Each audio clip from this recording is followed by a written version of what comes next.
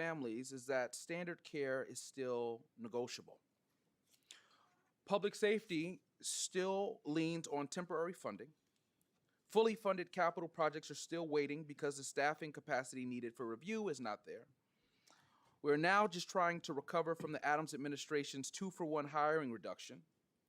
Too many neighborhoods still go through hotter summers with less shade and less relief because the tree canopy remains uneven. And as we head into summer, beaches and pools will again depend on lifeguards and other seasonal staff to open strong and to stay safe. Routine expiration does not make the impact routine. If these services are essential every year, then the funding should be there every year. Our workers, our parkies need stable jobs, better pay, and real protections.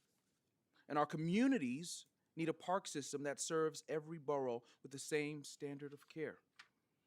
The fiscal 2027 preliminary budget includes $50,000 in new needs for fiscal 2027, $127,000 in other adjustments, and no savings. There are only 2 new needs included in the plan, with a majority of the funding coming from mold and asbestos removal at the Owen Dolan Recreation Center. There's also a state grant of $1.6 million for lifeguard recruitment. The committee is excited to hear testimony related to the FY27 preliminary plan, specifically one-shots, lifeguards, and recreation centers. Before we begin with testimony, I would like to thank council staff for their hard work, our finance team, Isha Wright, Jack Story, Michael Sherman, and our committee staff, Christopher Satori and Patrick Mulville, and my own staff, Chief of Staff Maricela Cano, Cleve Destiny, and Amari Johnson. I will now ask the committee council to go over some procedural items and swear in the representatives from the department. But before they do so, let me acknowledge Councilmember Shekhar Krishnan, Councilmember Sandra Ong, Councilmember Frank Morano. I think that's all we have so far. With that, I give it to the committee council. Thank you, Chair. Would the Commissioner and representatives of the Parks Department please raise your right hand if you're able? Do you affirm to tell the truth, the whole truth, and nothing but the truth in your testimony before this committee, and to respond honestly to council member questions? I do. I do. Thank you, and you can begin when ready. Thank you. All right. Great. Good morning, Chair Hankerson, members of the Parks Committee, and members of the council. My name is Tricia Shimamura, Commissioner of New York City Department of Parks and Recreation. I'm pleased to be here today to testify regarding the agency's fiscal year 2027 preliminary budget, and to be joined by several members of our agency's senior leadership. Since this is my first opportunity to testify at a council budget hearing as commissioner, and some of you may be new to the council or to the Parks Committee, before we speak to the proposed budget, I'd like to offer a brief overview of our agency, outline some recent successes we've enjoyed, and provide a sense of what we want to achieve in the years ahead. New York City Parks is responsible for over 30,000 acres of land, 14% of New York City's surface area, including more than 5,000 individual properties spanning from Rockaway Beach to Pelham Bay Park, with an incredible array of uses and functions, ranging from tiny community gardens to miles of green streets. In the properties under our jurisdiction, you'll find over 800 athletic fields and nearly 1,000 playgrounds, 1,800 basketball courts, 700 public restroom buildings, 550 tennis courts, 65 public pools, 51 recreational facilities, 15 nature centers, 14 miles of beaches, 1,200 monuments, 23 historic house museums, and over 5 million trees. 2 months ago, I was appointed by Mayor Mamdani to lead this incredible agency, tasked with improving the lives of millions of New Yorkers each and every day. The mayor has outlined his vision for a more affordable city, and I am very proud to be leading the agency of affordability, because parks are for everyone. Our park spaces are free and open to all New Yorkers, regardless of your zip code, your ethnicity, or your tax bracket. To go out and enjoy our city parks, you just need a comfortable pair of shoes and the clothing on your back. In a city where a gym membership can cost you hundreds of dollars every month, and a simple family night out at the movies can break the bank, we are providing completely free recreational, educational, and cultural programming in parks throughout the year, as well as free and low-cost access to our recreation centers that every New Yorker can enjoy. As commissioner, I will work to ensure that our parks and facilities aren't just accessible. They need to be engaging and active spaces that New Yorkers can be proud of, whether they're looking for a chance to exercise, get closer to nature, gather with family or neighbors, or simply just sit and take in a moment of peace from our crowded and noisy streets. New Yorkers rely on our city parks as essential city infrastructure, so our staff needs to care for these spaces just like their own backyards, because for so many New Yorkers, that is exactly what they are. And they need to be clean and welcoming public spaces that provide a sense of belonging and joy. In just these few past months, I've already seen countless examples of the hard work and dedication that our incredible employees, who are essential workers striving for excellence in the public realm and delivering for New Yorkers every single day. When New York experienced record levels of snow and severe weather from the recent winter storms, including a deep freeze that felt like it would never end, Parks employees were out on the front lines, working 12-hour shifts, cleaning our park perimeter sidewalks and intersections, resolving dangerous tree-related conditions, and patrolling the lakes and ponds within our parks, keeping New Yorkers safe. This is the level of dedication that our employees bring to this agency every day, and I look forward to living up to the example that they set. Last month, we were thrilled to celebrate the opening of Shirley Chisholm Recreation Center, the first new park recreation center in over a decade, the first ever in central Brooklyn, and the largest recreation center in the entire borough. Located right in the heart of Little Haiti, the residents of East Flatbush and Midwood finally have access to a state-of-the-art facility with 74,000 square feet of space, offering swimming in a competition-sized 6-lane pool, team sports, exercise, educational programming, a teaching kitchen, and even an audiovisual production media lab. Like all of our parks recreation centers, memberships are entirely free for kids and young adults and incredibly affordable for New Yorkers of all ages. We're grateful to our partner agencies for their collaboration, especially the Department of Design and Construction for delivering the project through a design-build contracting, years faster than would have otherwise been possible, and to our elected officials and local community members for their tireless advocacy and support for the project. Shirley Chisholm is an American icon and as well as a hero to me and millions of others. Opening this facility in her honor is an incredible testament to her legacy and a reminder that our government can and must deliver for everyone, not just the rich and powerful. This commitment to equity and fairness means that we also believe that all New Yorkers should have access to vibrant, high-quality parks. So we were excited to recently announce the newest phase of our Community Parks Initiative, also known as CPI. $50 million in new capital investment will deliver the transformative reconstruction of 10 parks, serving neighborhoods in all 5 boroughs that have historically been neglected and underserved. Through this initiative, we are using data-driven methodology and working with local communities to create and revive thriving public spaces. Over the past decade, we have wholly reimagined and reconstructed 70 CPI projects for local neighborhood parks, with dozens more actively underway. Over $500 million of capital funding for rebuilding parks and playgrounds that haven't seen significant investment in decades. Many of those underserved neighborhoods are also impacted by higher heat vulnerability, and some communities aren't benefiting equally from cities' urban tree canopy, which is vital living infrastructure. We believe that every New York City neighborhood should get to enjoy the benefits that trees provide, and we're working to expand our tree canopy with new plantings all over the city, delivered in a more efficient and equitable fashion, thanks to the concentrated planting strategy adopted through our recently launched neighborhood tree planting program. Now, new streets are planted on a data-driven basis of fairness and efficiency, prioritizing the most heat-vulnerable neighborhoods first as a matter of environmental justice. Even in its early stages, this new efficient approach is already delivering results for New Yorkers. In our most recent fall-winter planting season that just concluded, we planted over 9,500 trees along our streets and in our parks, the highest planting levels in over a decade. With the support of the mayor and many of your offices, we engaged in a massive publicity campaign to get the word out to New Yorkers willing to rise up to the challenge and become part of our lifeguard team for this coming summer.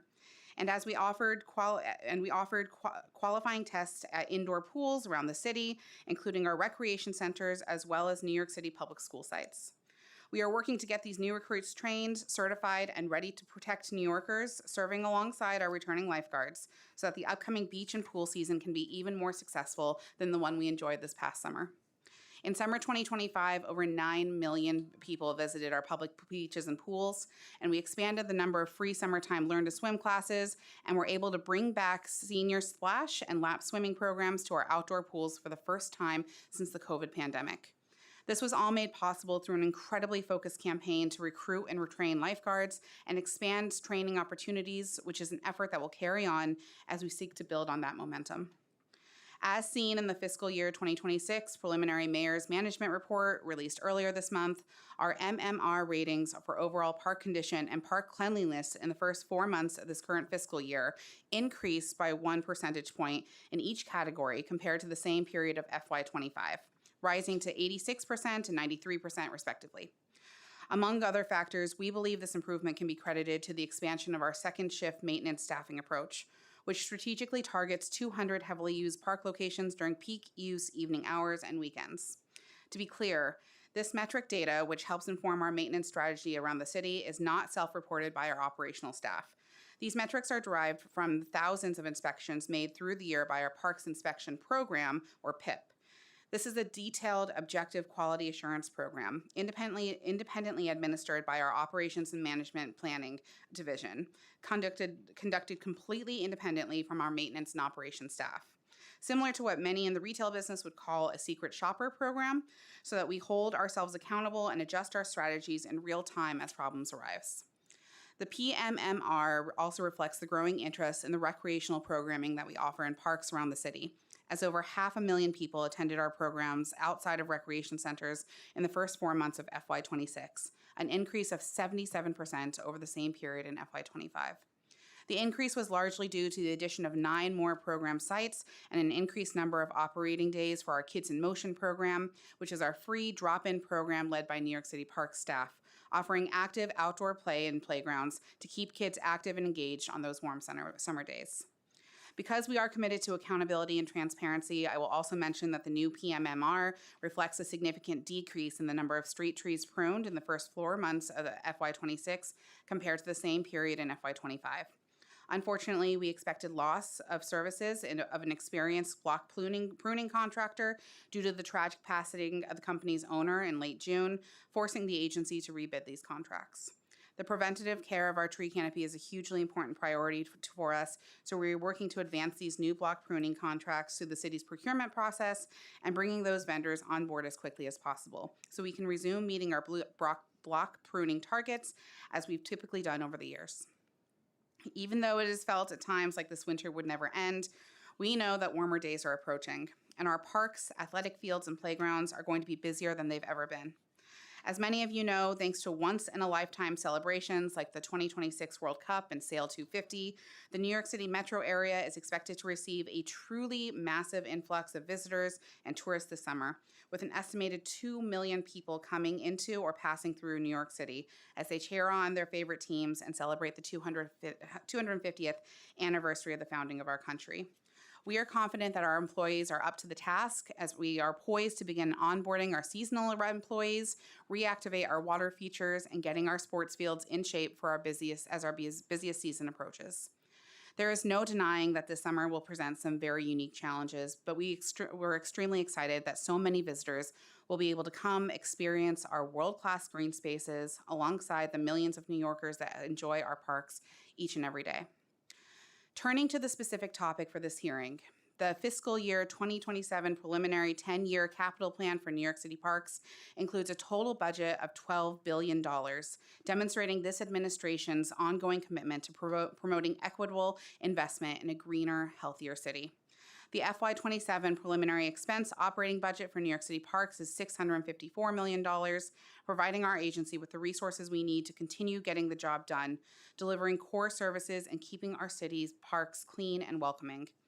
To be completely clear, this proposed budget figure does represent a $33.7 million decrease from FY26 adopted budget of $687.6 million, which, it is important to note, is due to the routine expiration of single-year one-shot funding items that are typically added at each budget adoption, subject to negotiations between council and the administration. In our current FY26 adopted budget, this yearly funding includes Council's Park Equity Initiative discretionary expense funding, as well as additional staffing, supplies, and equipment to support various efforts throughout our agency. Our maintenance teams, Green Thumb Community Garden Program, Urban Parks Rangers, Forest Management Framework, and Parks Enforcement Patrol are all significantly supported through this supplemental funding, which provides tremendous added value. And the parkies serving in those staffing lines are a hugely important part of our team. So we greatly appreciate the Council's longstanding support and advocacy for that dedicated funding. Though we don't have enough time today to exhaustively outline every operational aspect of every effort and initiative being undertaken by the agency to ensure the long-term success of our park system, I hope this overview has helped demonstrate our commitment to growing and protecting green and open space around the city. And we look forward to working with the Council in close partnership to make sure our park system can be the envy of cities around the world. To be clear, we cannot do this alone. We rely on the support of our elected officials, our partners, and friends groups ranging from large conservancies to small neighborhood associations organizing volunteer cleanup events, and most importantly, the individual New Yorkers and park visitors who use our parks every day and who need to do their part by treating these public spaces with respect and dignity that they deserve so we all can enjoy this vital resource that we have to share. In closing, I want to thank my entire team for their continued hard work and dedication to our mission. I'm honored and grateful to have been granted the privilege of leading this agency, and I look forward to working with each of you to continue improving our parks and open spaces for all New Yorkers. We would be happy to answer any questions that you have. Commissioner, thank you. I also want to acknowledge my colleague and neighbor in Queens, Councilmember Lynn Shulman, who has joined us as well. As we dive into the questions, let's just jump right in, actually. So during his campaign, the mayor supported allocating 1% of the city's budget to parks. Unfortunately, this campaign promise is yet to materialize. In fact, we are now at an even lower level of parks funding compared to the total budget than before the mayor took office. Has there been any discussion regarding increasing the department's budget to meet this campaign promise with OMB or the mayor? Yeah, thank you so much for your question. And I want to just also say thank you to the many advocates who I know are in the room and in overflow rooms who have all kind of called out for additional funding to parks to hit that 1%. I just want to say that we are very excited to be in kind of constant communication with this administration about the campaign promise that he's made and also about the real benefits that parks bring to all of New Yorkers. So this is kind of an early part of our budget process. We're really encouraged by the conversations that we're having and frankly in regular conversations with this administration around the benefit that we bring and around what additional tasks we can do with more resources. From those conversations, has there been any commitment? I think that the mayor has said publicly that he is committed to seeing through the 1% for parks. Although I will also point out that I'm sure, as you know, that we're facing a very serious budget crisis at this moment, and the mayor has reiterated that we're interested in creating a more transparent, honest budget that's really reflective of truly anticipated income, revenue, and costs. So. We're certainly continuing to be in conversation with this administration again around what that means for parks. But I'm very encouraged and to have your support and to have advocate support kind of continuously talking about the real benefit that parks bring to New York. If the decision was made to allocate additional funding in the adopted budget, how would you allocate the additional monies? Sure, that's a great question. Thank you. So I think that that the gap between what we currently have budgeted and what advocates and others have called for as 1% is around $616 million. It's a very significant pot of money.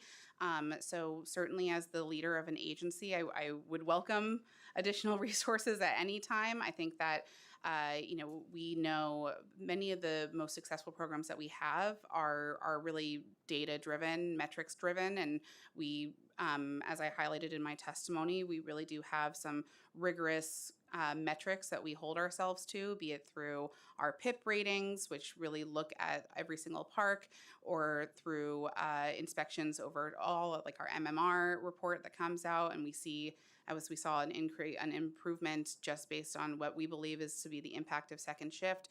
So there are a lot of kind of programs that we have out there that are data driven that we always, are always happy to kind of point to towards successful initiatives, successful kind of programs that Parks runs that we know are proven to have a real impact in the parks. From those assessments, can you name a few of those programs? Yeah. So, I mean, certainly we, just to point to our MMR ratings again, our overall cleanliness and kind of use of our parks is rated through our parks inspection program, but we also provide data in our MMR that comes out.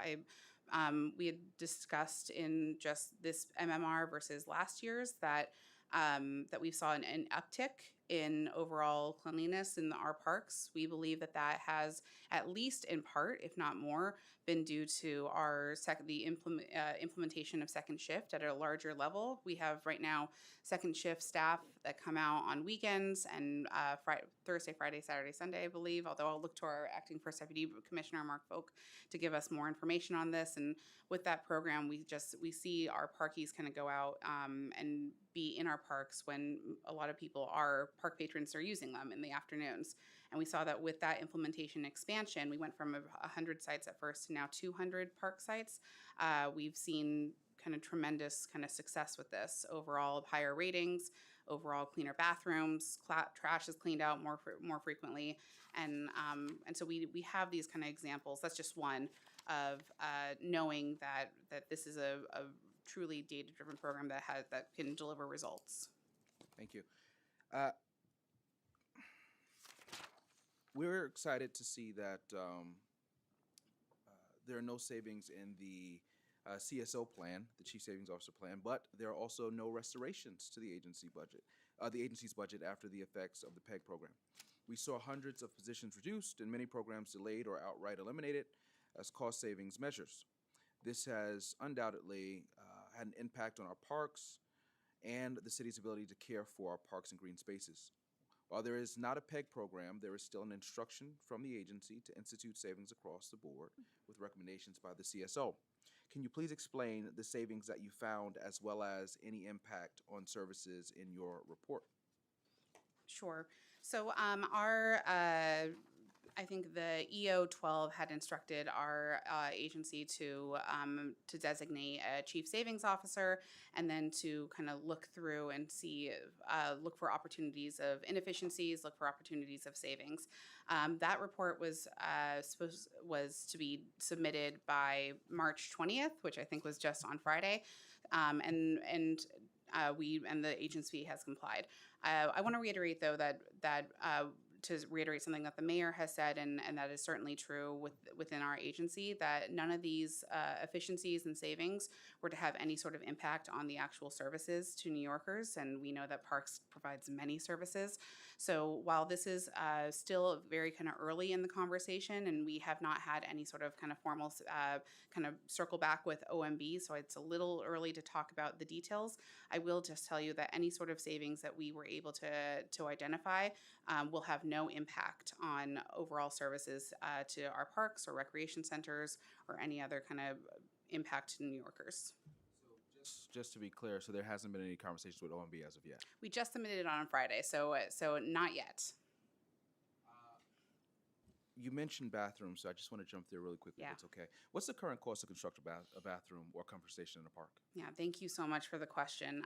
So if you don't mind, I would just like to just kind of set the stage a little bit here and just say at a moment of pride, I'm very proud as the leader of this agency, and I know that Parkies share this pride to be playing a role in providing New Yorkers a very critical public amenity of the bathrooms, the public restrooms that are in our city. City, Parks provides 70% of them, over 700 of them. And you don't have to be a mother of two small children like I am to know that this is absolutely critical if you want to be in our parks, enjoy our parks or playgrounds, if you want to take on a basketball game or play it, or just sit down on a park bench or actually enjoy one of our playgrounds. All of these kind of desires to use our parks and recreational kind of programs rely on the idea that you need to have a public restroom nearby. And so we're very proud to be continuously providing that service. But that also means that building and reconstructing public restrooms has oftentimes come up in conversations with communities because they do really range. To build it, so typically when you're reconstructing a restroom, it can be as low as $2.5 million or so and go up from there. When you're doing a completely new restroom building, it can start around $3 and then go up from there. Typically $3 to $5 million is what we see for a new construction.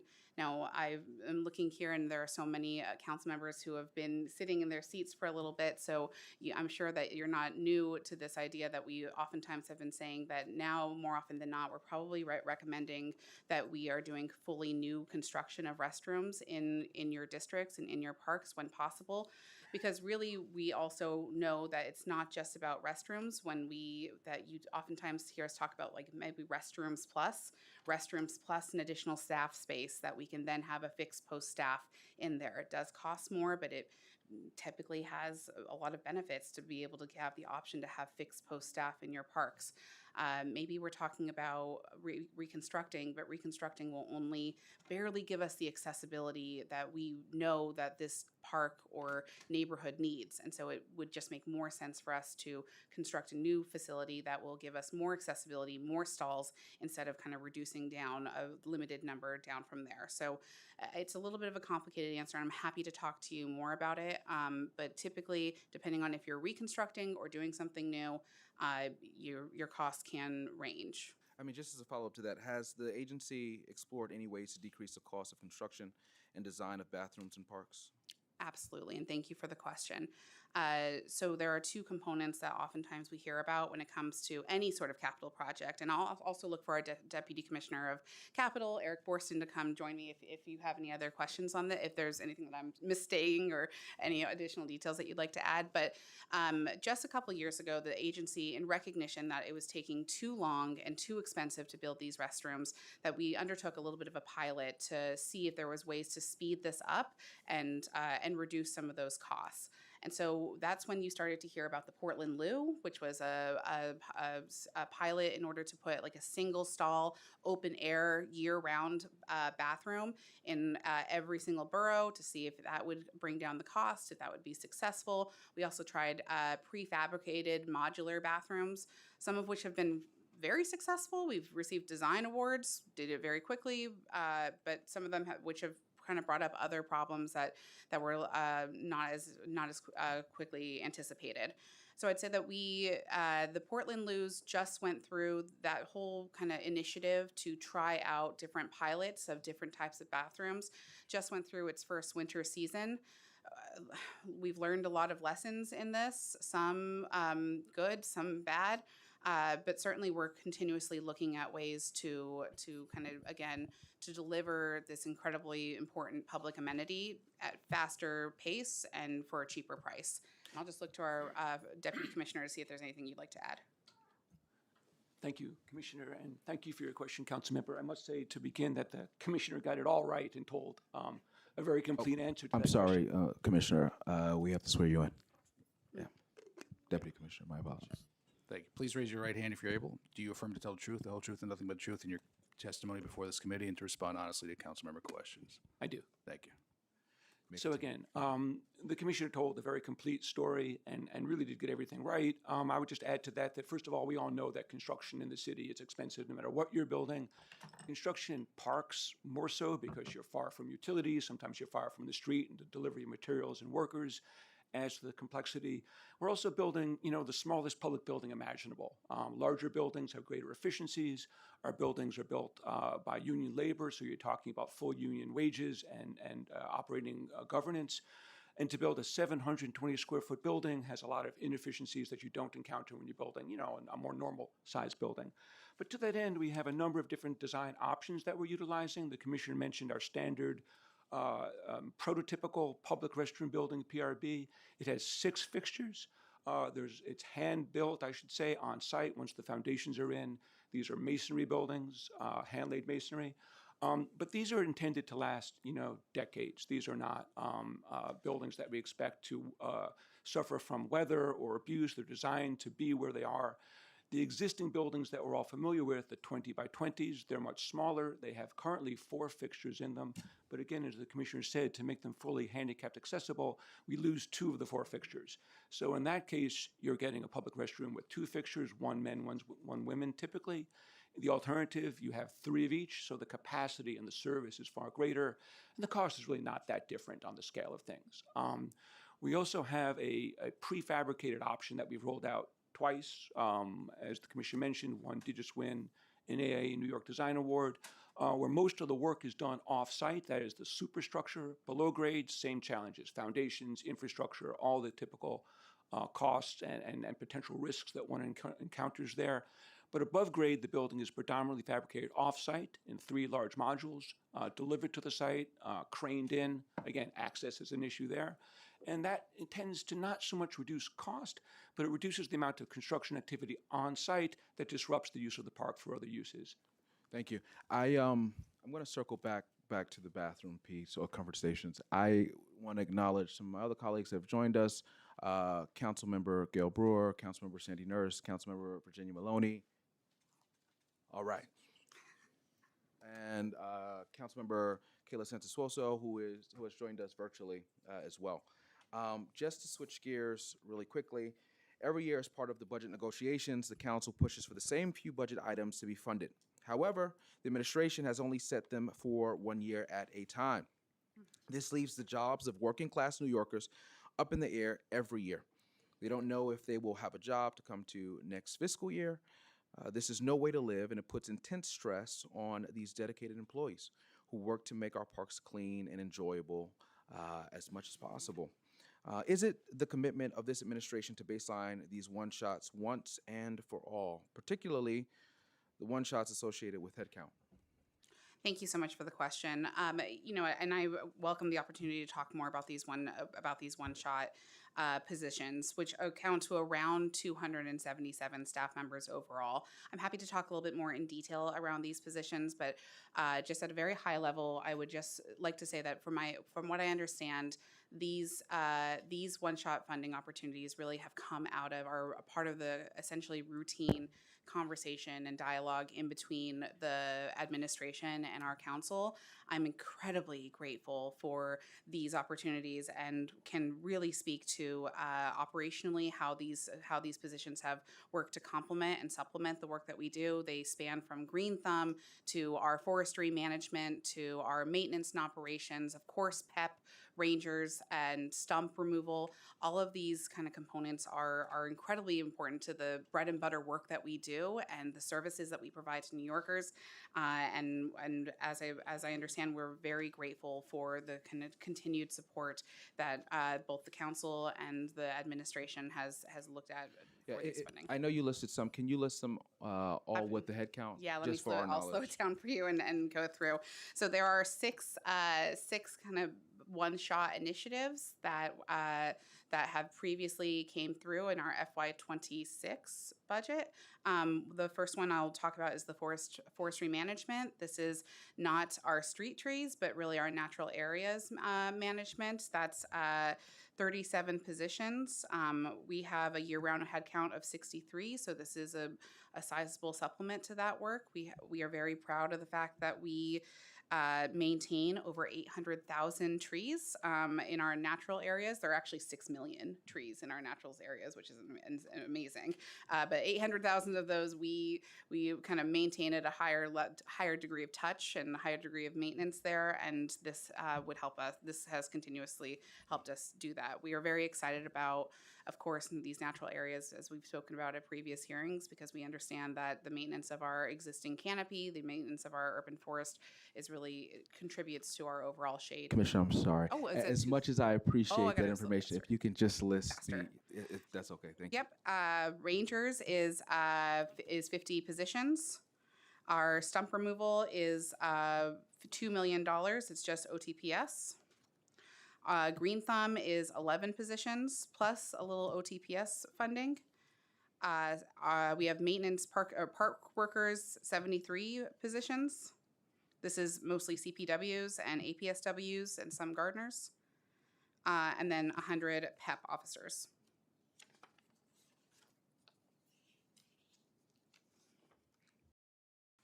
By chance, did you list the urban park rangers? Did I miss that? The park rangers is 50. 50. Thank you.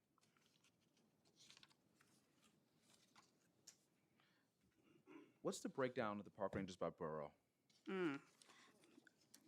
That's a great question. So let me just say, so overall we have our park rangers are budgeted for 94, inclusive of our 50 additional inclusive of the 50 one-shot positions. I'll look to our Deputy Commissioner, Margaret Nelson, to give us a little bit more of a breakdown of how we deploy them. But at a very high level, just because members may not be aware, our park rangers are essentially have the same civil service title as our PEP officers, but really focus on that educational programming. So they are the ones who you see typically running out of our nature centers, doing nature walks, doing educational programming in our public schools, providing kind of that kind of essential programming throughout our parks. They don't typically stay out of one center, but are really kind of there. You'll see rangers kind of throughout our park system at different times of the year doing really incredible educational programming. I'll look to our Deputy Commissioner to talk a little bit more about the deployment of those rangers. But I just want to mention, just for the record as well, that a third of our PEP officers are funded by the city, and if the council didn't fight for them, that funding wouldn't be there. So I just want to make that say that for the record as well. And thank you for that. So I'm happy to talk to you about PEP. So our rangers we do look at as a little differently than our PEP officers. They have the same civil service title, but whereas our PEP officers, you will see typically enforcing our park rules, educating the public in terms of just kind of, again, those park rules. They try to hit as many parks and like spaces as possible. Our rangers are doing a little bit more of like deeper programming. So they are doing for Black History Month, we are doing a lot of history, like programming around around cities, Black leaders in the city and their impacts on parks. Rangers will do nature walks. They'll do a little bit more of that kind of deeper. They'll do shoreline kind of educational programming. So a little different in terms of their overall scope. I'll look to our Deputy Commissioner, Margaret Nelson, to talk a little bit more about how we deploy those rangers. And I'm also happy to talk about PEP. Thank you. Before you answer, I believe you have to be sworn in. Is that right? Thank you, Chair. Please raise your right hand if you're able. Do you affirm to tell the truth, the whole truth, and nothing but the truth in your testimony before this committee, and to respond honestly to council member questions? Thank you. I do. As the commissioner said, first of all, we're incredibly grateful for the one-shot funding for the rangers.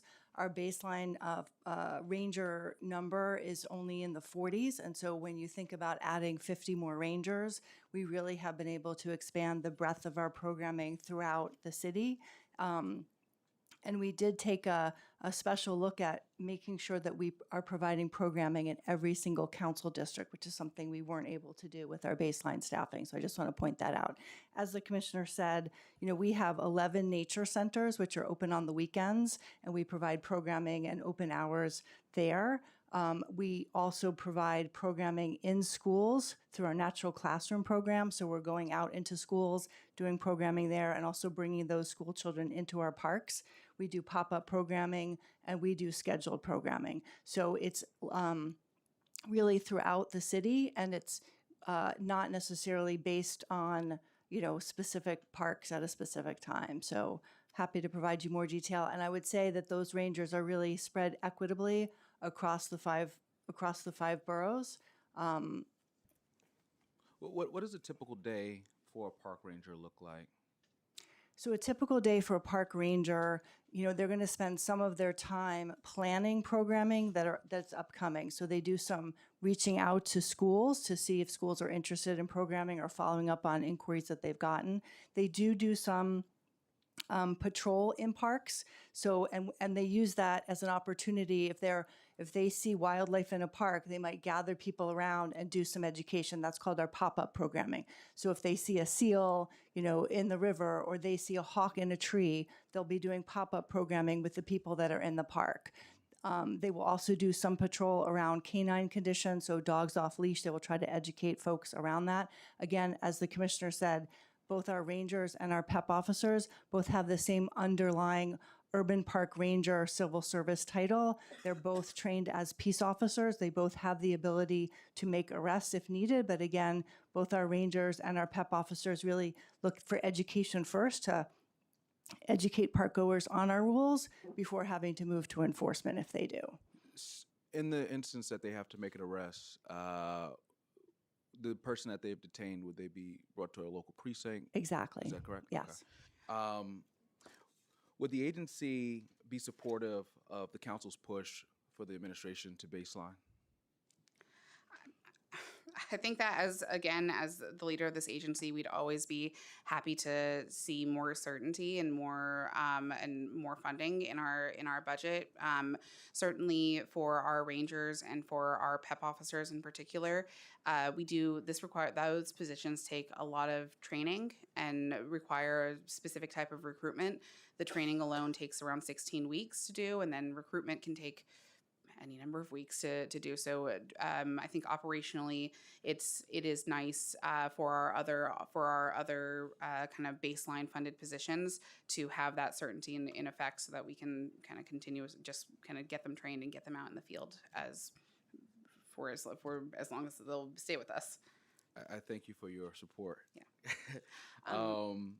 So before I turn it over to my colleagues, I want to acknowledge Councilmember Mercedes Narcisse, who's joined us as well. And Finance Chair, Councilmember Linda Lee. I have one last, maybe three questions, and then in the fiscal 2025 adopted budget, there was a mix-up between the administration and the council on funding for forestry and natural areas. This resulted in a reduction of headcount and forced several people to find new employment either within or outside of the agency. The Natural Resources Group is responsible for almost 1,000 acres of natural areas and performs tasks related to mulching, watering, and managing invasive species. This loss of funding will certainly lead to reductions in services that are provided by the agency and may even result in damage to our natural areas due to neglect. Can you please give a full timeline from the perspective of DPR on how this funding was lost? And then I'll have a follow-up to that. Sure. So I think, again, while just to give a high level kind of overview, and then I'll look to my team to kind of speak to a little bit with more detail. But again, these one-shot funding opportunities, as I understand it, are really come out of negotiations directly between the council and the administration. We are incredibly grateful for these opportunities, and frankly, a lot of times, after a couple years of seeing these one-shots coming in, it gives me a lot of kind of direction and data, so that I may be able to demonstrate that maybe something shouldn't be one-shotted and it should be baselined. A good example of this is that we had gardeners that were were on one-shot funding for several years, and then from what I understand, the council and administration kind of saw that this was something that was constantly discussed and ultimately became baselined. So I will say that it is pretty routine and pretty typical to see these one-shots come up, but they are in direct communication between the council and the administration on how and whatever kind of finally comes up. And so I'll look to you, Matt, to give us a little bit more detail. Sure. Thank you, Commissioner. My name's Matt Drury. I'm the Chief of Citywide Legislative Affairs. Yeah, and I can kind of talk a little bit about the sort of tick-tock that sort of led to the situation you described. I'll take a step back and note that the forest management framework is a partnership between our agency and the Natural Areas Conservancy, and that was released in 2018. And what that sketched out is sort of a forward-looking 25-year plan, again, specifically looking at our forested natural areas. So this is different and separate apart from all of our efforts related to street trees or trees within landscape parks. So it is very much focusing on those natural forests. And because obviously natural forest health is where the vast majority of our raw, in terms of the raw value of individual trees that make up our canopy, our natural forests are a huge, huge part of that. So starting in FY20, the agency received one-shot expense funding. I believe that was $4.5 million. I believe there was then a pause during the COVID-related FY21 discussions. That funding was resumed in FY22. In FY23 and 24, we saw one-shot funding of $2.5 million. And then, and so you can, through these years, you can think of sort of the forest management framework staff and that sort of planning and other analysis and other work kind of getting underway, right? And then FY25 again, we weren't directly involved in these discussions, so it's a little hard to speak to, but it does appear that both council and the administration, that in FY25 it was not funded. However, so that there were... I guess, not to cut you off, what was the result of the loss of funding? Yeah, there you go. What was the impact of it? For sure. So there were 27 FMF-focused staff that were employed at the time of FY25 adoption. 20 of those were able to stay on hand and shifted to just other grant-funded parks opportunities and positions. So 20 out of the 27 stayed on board. 3 were able to fill full-time vacancies that already existed. And then 4 resigned and went on to others. So 23 out of the 27 stayed on with the agency, and I believe to a large degree still do today. What's the current budgeted and actual head count in the forestry division? In the forestry division, sorry, I don't mean to split hairs, but so do you mean sort of the natural resource group maybe? Like that's sort of, or do you mean forestry in terms of? So we have for forestry, we have 200 active staff who are dedicated to caring for our street and landscape park trees, and that includes 58 foresters and 90 climber and pruners. Is that enough to manage the city's natural areas? So our forestry staff here actually take care of our street, and it's just a terminology thing. But for our forestry staff, that's the team that's taking care of our street trees and like park trees in any given park. That's that team. In terms of our natural areas staff, that's our kind of. I'm sorry, there are 73 in our who are taking care of our natural areas. Space. That's like the kind of wild, more, forgive me, I keep on saying the word natural, but more like typical forest of what you think of. Is it enough? We're happy. I think that you can look at our MMR data for how we're doing with the resources that we have.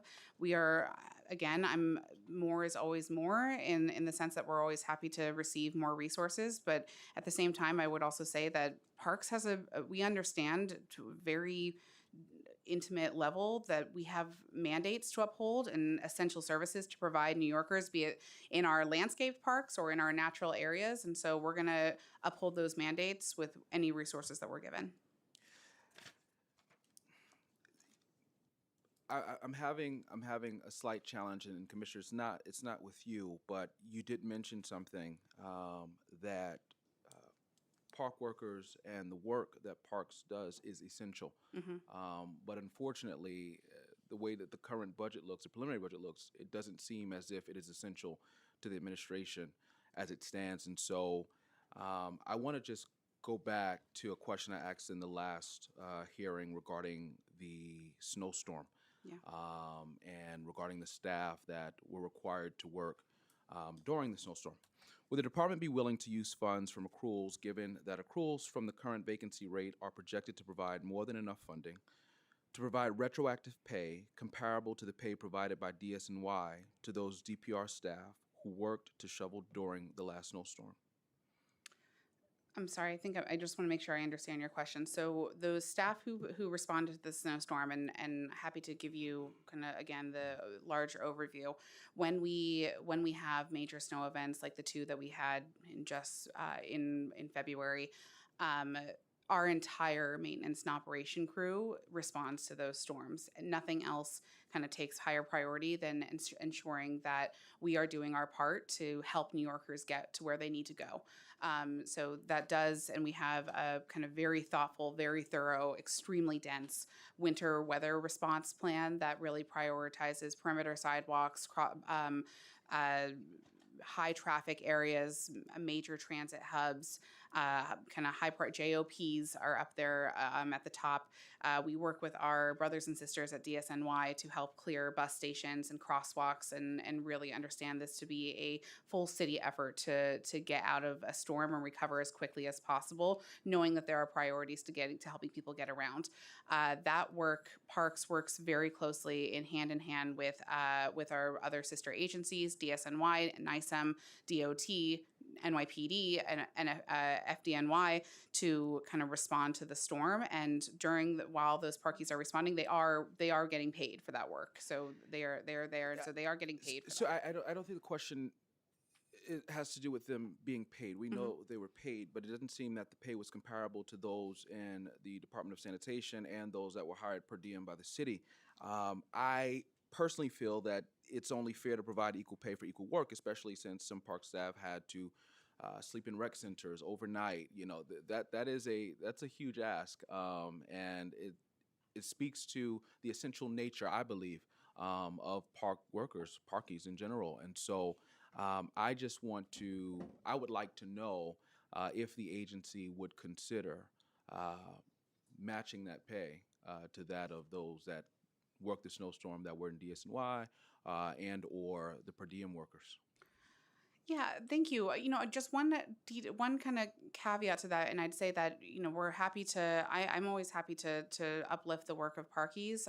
We'd have to, I think, look closer, and I don't know if I can speak to exactly how those DSNY or DOT staffers were compensated, or to do a comparison between them. Although we did provide overtime for when parkies were there. The only caveat is that we, you know, to talk about a little bit about that snowstorm, which was so intense. You know, frankly, only in rare occasions did we request those park staff to stay overnight. We offered it though, because we do want to take care of our staff, and oftentimes we know how important it is that the work that they do is that they would go through extraordinary lengths to show up for work the next day. So this was oftentimes we were kind of helping them accommodate and stay overnight in park houses and rec centers and things like that, because we knew that it was going to be dangerous for them to kind of travel back and forth, and that was an offer to them, not necessarily a you have to do this sort of thing, but just that was a small caveat. Out of curiosity, were meals provided to them for those who stayed overnight? You know, I would have to check, but in most cases, and I myself was going around to the centers and to checking on staff during the entirety of the storm.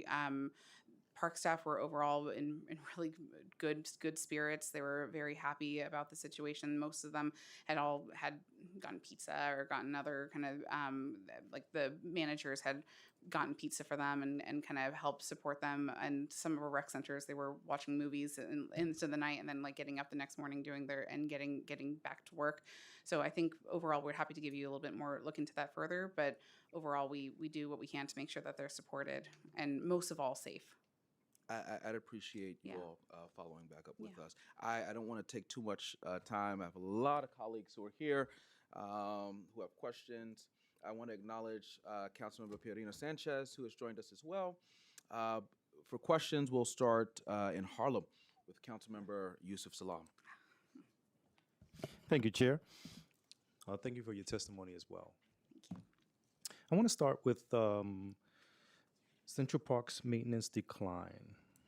As noted, there was a decrease of about $18.7 million from fiscal year 26 to 27. I want to know what services or maintenance activities will be reduced, and does this decline affect park cleanliness, safety, or recreational programming? Thanks for the question, Councilmember. to my knowledge, although I'll look to my team to see, I don't believe that we actually have a decline of $18.18 million to Central Park. Although we can double check that to confirm. I am happy to actually talk about, there is, maybe you may have seen, there is a line in our budget that goes towards like funding that goes directly towards CPC's maintenance. And that is around, I think it's $14 million, although we can confirm, and I can talk a little bit about that because it is a little bit of a strange thing to see overall in our budget. But essentially, this came out of comes out of our license agreement with the Central Park Conservancy. The overall maintenance of Central Park, just given the kind of prominence, the landscape, the kind of long scale vision of this park, is well into what I understand to be like $100 million a year, if not more. And so that sort of kind of matching from the city came out of their license agreement that the city struck with the Central Park Conservancy many years ago. And so while the city does contribute, I think it's $16 million. Sorry, $16 million. That is kind of matched many times over by the Central Park Conservancy. And to my knowledge, that has not changed. There's nothing in the next budget that I think is going to impact that. I do want to point out that out of this relationship also has come something I think that spans beyond Central Park, which is very important to me. CPC has, I'm sorry, I say CPC, but Central Park Conservancy has agreed to partner with parks to expand the horticulture practices and kind of maintenance of that park and expand it to other parks throughout the city. And that's through a kind of an annual kind of parks, like beyond, an annual kind of fellowship where CPC puts their resources in other parks around the city to help kind of maintain and other kind of portions of different parks and help teach our staff and others kind of some of those practices. We're happy to talk a little bit more about that, and I'd look to our acting first deputy commissioner if he wants to speak more to that sort of program. But in fact, our kind of relationship goes beyond just Central Park. And you should see, actually, we were in your district in Marcus Garvey Park for a while. And then we are now, I think, we finished up 2 years in, Highbridge, and then are now moving to a different park entirely. But you see this kind of residency happen with CPC staff, and generally we see a lot of benefits from that. Thank you. The capital program budget decreased by $2.675 million from fiscal year 26 to 27.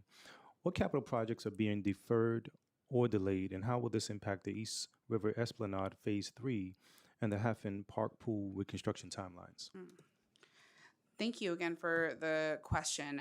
So I will look through. So I'm happy to talk through those two projects in particular, although we're happy to also get you more specific details. So Hafen, sorry. East River Esplanade Phase 3 is here. Okay. Okay, so I'm not sure about about the budget reduction component to where that number is referring to, although we can look into it and get back to you if there is. Our kind of 10-year capital plan is reflective of $12 billion of capital projects. I can talk to you a little bit specifically. We have 500 capital projects that are currently either in design, in procurement, in construction, and then we have 91 projects that are coming up in this next year. 91 projects that are kind of in the queue that have not yet started design. And so the two projects in particular, though, I'm not aware of any sort of like outright delay for East River Esplanade. It's one that's very close and near and dear to my heart. Those two, like, we are kind of continuing. You should see actually construction happening right now on portions of the Esplanade, particularly in East Harlem, where work is happening right now. And I think we just did a groundbreaking with you just in the last year with the kind of Harlem component to it right at 135th Street with the Hafen project. We are moving right along with this and are eager to see that rec center back and reopened. Yeah. Thank you, Chair. I just have two quick ones, two more. Recreation membership growth versus funding.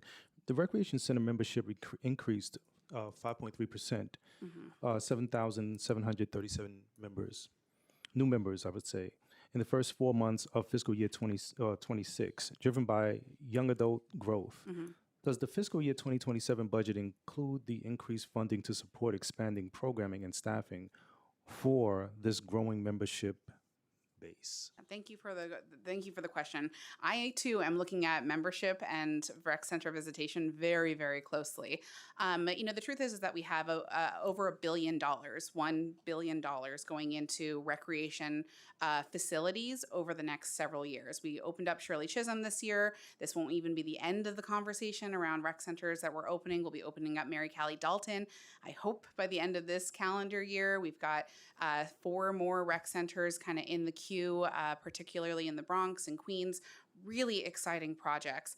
And typically when we do open up these new facilities, particularly when you saw with Shirley, we do receive additional funding to staff those facilities.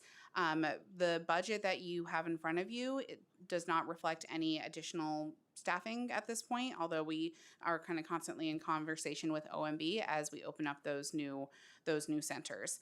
I will say, though, and as proud of as I am around this major investment and opening up of new rec centers, the first in a decade, truly, is that the rec center component is just one piece of a larger puzzle of how we serve New York City in terms of our recreational programming.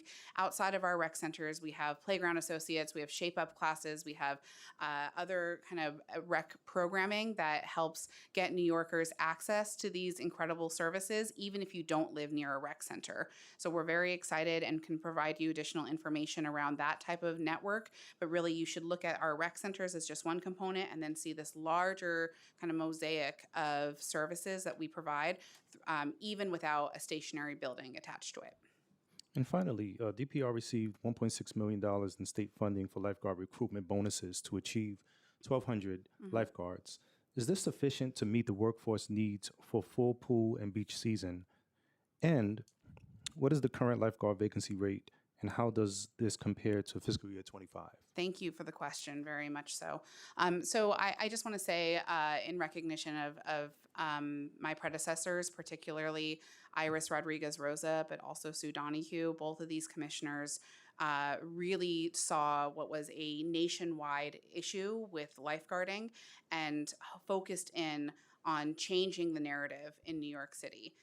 It was truly anywhere in the country you would see lifeguards coming in short supply, and particularly Iris really took on the challenge of changing this around and working very closely with our union and with our lifeguards to both change how they were received within the agency, but also deliver on some real kind of financial incentives to increase our numbers. So now lifeguards are making $22 an hour. That was an increase. They also receive a $1,000 retention bonus.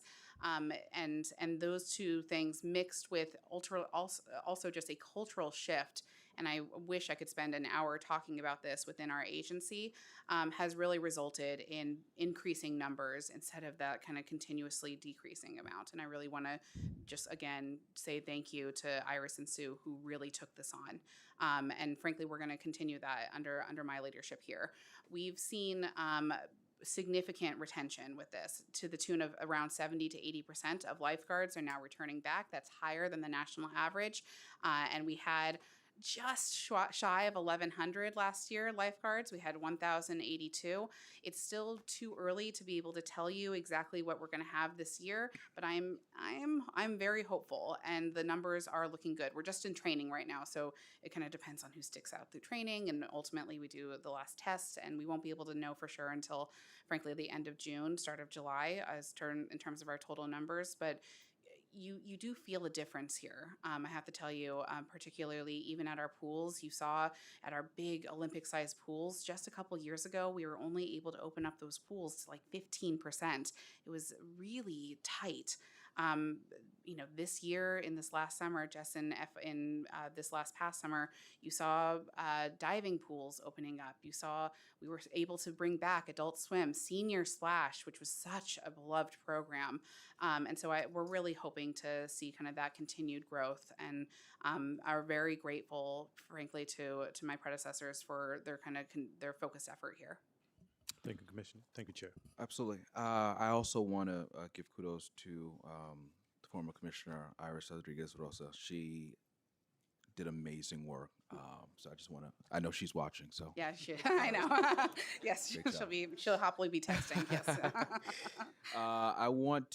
Let's travel to Queens, to my neighbor, Councilmember Lynn Shulman. Thank you, Chair. And I want to, Commissioner, welcome. And I did this privately. I'll say it publicly. I think you're going to be a great commissioner. And I know you from a lot of other things, plus you were the Manhattan, right, Commissioner? So you have a wealth of knowledge and all of that. And you've been particularly helpful to me recently. So anyway, we look forward to your great work. I have a few questions. One is about accessibility. So I have actually funded accessible access to Forest Park. And then I'm told that it's going to take years for anything to happen because you don't have enough engineers. So that's one. And this is, this is a fully funded project that that I did in my first year here. So that's the first question. Yeah. Thank you, first and most importantly, for your partnership and for your continued advocacy for our parks. I very much appreciate it. Second of all, thank you also for prioritizing accessibility in your parks. I would truly think at a very high level, we should be judged based on how we serve our most vulnerable, and that means our accessibility. So I appreciate the funding and the continued follow-up here. While I'm happy to get you a specific update as to where we stand on this, it is true that these projects are capital projects, and it doesn't really matter if we're talking about a bathroom, but in this case, we're talking about accessibility, accessible pathways into our parks. They do take quite a long time.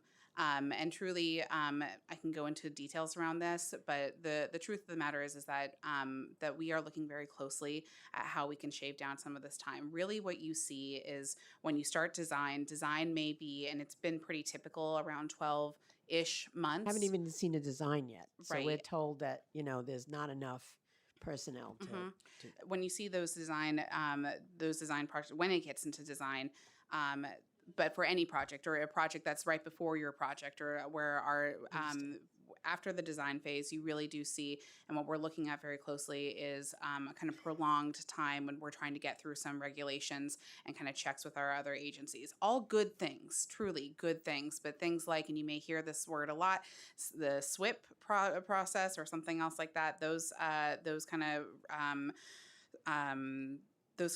type of checks within our other agencies are very important, but also time just can really lengthen projects significantly.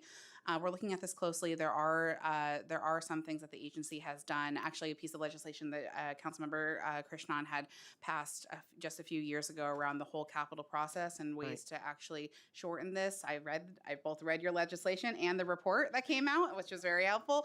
And the agency has taken steps to actually reduce some of this. We need to be doing more. So we will certainly get back to you on this one. Because it's a park that's accessed by everyone, including the chair's constituents, and it's rather big. So, all right, that's one. The other is, what is the new process now for trees to get trees planted? Yeah, because a lot of the public doesn't know about that, or there's issues. And so yeah, thank you for the question. So in recognizing that every single community in New York City deserves trees, every single community needs to benefit from the overall canopy. The agency has shifted away from what was a very long kind of ad hoc list of 311s and elected official requests, kind of where we were jumping around to different areas based on the requests that came in, and then decided to shift to a comprehensive tree planting plan. The good news is with this plan that I can tell you that in 9 years, which is, I know, a long time, but in 9 years' time, I can confidently say to you that every single corner of this city will have been reviewed, assessed, and planted for. But not only are we planting, but we're also expanding tree pits for overall tree health. We're removing stumps. We're filling empty tree pits that can no longer sustain trees in them, and really touching every single corner. So typically it is from essentially this, in these 9 years, we will be able to touch every single corner of the city. Specifically for your exact neighborhood, or if you have a specific location, we're happy to look that up and tell you where we are in the queue, because But my it's done hope is through that the it should Parks be done. Department now, is what? Sorry? It's done through It's the done par- through it's the done Parks Parks Department. Yes. And can you explain artwork in the parks? And you know that Yes. because a lot of people don't realize, and I've figured that out. So if you can, I love artwork in the parks. Frankly, just to be very clear, we have a really great program where for 364 days, you can work with our agency to put up artwork in our parks. And we know that this is not just a luxury. This is something that shows investment. It shows excitement. It can show a sense of place and pride of place, as in the case of the one that you and I were just working with in Queens. And so we are very excited to work with artists of all types to really think through how they might be able to showcase their art in the parks. And I actually think there are some advocates here today who have run really successful sculptural programs, photography programs, who are showcasing their works in the parks. They should work with us. We're excited about the opportunities here. And if you have a park space or a green street or some other space that you think could be activated by artwork, we would love to hear about it. but do you mind if I just finish up my? So just so folks understand, it's free. It's for a year. Like there's it's under the charter. That's what I want people to know. Yes, it is. So we base our rules off of the Public Design Committee, which is also based on the charter.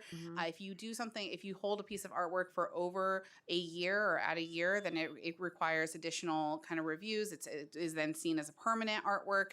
But we are committed to having temporary artwork that can have a revolving kind of audience and have other opportunities to bring in other artists. So in order not to trigger some other kind of problems with adherence to the charter and around kind of permanent artwork, we do it for 364 days. Okay, and then my last question is, who has? Because we get a lot of constituent complaints about the sidewalks when they're lifted up by the tree roots. Yes. Like who has responsibility for that? Because we can't seem to get answers to that in general. Well, But- first of all, I'm very sorry because I understand how frustrating this is. We're a very human, people-focused agency, so I don't want any of your constituents or anyone in the city, frankly, to not feel like they're getting a direct answer from parks. And so we are happy to follow up directly with you and your constituents, but it typically is the property owner's responsibility. However, there are some situations we do have a program for single family homes where parks can help take care of some of that work. We still want to know about it so that we can monitor these things. So it's probably worth a larger conversation, but would love to follow up directly with your Chair, team. thank you for the accommodation. and thank Absolutely. you. I just had a follow-up to the council member's question regarding that 9-year plan. The legend Yes. has spoken. Given the budget, is the 9-year plan, set to be stay on track? Yes, it is. The Okay. 9-year plan. So we received baseline funding to continue with this comprehensive tree planting program. So yes, it is funded. Okay. Speaking of great predecessors, the former chair of this committee, Councilmember Shaker Krishnan. Well, thank you very much, Chair. But you are taking it to another level now with your leadership. So great to see all you're doing with this budget hearing too, and asking all the important questions. Commissioner, first of all, good to see you. Matt, good to see you too, and everyone from Parks. Very nice to see you all. I just want to echo what's been said before too. I want to thank you very much for your leadership, Commissioner. You've been great, both with your passion for Parks and your prior work, and how you're leading the agency right now too. And I know that Commissioner Rodriguez Rosa, who may be watching as well, would be proud of all that you're doing to take her work to the next level. I just had a few questions to follow up on some of the things that we've talked about already. So, I have to say I am disappointed that the mayor's preliminary budget does not fund parks at the level that we need it at. Essentially, if you take out the one-shots, as you testified to as well, the preliminary budget proposal is lower than what it was last year. And if you put it back, it's about the same. So it's basically at best, it's the same. At worst, it's actually lower. And we obviously need to be much further along. So one question I had for you was, what gets impacted most? We all agree, and I know Mayor Mamdani agrees too, on the importance of, increasing our parks budget to 1% or more. So when we're not there, what gets impacted the most? And I think I think we should have an honest conversation about what that means. Of course, you're going to do all that you can with all that you have, but I do think if we're all in agreement of where we need to get, what are the trade-offs that are being made right now when we are not getting there with each successive budget? Sure. Thank you. Thank you, of course, Councilmember, first and foremost for your leadership and for your continued advocacy. Really appreciate it and your partnership. You know, I will just say, this being my first time around, that the preliminary budget is just that. It's a preliminary component to this, and I understand that there are many kind of conversations that are happening. Certainly, we are having them with the administration as well. But we're grateful for the council's kind of continued advocacy and the council understanding on a very granular level what's at stake here. And I think that's really what your question is about too. And so to respond with it as detailed of granular level in response to that, you know, when you look at those one shots, and I think our Deputy Commissioner for Public Programs had mentioned it before, but the Ranger I mean, I think it's a fact that the amount of funding that's going to our Ranger program is almost 50% of like the Ranger program. And it's a fact that as the chair mentioned, that the PEP program, it has around 250 baseline PEP officers, but the one shot is 100 additional officers, so a significant component to that kind of overall unit completely. So I think that it's you know, we can kind of see at a level, and same thing with forestry management, even maybe not to that high degree, but significant supplemental support. So I think that you can look at those and understand that that even though overall it's 270-ish positions of our 5,000 kind of workforce, they are significant components, supplemental components of these kind of work units. I mean, it sounds clear to me. I think we all know it's like, oh, these are all the core functions of the department that obviously when you have more funding where you need to be, you can more, you know, better address these core issues, but also do it more equitably too. And I do think that, you know, and I hope to see improvement in the executive budget that brings us closer to it, even though it's a process and it'll take time to get there. We've got to start somewhere and not be sliding backwards. And I'm glad to hear the conversations that you all are having with OMB and City Hall to get there too. My next question is, you know, where do things stand with the hiring freeze that we've had for a long time at the Parks Department? And if it's going to be lifted, what were the conversations to get it to that place to have it lifted? Yeah, thank you for the question. So just to give a little bit of background, over the last several years, as I understand it, the agency has been instructed, as many agencies have, to be to not be allowed to replace one for one the vacancies of people who naturally leave our agency, be it through retirement or finding another job or what have you. And so we do have a number of kind of vacancies here in our agency that we're very excited of the possibility of kind of bringing on additional folks and filling those vacancies. I want to just say that this is a really direct result of this administration's kind of desire to see a honest, transparent, and functional budget that allows agencies to do the essential work that they're able to do. We're very excited, and kind of because this news it will both be kind of freeing up and right sizing of those vacancies, but also will be allowing us to hire from outside of the agency, which is great. Really exciting news. And so those details are still kind of getting finalized with OMB. We're kind of in discussions with them right now around how many vacancies will be released and kind of those lines. But we are very excited. It's really welcome news to us. As you know, it's been difficult, and while we are always happy to see somebody from rec going into operations or somebody from PEP going into rec, it's tough because ultimately a loss of a person is a loss of a person. So we're very excited about that. So just to finish up, Sharon, if you permit me to ask my final question. So just wanted to confirm. So the hiring freeze is going to be lifted, but part of that is a conversation on what vacancies will be removed as a part of that too, right? Doesn't that, do the two work against each other? Like if you have the ability to lift a hiring freeze, but positions that you'd want to hire for and fill are now going to be reabsorbed, doesn't that kind of limit the impact of lifting the hiring freeze? Like why pit the two against each other? Yeah, it's a good question. You know, I'd say that, you know, just to say that the higher this kind of inability to really bring on and replace one for one as we've had before has been in effect for so long that frankly our agency, as I'm guessing others have evolved. So positions, roles, functions of units has not dramatically changed, but certainly how the portfolios of individuals have shifted. So I think it is fair to kind of look closely at ourselves and at what lines that we're accounting for to make sure that those are actually truly the vacancies that actually need to be filled, versus just looking at numbers and saying that we absolutely are demanded these numbers. We're trying to be honest and working with the understanding that ultimately we all have a role to play in getting a balanced, fair, transparent budget. We're looking at this and trying to, with the understanding that it's been several years. These roles, these positions have shifted, have evolved a bit.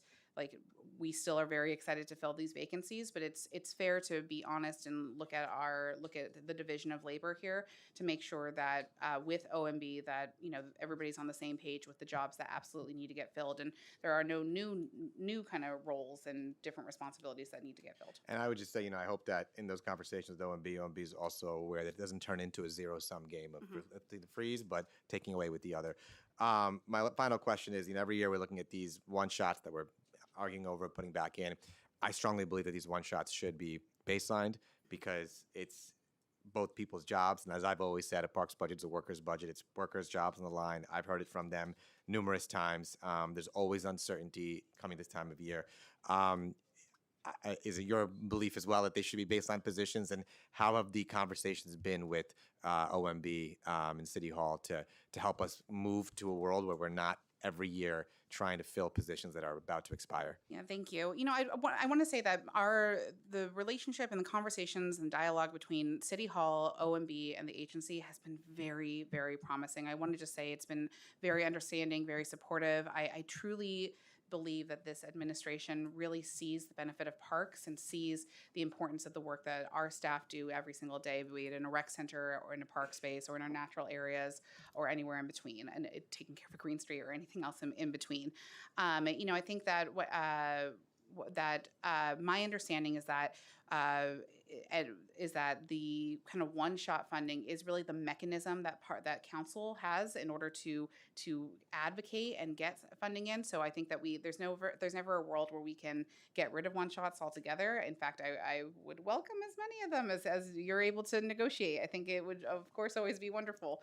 But I think, ultimately, as I said before, the baseline funding is a different beast and different benefit altogether. There's a level of certainty with baseline funding, and you said it yourself with workers. It's always about caring for our staff and understanding kind of operationally how they function. And so certainly I think that we can talk about how helpful it's been to see an increase of our baseline for PEP over the years. Even just 10 years ago, we were not seeing 250 baselined in our PEP, and as that's grown, it's just been very helpful operationally to have that consistency. And I just close by saying, I appreciate that. I know we all share the same perspective, and I think, to your point, you're absolutely correct that the one-shots over time keep adding up. In the past, 4 years ago, we were able to baseline a number of those positions, so the new one-shots were additional ones. I hope that as we move forward, we can keep up an approach like that. So we're baselining, adding more, baselining, adding more. So thank you, Chair. Appreciate it. I want to acknowledge Deputy Leader Chris Banks, who has joined us, and I would like to turn it over to Finance Chair Linda Lee. Thank you so much, Chair. Just really quickly, hi, Commissioner. Hi. I just wanted to reiterate and make sure that going off of the one-shot question, so for FY27, it's 33.7 million lower, and you're saying in your testimony that typically is that due to the one-shots? Yeah, almost largely. I think it's around, the one-shots consist of maybe around $22 or $23 million of that 33 million. The other 10 million that's not accounted for is like some other grant funding and another. Yeah, the council's discretionary funding initiatives, that amounts to about 6 million as well. But of the 33 that we noted in terms of the delta from adopted, about 22 million of that is what we're referring to as the sort of one-shot bundle of funding.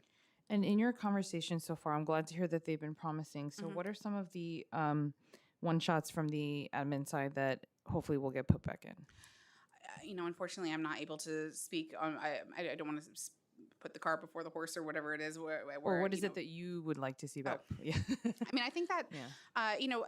all of those the six buckets or the six one-shot initiatives that are being discussed here, each of them are absolutely critical. And we've spoken a lot about them again, but I'd say operationally, the PEP one shot, the Ranger one shot, those are oftentimes with one shots maybe a little more difficult in that it requires us at least 16 weeks to train, weeks more to recruit. So first recruit, then train. So in order to get these folks into the field, it does take a while. So it's it is nice to have our baseline funding for those positions because there's a little bit more certainty.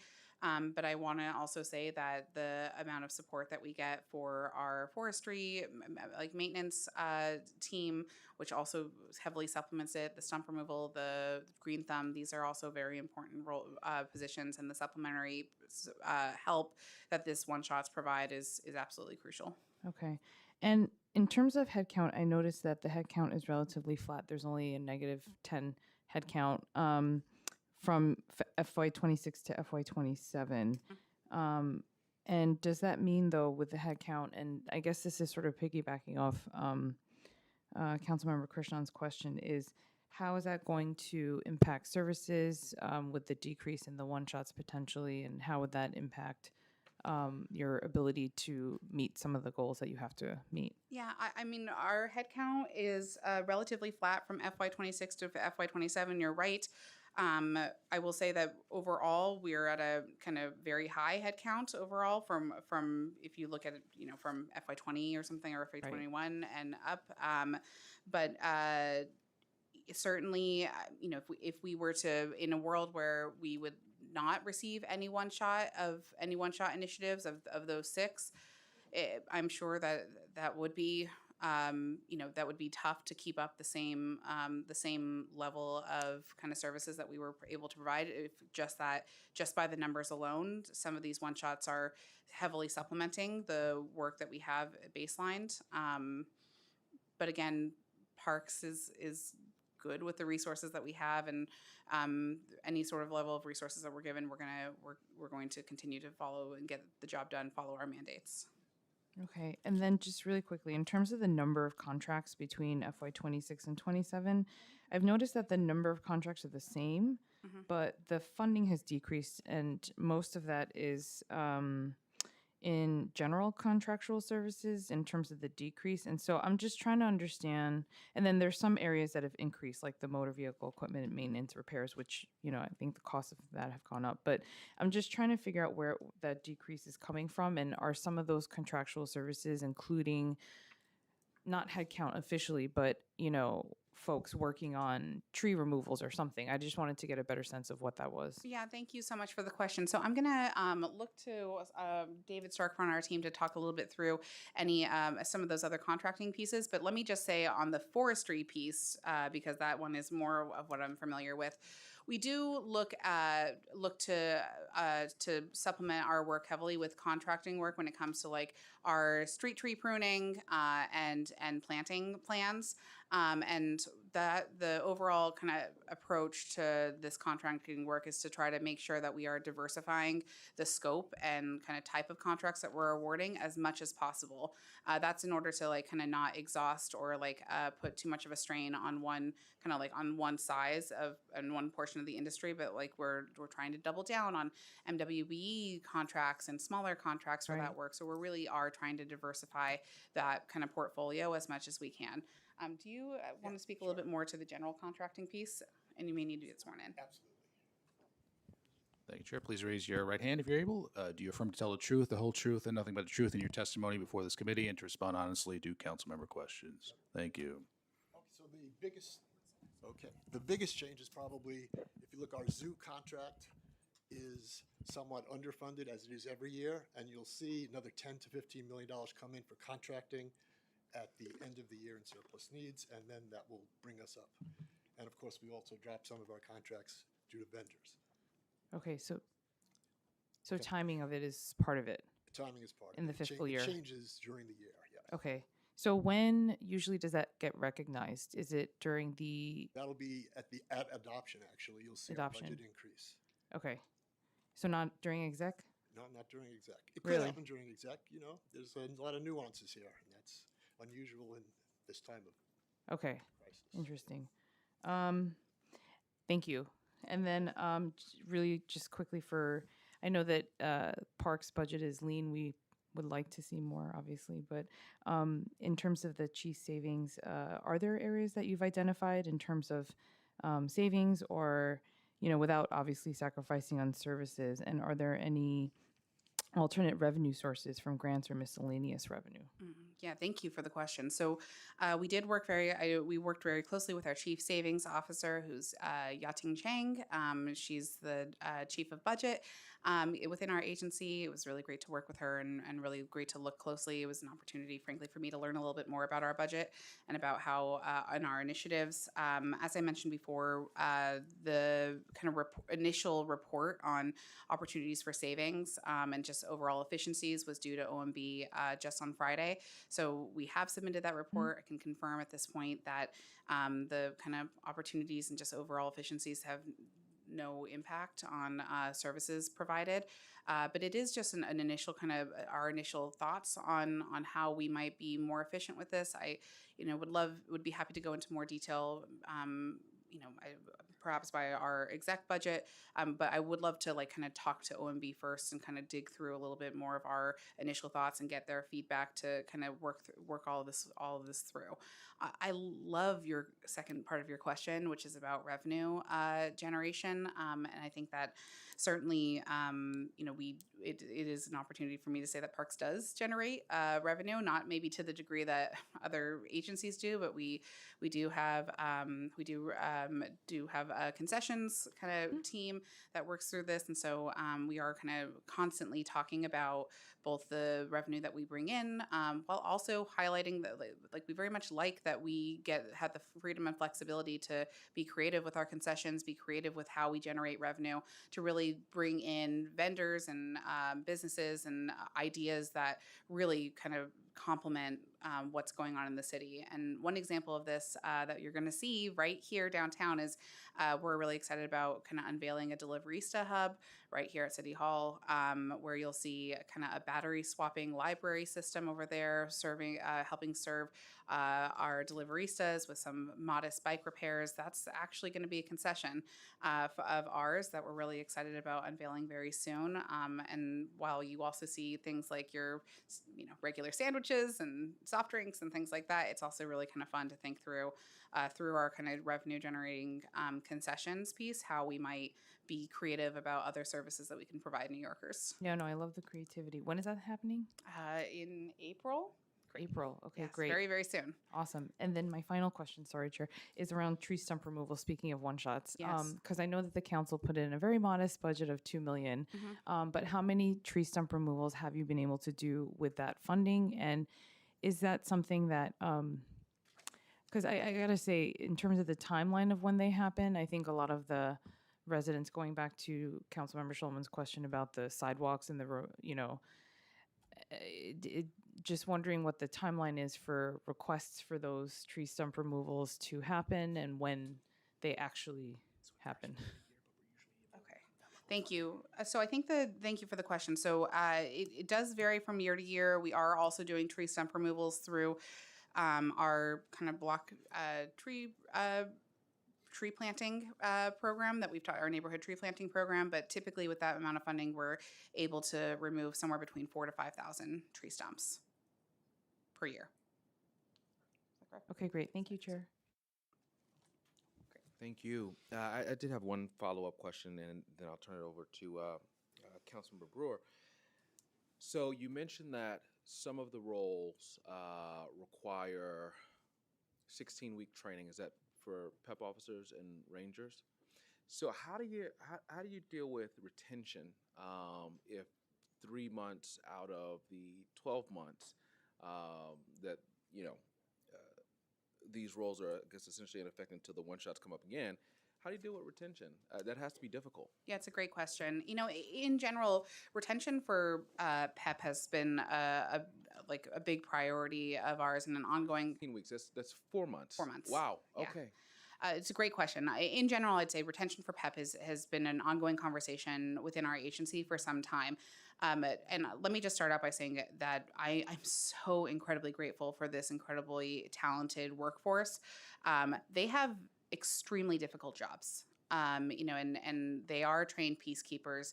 They are there to educate, but truly, oftentimes, as I'm sure anyone would know around PEP, their jobs are to enforce rules, to tell people to make sure that they're not allowed to park in parkland, that they need to get their dogs on a leash and out of the flower beds, that they need to adhere to our rules, not throw garbage on the ground, really follow the rules that we have in place, and that is extremely tough. So I think that, you know, it has been difficult in terms of retention. We saw at some point a loss of around 25% per year, which was very, very concerning. I do want to give a huge shout out to our leadership, particularly our Deputy Commissioner, Margaret Nelson, our Assistant Commissioner, Asha Harris, whom I'm sure many people have met with here because she's so good and such a wonderful advocate for her unit. But we have been through kind of a dedicated campaign to really remove this notion of PEP as a stepping stone and really remind folks that this can be a true career, that this doesn't have to be a stepping stone to NYPD or corrections or any other kind of unit, that you can have a very satisfying career in PEP. That's been accomplished through kind of a very proactive campaign and really kind of robust recruitment. That's more than just kind of sitting at job fairs and having anybody who kind of comes by to fill out an application. We're really trying to explain to folks the benefits of this job and what they are signing on for at the very, very beginning. And we've seen that retention rate has increased. Yeah. We now see a much lower attrition rate of around 15%, just in comparison to the last 2 years, and that's in large part thanks to the efforts of the So agency. you mentioned that many of them, you know, go to PD or corrections. Have you considered offering pay parity to those agencies with the PEP officers? It's a good question. Again, I'm unable to speak to the kind of pay that these other agencies are providing to their staff, but we're happy to look into this and get back to you more further. You know, we've also been, though I will say, trying to break this idea and this narrative of this is like the natural way, or this is the same thing, or you are essentially NYPD for parks, because that's not true. We really rely on a good partnership with the NYPD to deal with serious crime in the entirety of the city, not just in parks, but everywhere. What our PEP officers are doing is really different. They are peacekeepers. They're there to really provide education first. They're there really to protect our patrons, all of them, care holistically for everybody who comes into our parks, also protect the parks themselves. It's a kind of different thing. And so we're, you know, while we're happy to look at those kind of pay scales, and certainly I don't have the information in front of me, I can't speak to other agencies, I will say that we're also trying to break this notion of this being like the same thing but just in parks. We really want our officers to feel pride in being Parks Enforcement Patrol and letting that stand on its own without feeling the need to compare to corrections or NYPD. Thank you. Councilmember Gail Brewer. All right, thank you. I just want to thank the staff for something. One is that there's a lot of hate messages on benches and rocks, mostly anti-Semitism. And to the credit of your staff, they call PD, we know the process, they take the photo, and then Parks removes it. But it happens weekly. So I just want to thank the staff for that. Okay, so I have a long list. Number one, water fountains, 63% don't work. So how are you dealing with water fountains that don't work across the city? Number two, great to have new bathrooms, but what about the bathrooms in my parks that are probably preserved for landmarking and need to have the kind of $13 to $5 million retention and renovation? That's number 1, 2, 3. Trees. I hate that program. So my question would be, we have a bill that's going to be introduced to have a parallel program. So do you have a list of all the vacant tree pits, stumps? Is that on your map? I think your map is just new trees. So that program, we can't wait 9 years. I got people call me every day, and so I'd like to know if you have some suggestions of what it would cost to have a parallel program. You can do this neighborhood thing, whatever the hell it is, but I want to see something in between. How often are parks clean? We have the FIFA people coming, the sailing people coming, the visitors hopefully on a grand scale. They'll hopefully be in the parks. And my experience is the parks is Sunday night, and Sunday night is a bad situation. So I want to know, are parks cleaned 7 days a week, or is it 5 days a week? I think it's 5 days a week.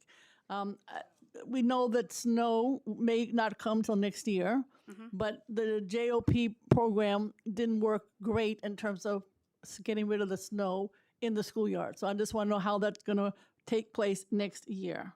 The newsstands at West 72nd Street, I guess they're just like the one here. We'd love to see them filled with something. I think the Flower Man is supposed to come. I don't know what happened to the Flower Man. And then the other one is vacant. So again, revenue. And finally, Drums on the Hudson wants to know what happened to their, I guess, electrical issue. And also they want the stage, which they don't have this year. They need it back. Okay, great. Okay, I'm going to try to get, I think I got you on most of these. Okay. Water fountains. None should be on right now because it's still early. I know, but they were on last year. They didn't work last year either. We're happy to look into this. I think that I saw the list particularly because I was the Manhattan BC. So I think the list that was mostly reflective of water fountains that were in Central Park. We work very closely with Riverside also. Oh, and Riverside. But we work very closely with our conservancy partners and we'll happily be kind of proactively looking at this. But nobody should have water fountains right now. Everybody should be having water fountains in just a couple of weeks from now because even if it's warming up, it's not time just if they work. We'll be following up there, but we hear you and we're typically pretty much on it. And our entire team in terms of plumbers will be doing this work. Thousands of water fountains will be being turned on in just a couple weeks time. When it comes to renovations and PRBs, yes, very aware of definitely really high ticket ones, particularly in your district. And you know this, but it's just worth repeating that when we talk about PRBs, there is your standard 20 by 20, and then there's something that's like a dinosaur playground in Riverside, which is just kind of beyond in terms of landmarks, in terms of the staff space, in terms of the fact that it's a retaining wall and it's got stairs associated with it, it's built into a wall. All of these complications are extremely frustrating, very important, very unique, but also mean just a higher ticket price and a higher kind of overall price tag. Not that it should be impossible, but certainly has, we've been kind of in regular conversation with, again, the Riverside Park Conservancy and others around ways that we can try to address this in a faster way. When it comes to trees and tree pit map, I don't believe that we have this, but I do think that this is why, in part, I know you don't care for the 9-year program, but it is our way of our timeline right now to be able to assess every single sidewalk. And we have hundreds of vacant trees, hundreds. Yeah. That's not going to work. 9 years, not going to work. Yeah, I definitely hear. Okay, so I definitely hear it. We're going to do legislation to try to come up with something else, just so you know. I hope my colleagues sign off. Great. But we're happy to get back in terms of any other data around your district and trees. Parks are cleaned 7 days a week. Parks are cleaned 7 days a week, and parks are cleaned at a minimum. We have staff mostly, and particularly in your district, we have staff because your parks are often opened and closed. We have staff who are opening them, doing an initial. I'm talking about the cleaning. big parks, not the community parks. The big parks. Riverside is clean 7 days a week. Yes, and I'll look. Yes, yes. So it's clean, and then on top of that, we have our second shift staff, which are also in both Riverside Park and others that provide additional layer of cleaning on top of that. But parks are clean 7 days a week. JOPs are built into our snow winter weather response Well, they were not plan. clean this year. That's a fact. It's definitely secondary to perimeter sidewalks. So first and foremost, we hit those perimeter sidewalks. First and foremost, we hit those major transit hubs, and then we go to JOPs. Happy to look into this closer, but that is definitely our kind of prioritization. Okay, the kids were not able to play in the yards. That was it. Okay. And then in terms of the revenue for 72nd Street, we're happy to look into this further, but I think that concession spot in general has been discussed and we're actively They're vacant looking- right now. Yeah, we're looking to But you would think fill you would want those. some revenue for them. Absolutely. Okay. And my Drums on the Hudson, what about their stage and electrical? So I'm happy to look into this more. So, They've but always had one. in They didn't get general, it this year. Yeah, if this is a good question for just the group. We do have limited access to Wanger wagons, and this policy has been adjusted in the last year or so. So typically, because this is, and just to be very clear, we started to look at how groups in Manhattan were having access to Wanger wagons versus groups in Queens versus groups in Brooklyn, and realizing that the rules were not the same based on the borough, which is not great. Okay, We but want this group everybody has to had have it for access to years. It brings in Native Americans from all over the country. So I hope that it can be reconsidered for So we definitely this have, particular one. We definitely have a policy in place. I'm not sure if they're in adherence with that, but we're happy to talk to them. We're also happy to direct them towards other alternatives if for whatever reason it doesn't comply. But we know Drums on the Hudson really well. We've worked with them. They're calling so- me every day. Okay, well, we can certainly follow up with them. Thank you. Yeah. All right. We've been joined by Majority Whip Kabila Hanks, who does have one question, and then we're going to Brooklyn to Councilmember Sandy Nurse. Thank you, Chair, because now we're going to Staten Island. The Borough of Parks. The borough of Parks. Thank you so much, and it's good to see you, Commissioner.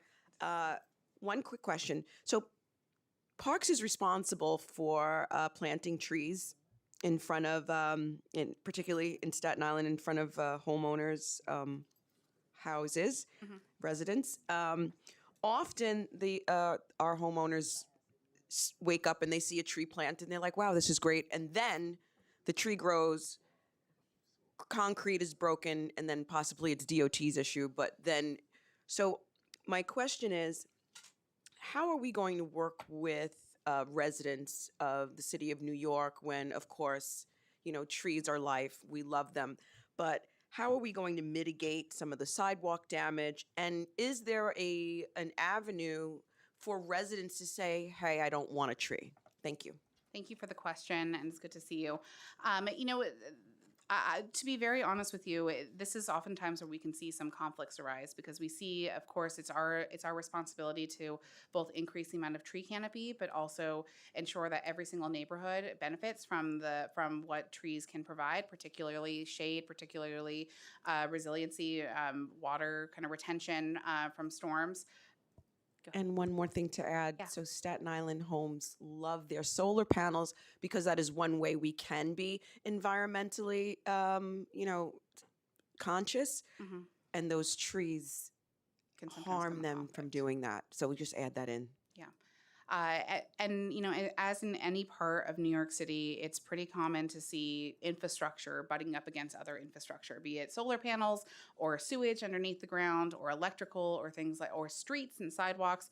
So it is, I kind of believe in just embracing the conflict there and understanding that all of these pieces of infrastructure have a role. They are all incredibly important, inclusive of trees, and we have to find the best way to kind of coexist with all of this infrastructure.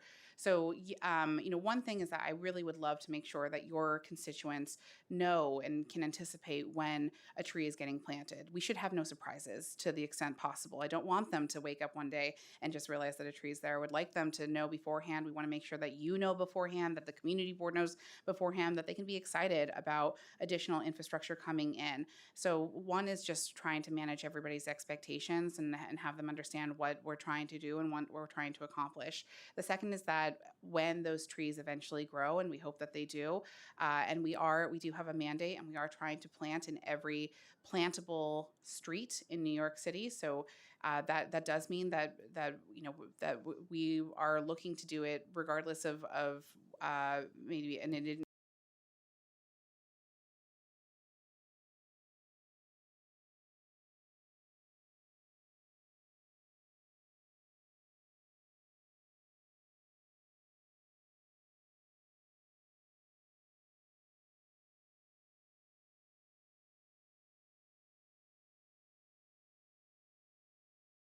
staffing of Staten Island. Very impressive.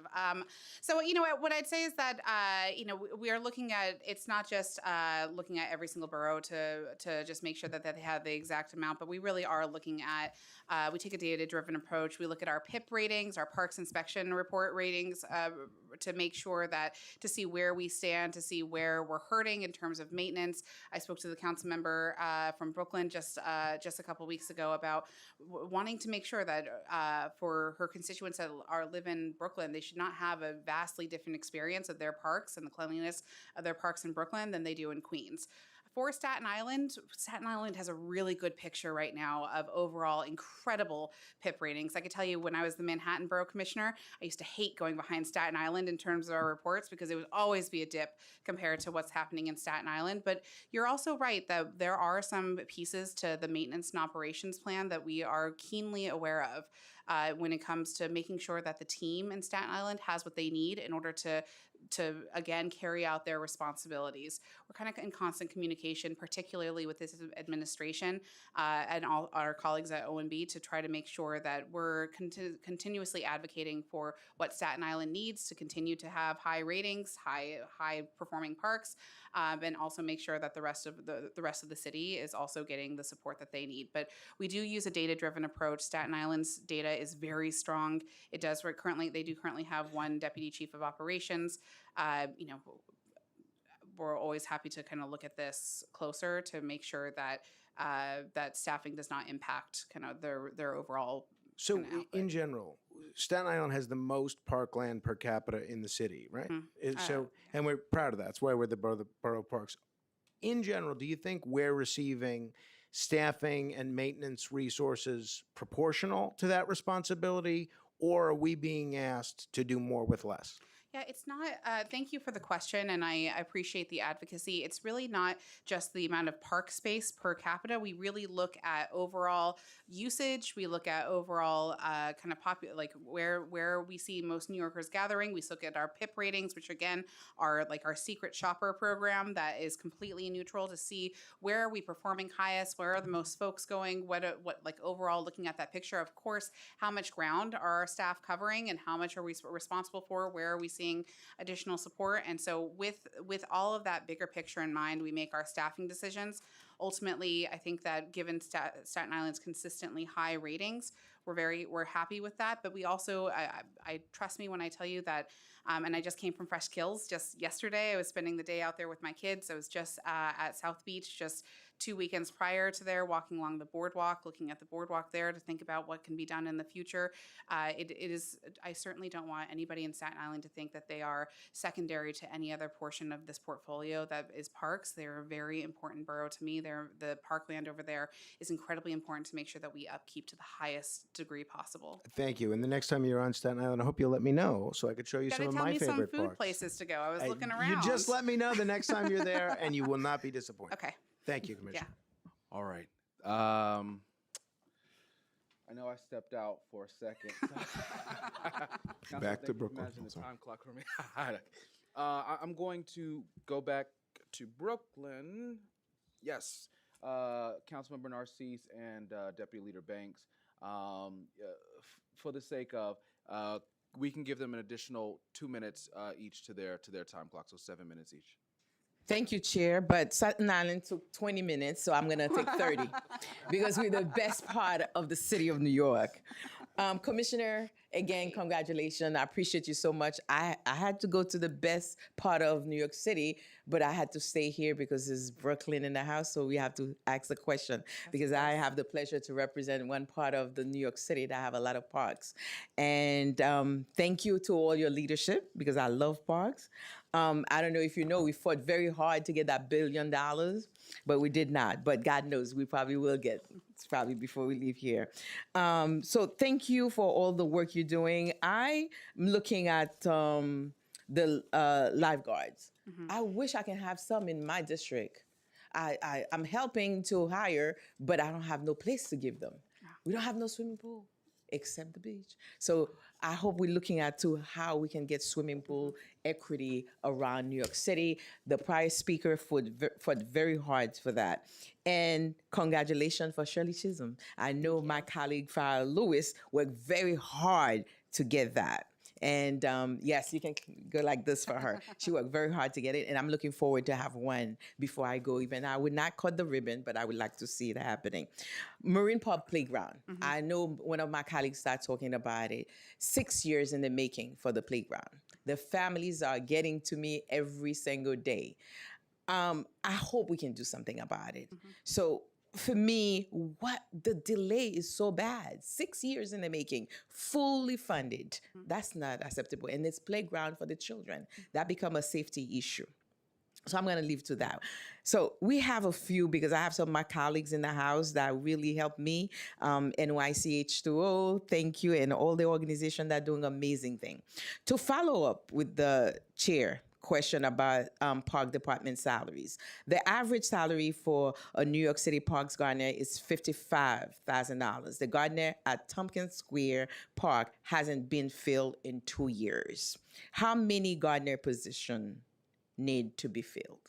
Yes, thank you so much for your questions and for your partnership and advocacy. It was really good to see you at Shirley Chisholm a couple times, I think. And I also look forward to talking to you about certainly about additional funding for either pools or just also just access to the water for your constituents. It is incredibly important. We know that what Parks is doing is teaching life-saving skills that completely change the game, change outcomes for constituents, and it is a very important work. So I would love to continue to partner with you on thinking through what that looks like.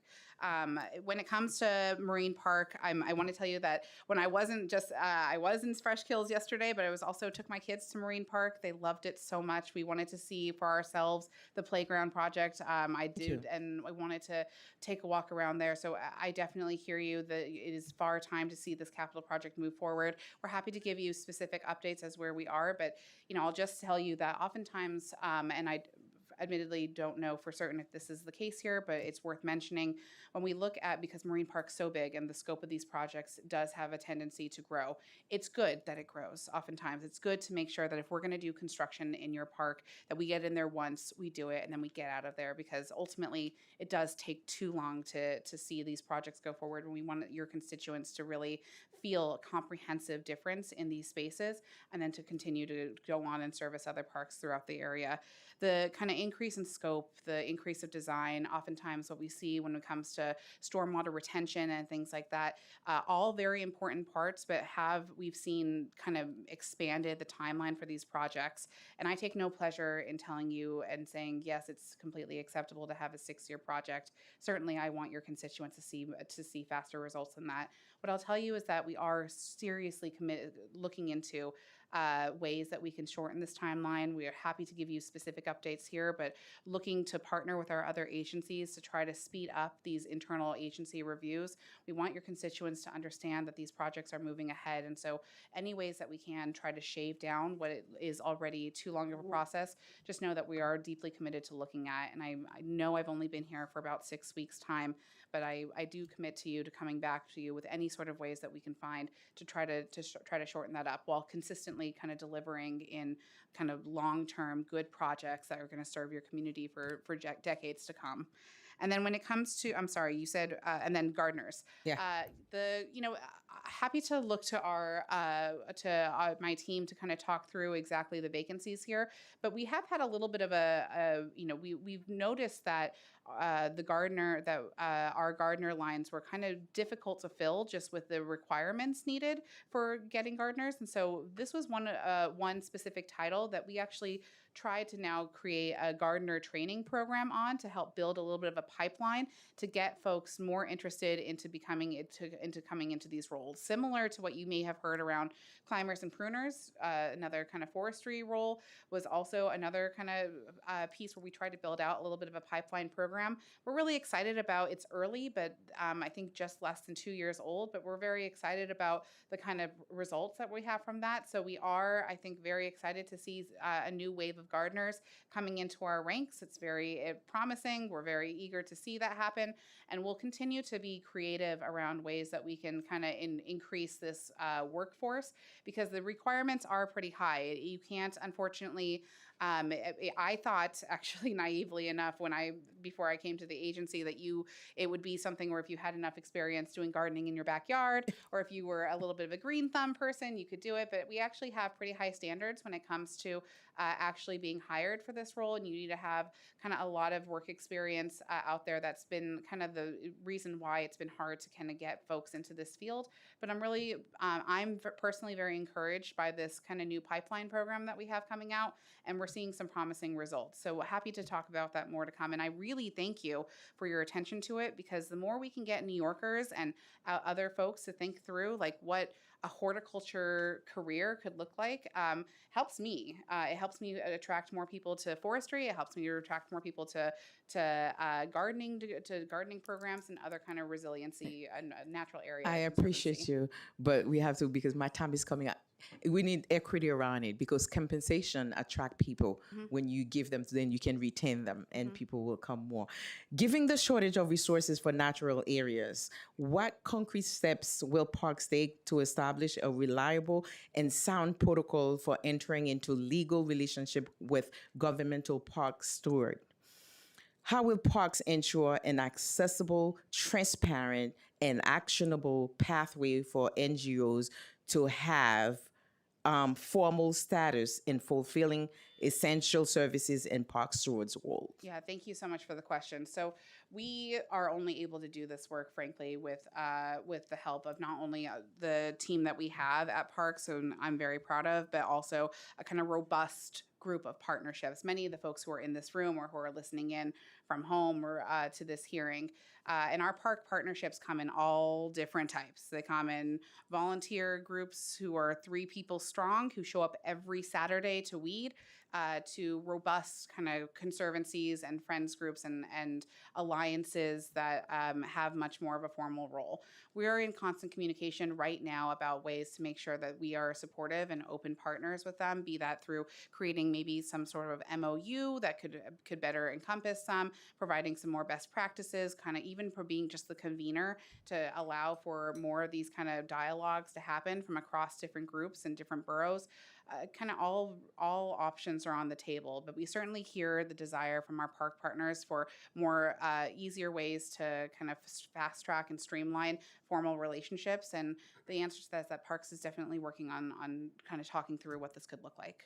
I appreciate you, because I have great colleagues, access partners, and collaborators that help me going with my parks in my district. There's something I'm going to ask you the last question. Dog waste in the parks. I know it's a very minute thing for some, but for my community, it's persistent. On a very every day there's complaint that coming through about folks are bringing their dogs and they're not cleaning after the dogs in the park. Now, I want to know, what are you doing, what Parks is doing to help us out, especially in our parks? If they're getting summonses, that's not the way that I would like to go, but what are we doing to educate folks and let them know signage, something that have to be done? Because you don't want to lay down at a park thinking you're bringing your kids, and that's what we're getting in the park. And all over, in all fairness, it's not only in the parks, all over. Now we have to re-educate our folks to say, well, you have a dog, you have to clean after yourself. You're absolutely right. And frankly, we again rate ourselves through our parks inspection program on the prevalence of dog waste. As minute as that may be, our kind of internal rating system holds ourselves accountable to a very, very like kind of granular level. We rate ourselves on whether or not there's soap in bathroom dispensers, whether or not there's toilet paper, whether or not there's dog waste, graffiti, the grass is cut, there's broken steps, any of those kind of features. All if the kind of light pole is open and leading to the electric wires inside, we get dinged for that. So it's not minute. It does impact people's experience. It does talk to the level of care and investment in these parks, and it is something that we take very seriously. We can do additional signage. We can talk through with you. We can do some addition. We can think through if maybe the area needs a dog park somewhere. We should think about that. Maybe we should be flagging for our PEP officers who are education first, so they wouldn't be doing a summons first, but they would be there to to try to educate Warning. folks first, warning people. So let us follow up with you offline, because particularly if you have a given park or a given, especially as the weather gets warmer, we know it gets more prevalent, but it is an important aspect of your park experience, and we take it seriously. My chair is ready and I gotta go too. But the dog park is so expensive. I don't know. I'm gonna try. But the old bathroom, the intake, the one that we can probably put in auction, we need to look into them too. Thank you. Thank you. Thank you, Chair. I'm going to keep it in Brooklyn with the deputy leader, and then we're going to jump to council. Thank you, Chair, and thank you to my amazing partner, Councilmember Nurse. Particularly Brownsville Recreation Center. I spoke to you the last time about it on my way out of the room at the last hearing. Want to know the project status, the timeline. We're constantly getting calls from our seniors and our young folks, and just everyone in the community who, the BRC is a staple in Brownsville and East New York. We want to know, we know $160 million was allocated to this particular center from the last administration along with the council. Can you provide an update, the current status of the project, whether the design has been completed, and when the groundbreaking is expected? And then I'm going to also move on to my next question as well, and you can answer. Capital delays and budget execution. Large capital projects often face delays due to procurement, design, or interagency coordination. Can you speak to if this project has any challenges that it's currently facing, and whether the FY 2027 preliminary capital plan includes the necessary funding and timelines to ensure that this project moves forward without further delay? Sure. Thank you so much, Councilmember, for the question and for your continued advocacy for our recreation center. We need it. We do have $160 million that's allocated for this project. We do right now. The project is still with our colleagues at DDC, and frankly, the amount of damage that's happened at Brownsville, and the amount of the scope that we're looking at covering is still something that we're trying to reconcile with. Which is why I believe you haven't seen a design yet for this project. Is there a time frame? Can you give us some idea when we're going to see some progress? Because the residents constantly call. I mean, you got seniors calling your office, and they're petitioning.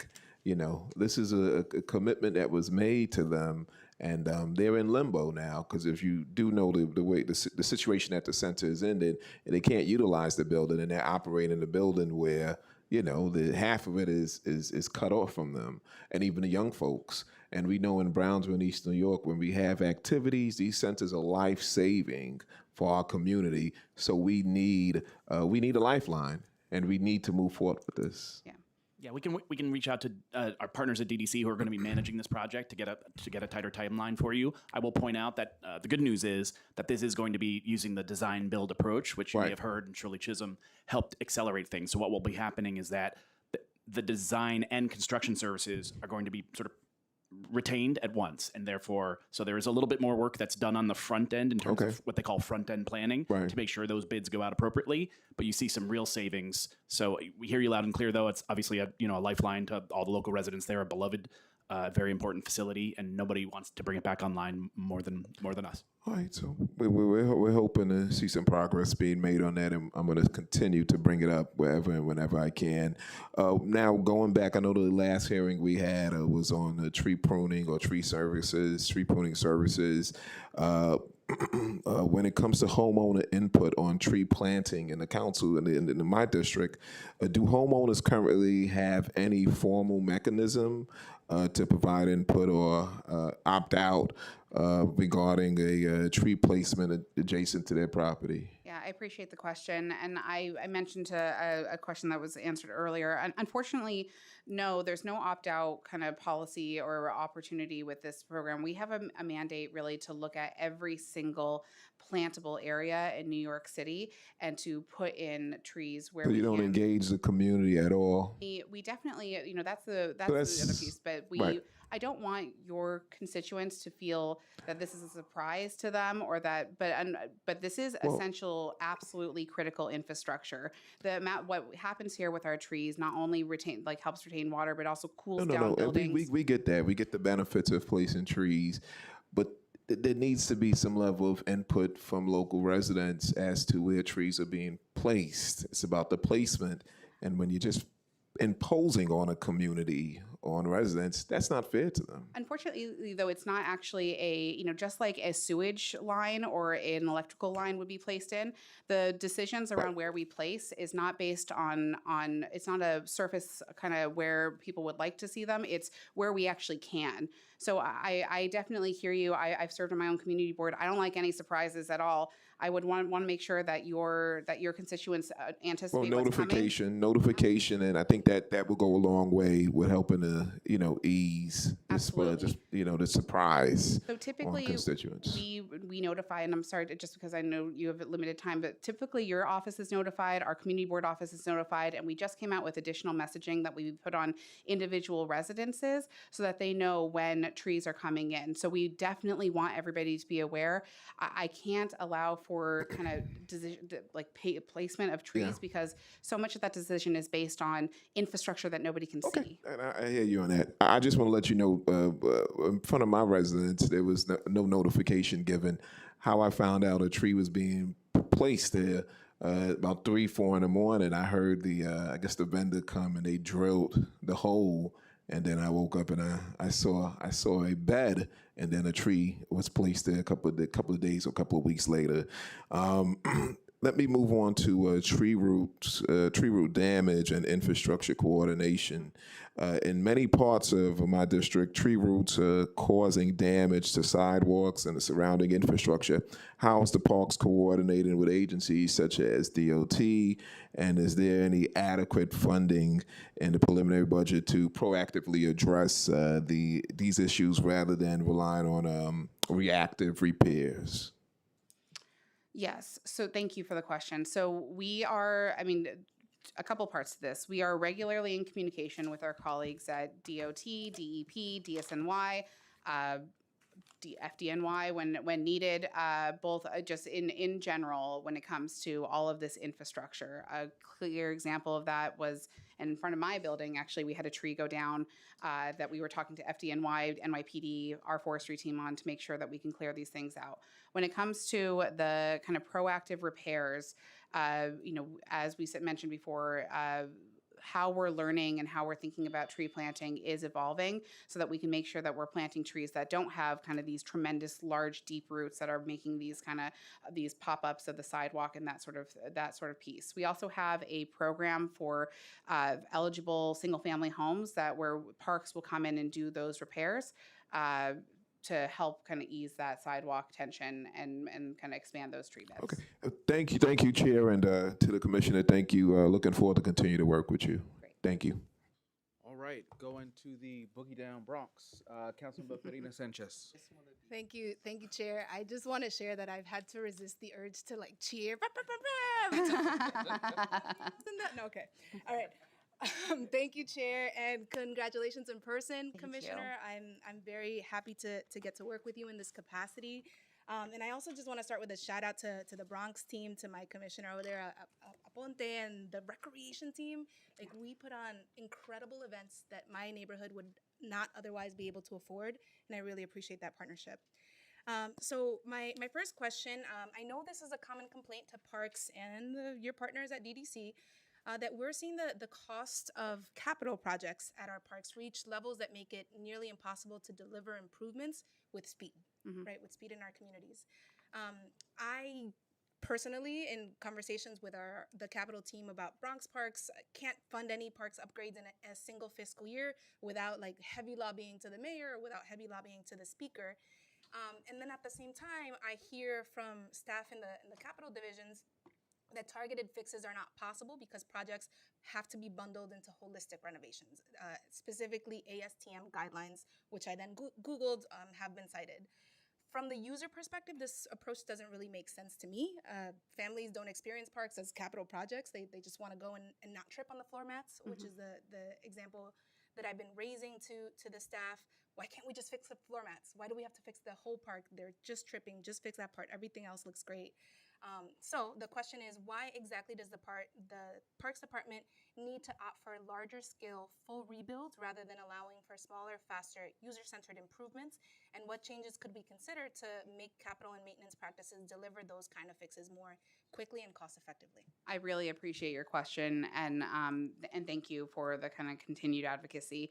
It is true. So typically when we, particularly if we're talking about safety surface and that sort of piece where you see safety surface starting to buckle, we typically like to see, instead of doing this kind of targeted repair, we want to see and want to deliver for the community. If this is going to be our time where we have to shut down this playground, we want to deliver as much new kind of improvements to this space as possible.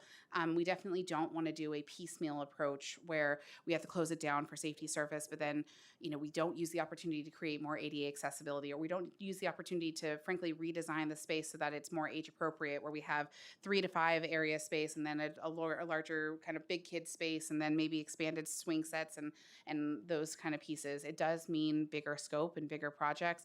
But typically it's been our kind of policy to try to do as much good in one go as possible. But I hear your question too about then having to wait years for something that starts out as simple as safety surface.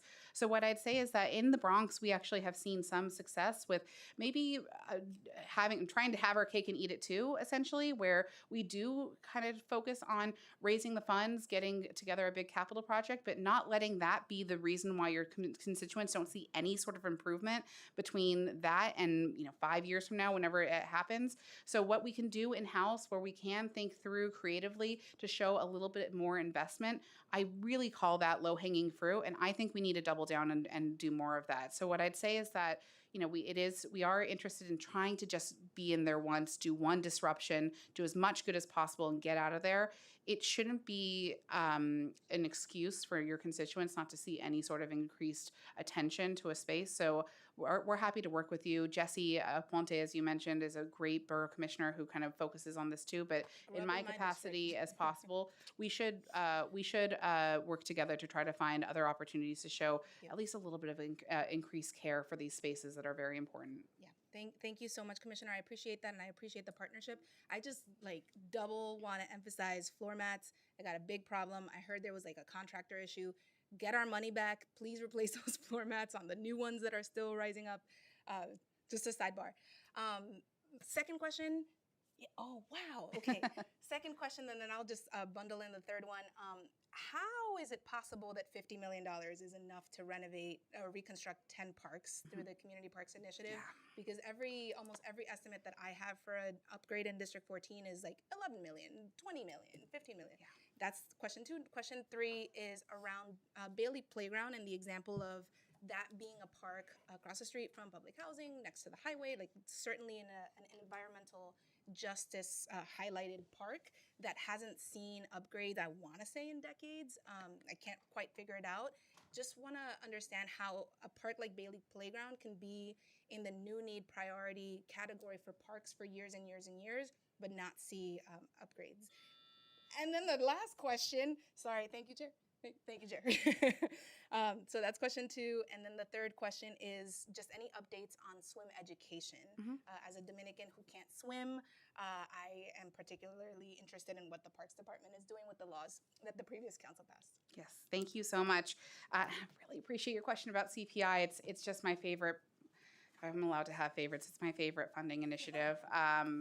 So just very broadly, the City Parks Initiative, which we just very proudly announced, our kind of new parks that we're going to be undertaking major renovations on, is one of our premier kind of equity-driven capital programs, where we're typically, as you know, a lot of the funding priorities that come to us, the capital projects come from council members taking it on with advocacy groups, or a borough president maybe taking it on with an advocacy group, but it can just be based on maybe popularity or kind of where you're hearing the most voices, but that often can lead to a little bit of inequity around the parks that are also serving populations of people but are not getting the investment that they need. So that's when several years ago we decided to try a new approach that was based on parks that have not been renovated in like 20 years plus, that were also serving vulnerable, underserved, underinvested in communities, and what we could do with a pot of money that could really inject some major capital improvements there. I will tell you that you're right, that the 50 million is kind of like a starting number, but it actually is not encompassing all of what's happening. And your investments, even if they are $1 million, $50,000, $500,000, $300,000, that actually we take that into account when we look at which projects we're going to fund next for CPI, because it shows that there's a council member, a borough president, somebody who's got some skin in the game, who knows that this is a renovation that's like really worth it. I'm going to give you one example from Manhattan because I know this best, but Councilmember Salam funded St. Nicholas Park for $2 million just maybe a year ago. St. Nicholas Park is a massive park, and it was supposed to be just for a little tiny playground. Then Borough President Mark Levine funded that project another $1 million.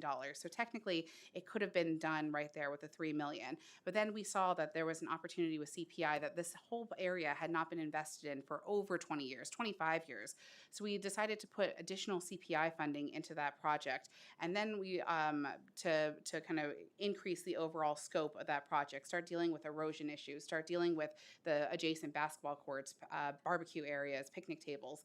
And on top of that, we were able to tap into some baseline funding for public restroom buildings. So now all of a sudden, a project that started with Councilmember Salam's $2 million, that could be your $1 million, has now ballooned to $14 million that could actually deliver big changes for that one park in that one area. So I'd say thank you for asking about it. It is a tremendous initiative, something that I'm very proud of, something that I think that we should be doing more of, data-driven, equity lens sort of work that looks at capital projects and what can happen with it. And what I'd say is that we'll happily look at Bailey Playground. We'll happily keep this in mind. We want to work with you on thinking through additional projects and where they're needed, but please don't forget to fund them, even with modest amounts of money, because that does make an impact on us and how we think about kind of prioritizing projects. And then when it comes to swim education, we are very proud of what we're doing. I'm happy to give you more numbers on this. I don't know how much time we have, but if we are able to provide a little bit more time here, I tell you that we are increasingly partnering with New York City Public Schools, with other partners like Asphalt Green and others, and then doing our own swim education to try to serve and teach kids how to swim as many as possible. I think that in kind of this concerted effort has been undergoing for just a couple years, and we're just hitting, I think, hopefully aiming for around 5,000 young people to learn how to swim in this next year. Although I'll look to our Deputy Commissioner, Margaret Nelson, to confirm that number for me. There's always more to do. That 5,000 is not every single second grader. We would love to have more. Even though you're not in second grade, I want you to know how to swim, and others. So, we're constantly in conversation. I was just in the conversation with your borough president about thinking about access to water, access to pools, and trying to think through creative ways, partnering with the YMCA, partnering with others, looking at pools that are defunct, even if they're not parks, to think through how do we kind of comprehensively think about access to water and access to swim classes. Thank you, Chair, for the time. Matt Drury is the best, by the way. Good to see you. Yes, yes. All right, we're going to go to Southern Brooklyn. Councilmember Susan Zrang, and following some questions from your neighboring Councilmember Kayla Santos-Sosa.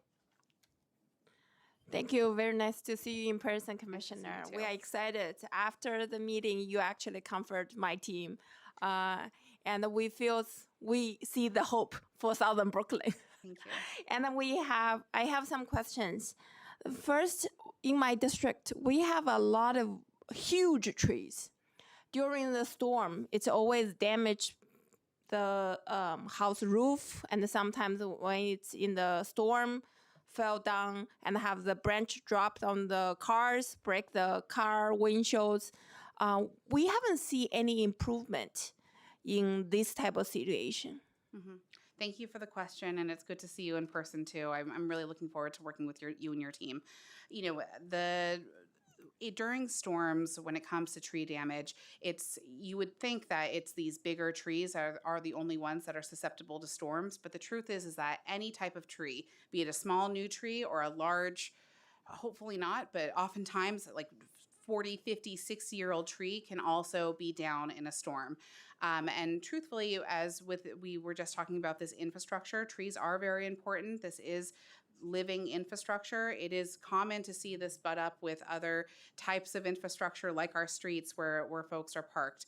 I believe that when it comes to kind of claims on this, any sort of claim for damage should be directed to the comptroller's office to issue those claims. I'm happy to work with you in your office to make sure that your constituents understand this. The best, but really the best kind of approach and offense to this type of damage is regular block pruning. That's the best thing that we do, meaning that like on a 7-year basis, all of the trees in your neighborhood need to be pruned. And that means that we go through proactively before a storm hits, cutting down extra branches, making sure that there's no interruption with the other kind of power lines or things like that. And that's the kind of goal of the Parks Department, is to make sure that every block in every neighborhood is pruned on a 7-year basis. Okay, thank you. And now my team gonna follow up with you, Yes, because it's always the same block every single year, have the same issue. And we have been sent emails and letters to previous commissioner. We did not get a response. I'd be more than happy to make sure to look into this. So please do. We're happy to follow up with you. Thank you. And also my colleagues talk about the dog waste. I actually have a good idea for you. We need more PEP officers. They can help to address this issue. And also they can help to generate the revenue for the city. I just want to know how many PEP officers you have right now, how many you think you need. And I rarely see any PEP officer in my neighborhood. And I personally believe they are peacemakers, because they don't carry any weapon, but they come to talk to the people in the community and make sure everything goes smooth. And the people, when the kids actually see them, the bad behavior they have in the park, actually, they behave themselves better. Thank you for your support of PEP. We appreciate it. We appreciate you talking about them being peacekeepers. They are certified peacekeepers. They do provide I believe, a holistic sense of safety. It's eyes in the park, it's education. They are incredibly important. To specifically answer your question, we have 254 PEP officers who are baselined, plus 100 through this one-shot funding, which we've discussed today. So that's 300, currently 300. We are funded for 354 PEP officers. And in terms of how many we'd like, again, I would welcome as many, more is more in this case, and I of course would welcome any number of additional resources as kind of the leader of this agency and thinking through our resources. What we do with what we have is to make sure that we're using a data-driven approach to deploying our PEP officers, making sure that we're going to where the people are. Now, you actually have this data too, and I'm happy to follow up with your team to make sure that we're following up, because we just launched the Vital Parks Explorer just in the last few years, where you can actually go based on council district or by community board district and look at how frequently PEP is in your parks. So we're happy to look at this with you to make sure that your constituents understand how frequently they're there. But I also hear you that ultimately, even if we have our PEP officers who are making visits there, it's a sense of safety, and you want to have eyes in the park. You'd like to see it. We do understand that PEP officers do provide this kind of sense of uniformed presence in the park, and we very much appreciate your kind of ongoing advocacy there. So if the park hire additional 200 PEP officers, how much is going to cost for the city? Oh, well, I think 100, the one-shot funding that was allocated to us last year was for 100 PEP officers, and so so it's 20 million for 200 officers. I think is the. So is that the same amount going to happen this year, or? ultimately the one shots are the product of the conversations between the council and the administration during the budget process. We really appreciate the advocacy that this council, you and your colleagues have done in the past, and we're happy to continue to do this work with whatever resources that we're given. Okay, thank you. Yeah, thank you. Okay, so we've been going for about 3 hours. Commissioner, would you like to take a 5-minute break? I could do this all day. Let's keep on going. I wanted to offer. I want to be courteous. You're very sweet. Okay. Given that, we're going to jump online. We're going to go to, instead of Southern Brooklyn, we're going to go to Brownsville, Brooklyn, and then Southern Brooklyn. So we're going to jump to Councilmember Darlene Mealy, who's been online, and then Councilmember Virginia Maloney.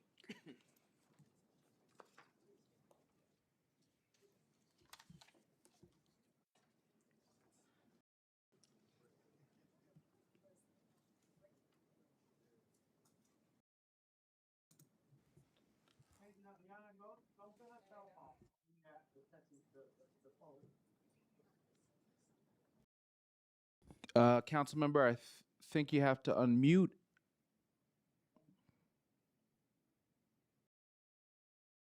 Good afternoon. Good afternoon. There we go. Thank you. I was just wanted congratulations to our new commissioner. I have not met you as of yet, but I would love to know. I had a quick question. I was in office, came out of office, and now I'm back in office, and I gave money for a comfort station at Lincoln Terrace Park. And I was wondering, could you tell me what's the status of that and what is the holdup? The community, I mean, I go there a lot, and it's sad how they say, when is this going to be finished? Eastern Park, Buffalo Avenue is almost like a 8-lane highway. So for that comfort station to be there, that would be a tremendous help to this city and to my community. So could you please give me at least a status on this comfort station? Thank you, Chair, for giving me this opportunity. Hi, Councilmember. Thank you so much for your question. It's really lovely to meet you, and I'm looking forward to meeting you in your district in person. I would absolutely be happy to walk through with you in any park, if it's Lincoln Terrace Park or any other one. I'm looking forward to working with you. And thank you so much for your question about funding. So I do not have at my fingertips here a current status. However, there are two pieces. One, I'll be sure to get back to you directly with where we stand, but you can also look online. We have what's called a capital tracker as part of our parks website. You can just Google capital tracker, and typically for any capital project that we have fully funded in our queue, we've put together this kind of data tool online where you can look up exactly where a project is, if it's in design, procurement, if it's in construction, anticipated timeline. Certainly I don't want to have any of your constituents go through a website to try to learn this, but we are trying to just make sure that more information about timeline is available. Commissioner, I don't know if you understand the severity of this. I gave about 2.5 million or 3 million for this comfort station. That was almost 18 years ago. If I did not get back in office, I don't know where that money would have went. When the community graced me with another opportunity to serve them, the first thing was why we do not have this comfort station. So Department of Parks had the money, did not do what they say they was going to do with the money. And now that I'm back in office, it's been 4 years. And the first year I came in, I said, where my comfort station, they started working on it. Now it's 4 years and still nothing. So it's not about looking it up. It's about seeing what is the holdup and why you have the city money and we cannot have a comfort station. And it needs to have some kind of budgetary timeline on this because the community deserve it. And if the chair could give me another opportunity to ask one more question, I would love to, but I would love to get authorization first. Sure, absolutely. Yes, ma'am. Thank you.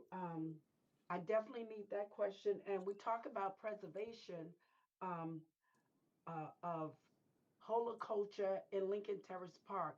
I've done 2 press conferences inside the parks. I did one in Harlem, one in Brooklyn. Could you tell me, are your holoculture or your people are still using Roundtree to clean our public parks?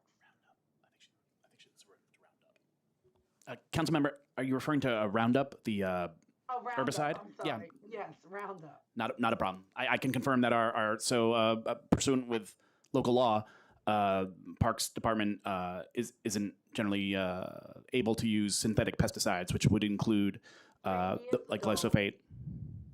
We that passed, and I came back like 23, and you were still using it. I had a meeting with you, and you're still using Roundup. So I asked that you really look into that and stop using that for this whole city. New York cannot handle that. And remember, our young people are going into these parks. Our dogs are eating some of the grass, and that's a detriment to their health. Yeah. So, do you want to ask it or have a question, a conversation later in regards to that? Absolutely. We're happy. I will happily look into this more. I definitely understand the stakes here. I too have a 3 and a 6-year-old who are in the parks in our planting beds far too often, even when they're not supposed to be. So we understand the importance of this. This is frankly why we have very kind of what I think is kind of crazy ways of killing rats and things like that, because we are very careful about what type of poisons and pesticides and things like that we're using in our parks. So we will happily get back to you and confirm what's being used and what's not being used.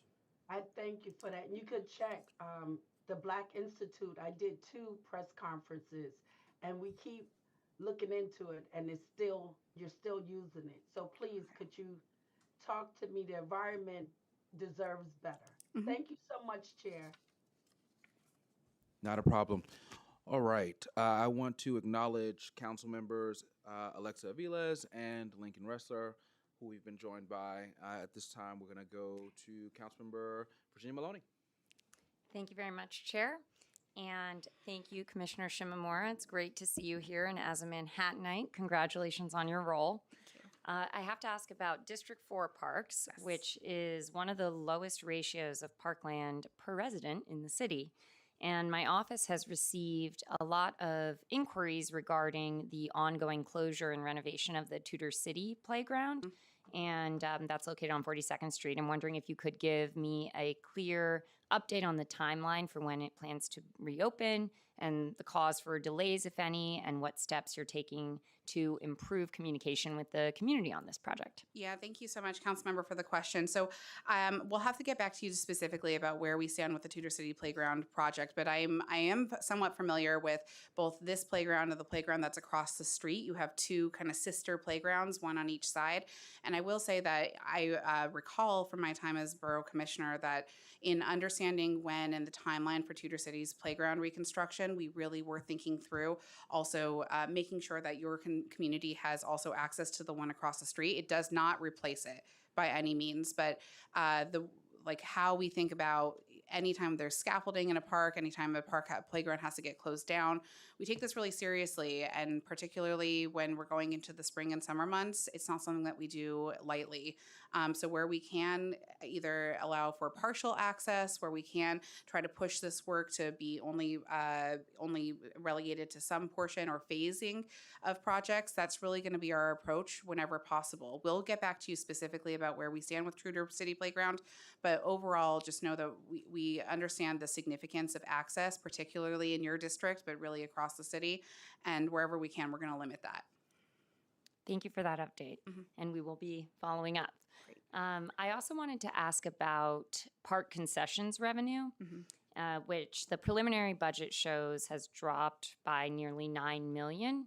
Wondering if you can give more information on the breakdown of the cause, specific concession sites or contracts, or any specific locations that account for those losses, and also what steps the agency is taking to backfill lost concession revenue. Yeah, thank you for your question. I really appreciate the attention to the role that Parks plays.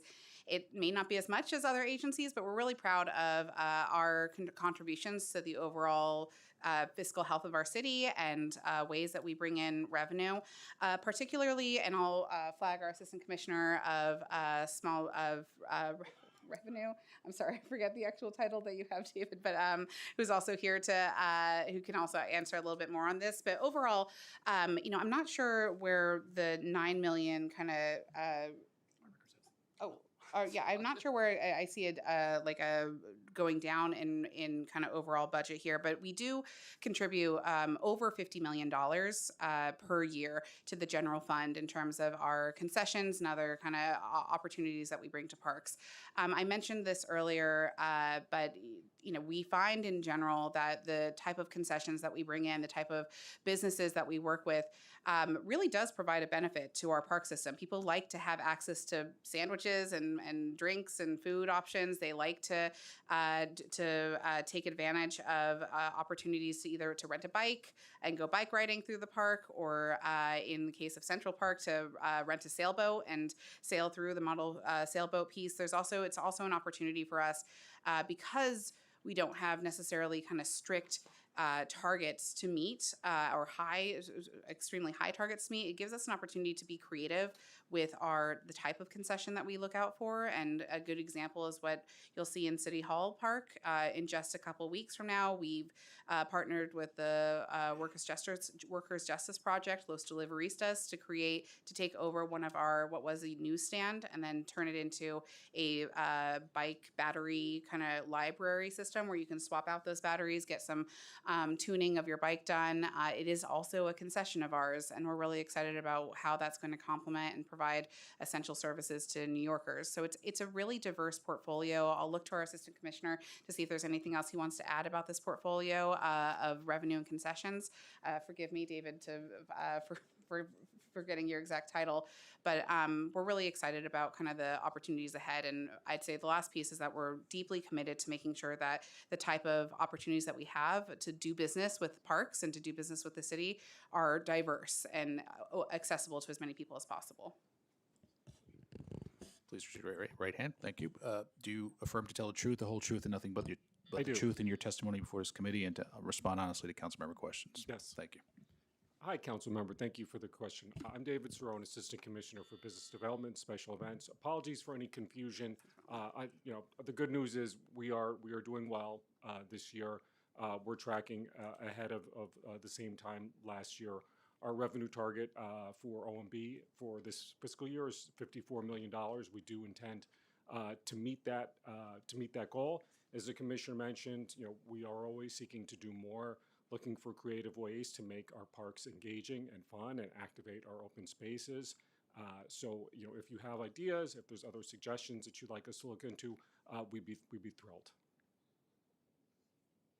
Thank you very much, and thank you, Chair. Okay, we're going to go over to, is that Western Brooklyn? Yeah, okay. Councilmember Lincoln Ressler. Thank you so much, Chair. Appreciate your thoughtful leadership of this committee. And Commissioner, it's great to see you. It's good to see you. I want to thank you for being so generous with your time earlier this month or last month in meeting with me and my team and talking through, 100 parks-related issues in District 33. We could have gone on for hours, but you were incredibly gracious, and really appreciate your thoughtfulness and eagerness to partner, which really comes through in every appearance you have before the council and in every conversation I've had with you. I apologize that I'm late, so I may be bothering you about something that's already come up, but as I think you've heard me say before, I've been deeply concerned about the reduction in part-time headcount in the Parks Department. In the Adams administration, we lost 1,600 part-time workers. It's had an enormous impact on the conditions in our parks. And so while the full-time headcount has been steady, the reduction in the part-time headcount has been a major concern for me and for members of my community as they look around their parks every day. Could you give some insight into what you're planning for currently for headcount, for the part-time headcount for next year, and how we can be helpful in supporting your efforts to ensure that Parks is fully staffed. Yeah, thank you so much, Councilmember. It's really lovely to work with you always, and I really appreciate the focus here. So, in the short term, and speaking of part-time headcount, I think through also what our seasonal headcount is going to be. We in general, and we haven't actually covered this yet. In general, we jumped from a 5,000 person agency to nearly 10,000 for our summer season, and that includes all types of roles, but the vast majority of those come in the form of maintenance and operations staff. On top of that, we also do lifeguards this way, summer camp programs this way, additional kind of recreational folks that come on board, everything else in between. But really, that's we double, frankly, in size. For this budget cycle, what we see is essentially the difference is those one-shot funding items is where you see that big differential between it's essentially what would be the budget that was given to us in the last fiscal year, that those one-shot items reflect 277 positions, and they fall across the spectrum from Green Thumb, park rangers, PEP officers, maintenance folks, and others. Certainly, as was mentioned before, they are highly supplemental to these units. The chair has recognized that PEP is essentially the one-shots essentially reflect 1/3 of our entire workforce there. For something like rangers, I think it's almost 50% of that workforce, and so we very much greatly appreciate the kind of one-shot funding here, and it is a major part of our overall operations. So, for the analysis that's shared with us, when we look at the FY22 headcount for part-time workers, which I think includes the seasonal workforce, it was counted at 4,460 workers. As of FY26, our current fiscal year, it was down to 2,774. So a major 1,600 plus person reduction. And, I think that there are lots of different ways that parks can count this and look at this. And to be fair, we saw a meaningful increase in the full-time headcount during that same period. But the significant reduction in the part-time headcount is something that I'm really hoping we can fix together in this budget. So, prelim is the beginning of the conversation. Yeah. We've got 3 more months to go. I'm certainly eager to support the chair's efforts to help us increase headcount at the Parks Department. I think it's one of the areas that we frankly just over the last 3 years got an enormous amount of pushback from Mayor Adams and his budget team, and we shouldn't have. And I'm hopeful that if the council's willing to put up the resources and we're willing to fight for the Parks Department, that we'll have a much more cooperative partner on the other side of City Hall. I know we do in our Parks Commissioner. I heard some of my colleagues ask, and Councilmember Zhuang in particular, about pruning and tree management. I'll just add, I know that this was a tough winter and a tough storm, and I know that there were some declines in the first few months of this year as a result of a contractor passing away, the CEO of a contractor passing away. But the timelines on pruning, the reductions in total pruning, the timelines on getting hanging tree limbs removed for the most urgent cases to the least urgent cases, I think all of the timelines are really unacceptable. So I really hope that this is something that you can look at with the team and help to speed up. I just wanted to highlight a couple other items in my last 19 seconds. One is Met Pool has been a real source of frustration. Members of my community are having a protest this Wednesday about the conditions and the fact that it's been closed so long. We had tried to get the Parks Department to begin the capital project while they were trying to identify interim repairs. I don't think that happened, and so we're looking at an extended closure there. Would love to get an update on Parks containerization of garbage. I know there was funding in last year's budget for that. My office has funded Parks containerization of garbage at Cadman Plaza, WNYC Transmitter, McCarran, McGolrick, and other parks, which my community is thrilled about. I think you guys are putting in the money, so I don't need to cover anymore, which is great. But would love real updates on that.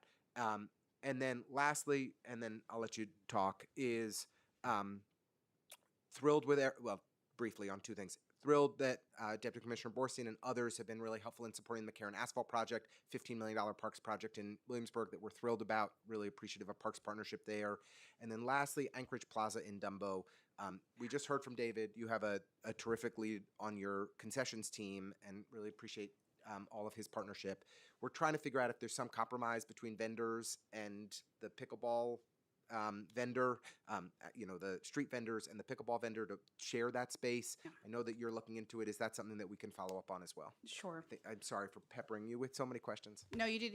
It's great, and thank you. I'm going to look for our acting first deputy commissioner to come up just to talk about the containerization piece, but I think that I can handle these other ones. So I think we owe you a follow-up conversation around Anchorage Plaza. It is tough because ultimately, even in the case where if we were to kind of try to rethink this space, we still need to have kind of parks appropriate uses on these spaces. And when it comes to vending and that sort of thing, it just gets tough. But happy to follow up with you on that. I know it's important to you. Thank you. When it comes to pruning, yes, you clearly have read our PMMR and know that this is in part due to our contracting piece.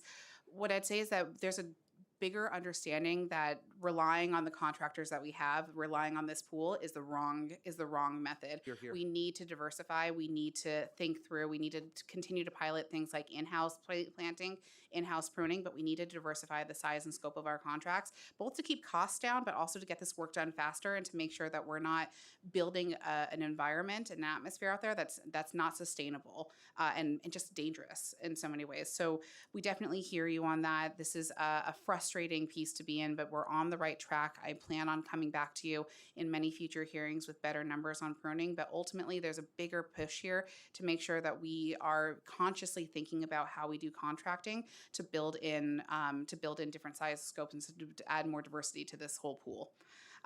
For Met Pool, speaking of pools, in my first 6 weeks on this job, Met Pool was a priority visit for mine. So I can tell you that I myself have visited this site because I know how deeply important it is to the community. I too have heard them. I understand the rallies.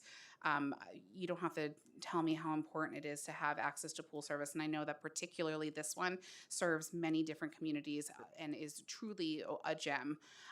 We are trying to work as quickly as possible to make sure that this gets reopened in time. And frankly, while this pool is out, I was in there saying we need to do more in this space, cosmetic, but still more. Let's replace those glass panels, make it clearer in there. Let's make sure that that every single piece of exercise equipment on the second floors is actually working and functioning in order. Let's make sure that when this community comes back in, they know that it was time well spent. And so we are trying to do everything we can to push this project along, just like the Brownsville project, another rec center that another council member had brought up.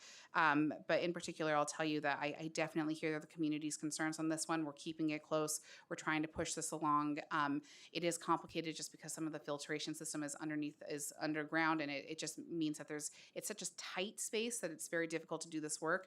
Nevertheless, I don't want your community or your constituents to think that to hear radio silence from us on this. They need to know that we are there constantly, that I myself was there looking at this project, that we are pushing this along.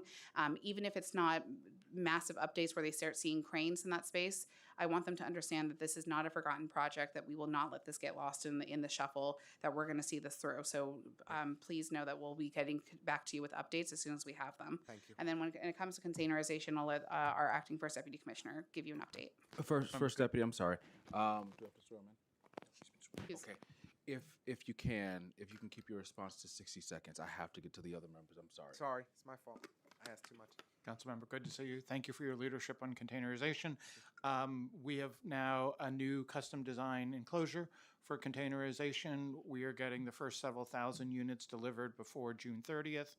We're already determining which sites will get them for FY27. The funding from OMB is baselined for this, so it'll take us multiple years to roll it out, but we are now very much in the implementation phase of trash enclosures, trash containerization.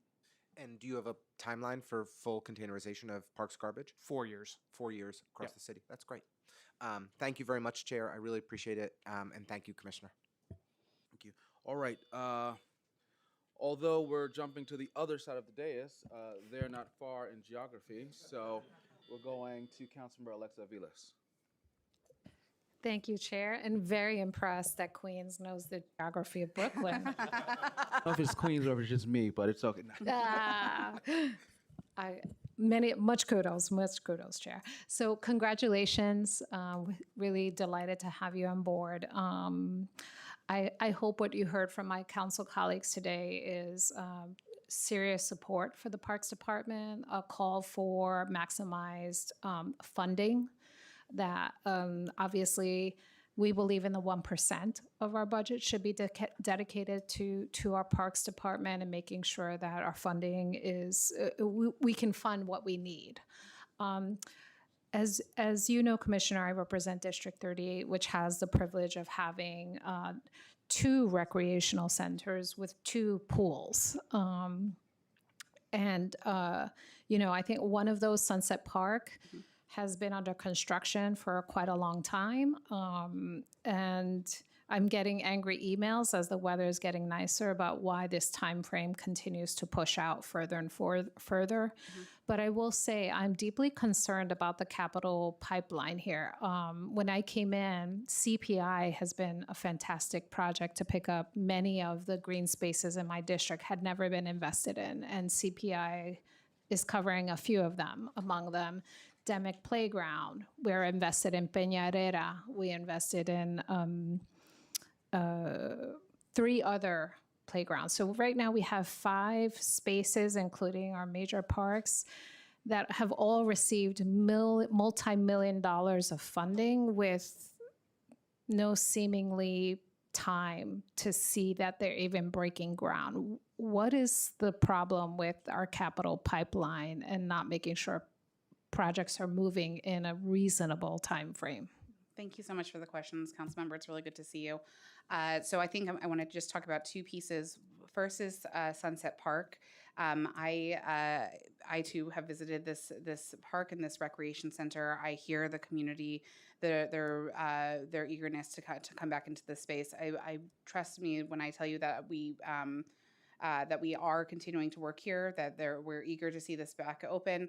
I was just asking for more updates here. We'll happily give them to your office, but it is top of mind when it comes to trying to reopen these spaces. We've had multiple conversations in just my first 2 months here on the job, and a lot of them have been around Sunset Park, so in particular. So we'll happily give you some more updates, but know that it is top of mind here, and we understand that this is a community that heavily relies on it. It's a beautiful space. It's a beautiful center. It's a beautiful community that you represent over there, and I'm really eager to deliver for them. When it comes to, but your bigger question around the capital process, I'm happy to talk a little bit about it, but let me just get to the point at the end here, is that this is a process that is extremely long. We have made improvements, particularly around procurement. Procurement has gone down, and you do see it faster, but there is still certainly much more that can be done, and you have my commitment that we are looking at this very closely.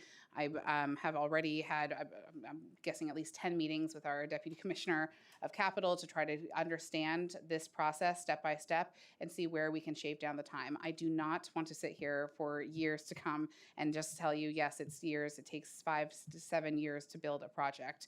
We are deeply committed to trying to shave this down and make sure that your community can actually see some benefits.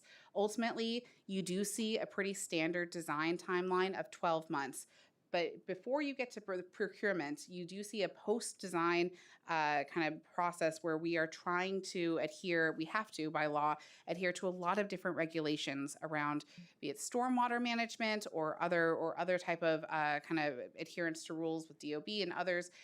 It's all good things, but it takes time. And oftentimes the back and forth between our agencies is, in my opinion, unacceptable. So we are working on this together. We've done some takes. DEP actually has a staff member who actually sits in our office to try to increase that communication. We are in frequent communication with our colleagues at other agencies, and I really sincerely hope to come back to you to demonstrate ways that we've both improved this, because we have since 2023. We have made some modest improvements, but there is still more work to be done, and we're looking forward to continuing to think through this with our other sister agencies to make sure that this timeline can get shortened.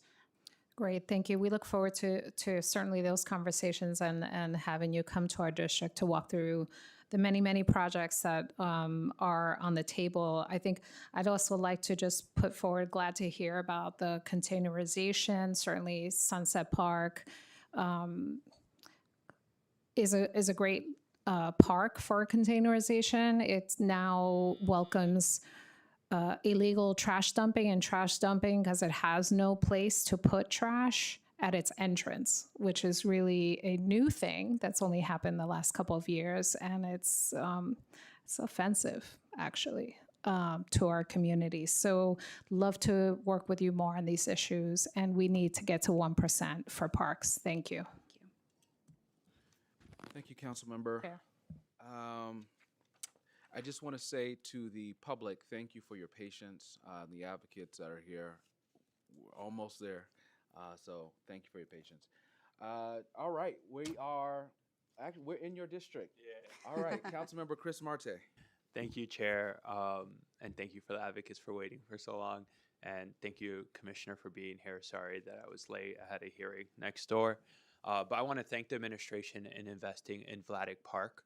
It's a hidden park within a massive public housing development that's been overlooked for decades. And so to see that announcement last month brought joy to me, joy to the tenant association and many of the residents. And so it just really shows where this administration's values are and their moral compass when it comes to investing in green spaces. So thank you so much for that. My question is, Parks Department has made a commitment for tree canopy all throughout the city. However, there's certain neighborhoods that can't have tree canopy, like Soho and Tribeca, because we have vaulted streets. What methods are you looking to help greenify or make those streets greener to try to at least accomplish something in those neighborhoods if we can't accomplish tree canopies? Yeah, thank you for the question. If I I just want to spend just a quick moment on Vladeck. You know this, Vladeck is very near and dear to my heart. Vladeck, even to our community board, was unknown as a park space for years, and that community board knows their stuff. So it was amazing to know that this park went under the radar, smack dab in the middle of very, very dense NYCHA housing around everywhere, has not been touched in over 20 years. This is the beauty of CPI. This is the beauty of projects like this. It's done in partnership with our elected officials when we know that something needs to get done, when we know that it is going to take in a major influx of money. We're very proud to be able to have a program like this. So thank you. I look forward to breaking ground on that project. When it comes to neighborhood parks in your neighborhood, and you mentioned them that have like an inability because of the underground infrastructure to grow trees, this is where then we look at other tools in our toolkit, particularly around the green streets. And you have worked in one. You and I have both worked on one in particular. We have a good partnership with DOT to think through some of these green streets and the areas where we can add more green infrastructure. We know what's at stake. It is not just kind of luxury tree trimmings here. It is actually water retention. It really does create a sense of community in these spaces. And so where we can, we're happy to work in partnership with our elected officials, with the community members there, to think through how do we improve these green streets and make the most of these spaces. It is always in partnership with our other agencies, and I want to emphasize that because sometimes that gets frustrating to work with more people and more pieces of government. But to the best of our abilities, what I can commit to you is that we are trying to ease this as much as possible, that we're trying to be the convener, that we're happy to work in partnership with DOT, with others, to try to build out as much kind of green infrastructure as possible. And parks is really the human entity. That's really the difference between us, and I'd argue, with other agencies. With all due respect to my other agencies, we start every single capital project with community input. We really do think through what is going to activate these spaces, not just what are they going to do and serve, but how are we going to activate it? How are we going to bring into the community? So wherever possible, that's going to be the lens that we take to these spaces, one of high collaboration, and try to build spaces that the community can actually use and appreciate. Yeah, thank you for that response, and also thank you for all your quick work in Barnett-Newman Triangle. It looks night and day out there, and I think the community really loves it, honestly. Is there a database to show not only all green streets, but parks that don't have a friends group? And so as elected officials, maybe we can help organize our neighbors to start some sort of, coalition or group to be that partner on the ground. It's such a great question.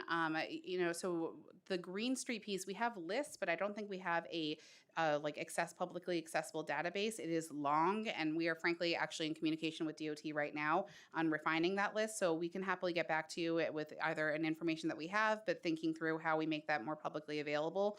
When it comes to the friends groups, What I think that you have currently on the Vital Parks Explorer, which is public, is looking at any sort of volunteer projects that have happened. So it's not necessarily a friends group, but it gives you a sense of like, where is there good things happening in these spaces? We can certainly think through that. We have partnerships for parks, which is of course our kind of arm of the agency that helps activate. But I think it's a great kind of goal to set to make sure that we have active groups in every single park, Green Street, and any other space that we have in our portfolio.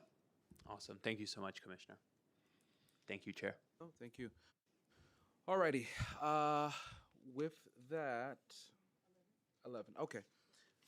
So I do have just a couple questions, and then that is it. Has the department considered putting housing on top of future recreation centers? Thank you for the question. So, two pieces. One is that just in general, parkland needs to be used by law for park purposes. So, any sort of like looking at any. This wouldn't happen, I'm assuming, but if you wanted to put a piece of housing on Central Park or something like that, it would mean a true alienation would go into effect, and you'd have to go through several kind of steps with passing legislation on the state and city level in order to make that happen. However, on the flip side, while we are kind of mandated to protect the parkland that we have and use it for parks appropriate purposes, we are also thinking through creative ways to expand park services and recreational services beyond parkland. And one example of that has just recently come up is what's happening at 388 Hudson. This is a lot of land that will have completely 100% affordable housing go up on it. And on the first 3 floors, we're very excited to be partnering with HPD for the first time ever in a new recreation center that will be put and located on those first 3 floors. So we're talking competition-size swimming pool, basketball tournaments that could happen in the new basketball court, weight rooms, media center, dance labs, areas for after school, the whole 9 yards that could happen in partnership with HPD on a completely affordable housing development. It's game-changing and is a really innovative way to think through kind of extending park services on parkland spaces. So we're really excited to see that to continue to go through, and are happy to think through other opportunities like that. Okay, I'd love to have further conversation Yeah. with you about that. I think I may have an idea for a space in my district. Great. Okay. Couple more questions. Has the department considered? Sorry.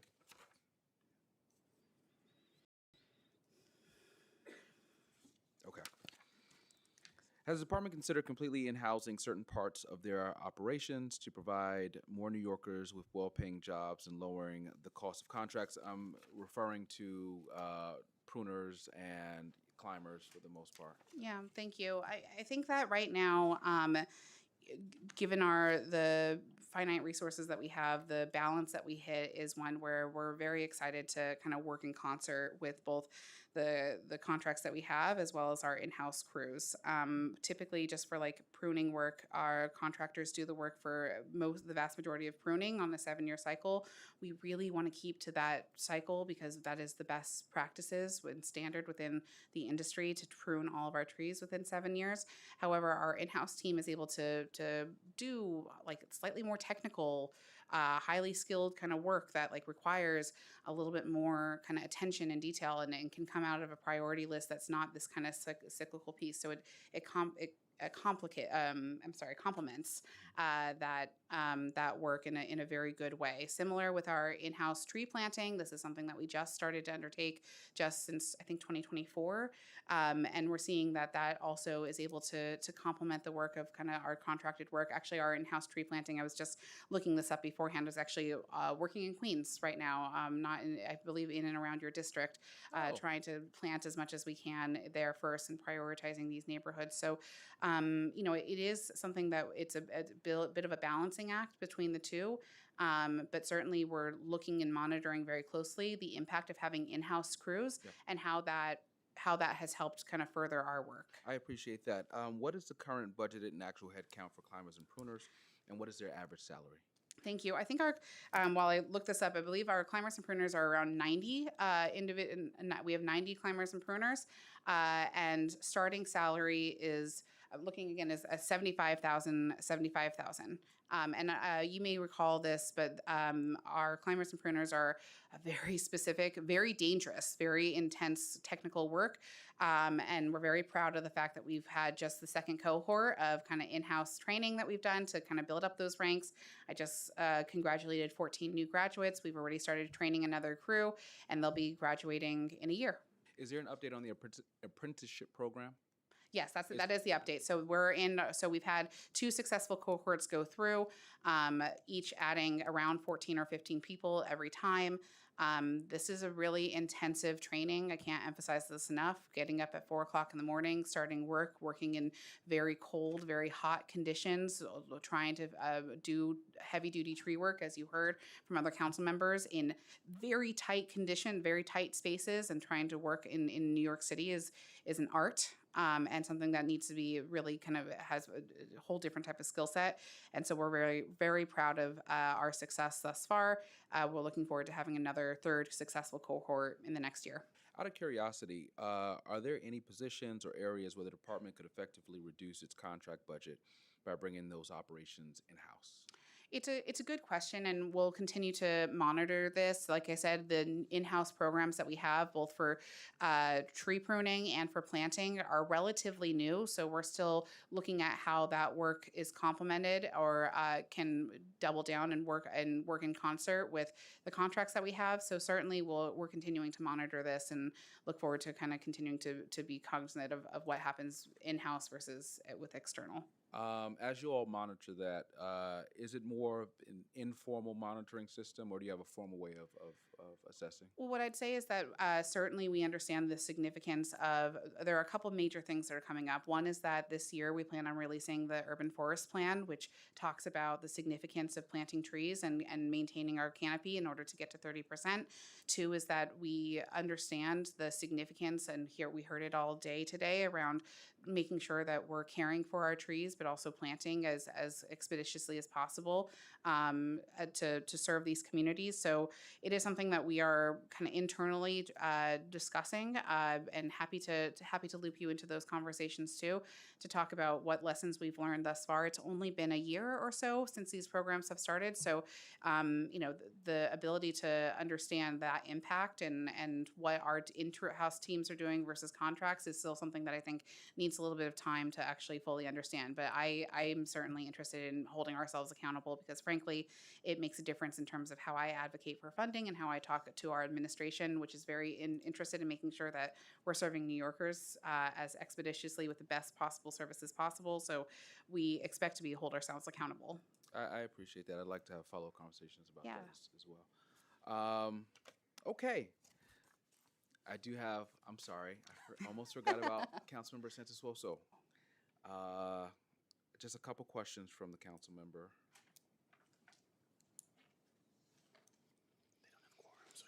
Have the requirements set by Intro 800 and 978 passed in April 2025 been met by Parks?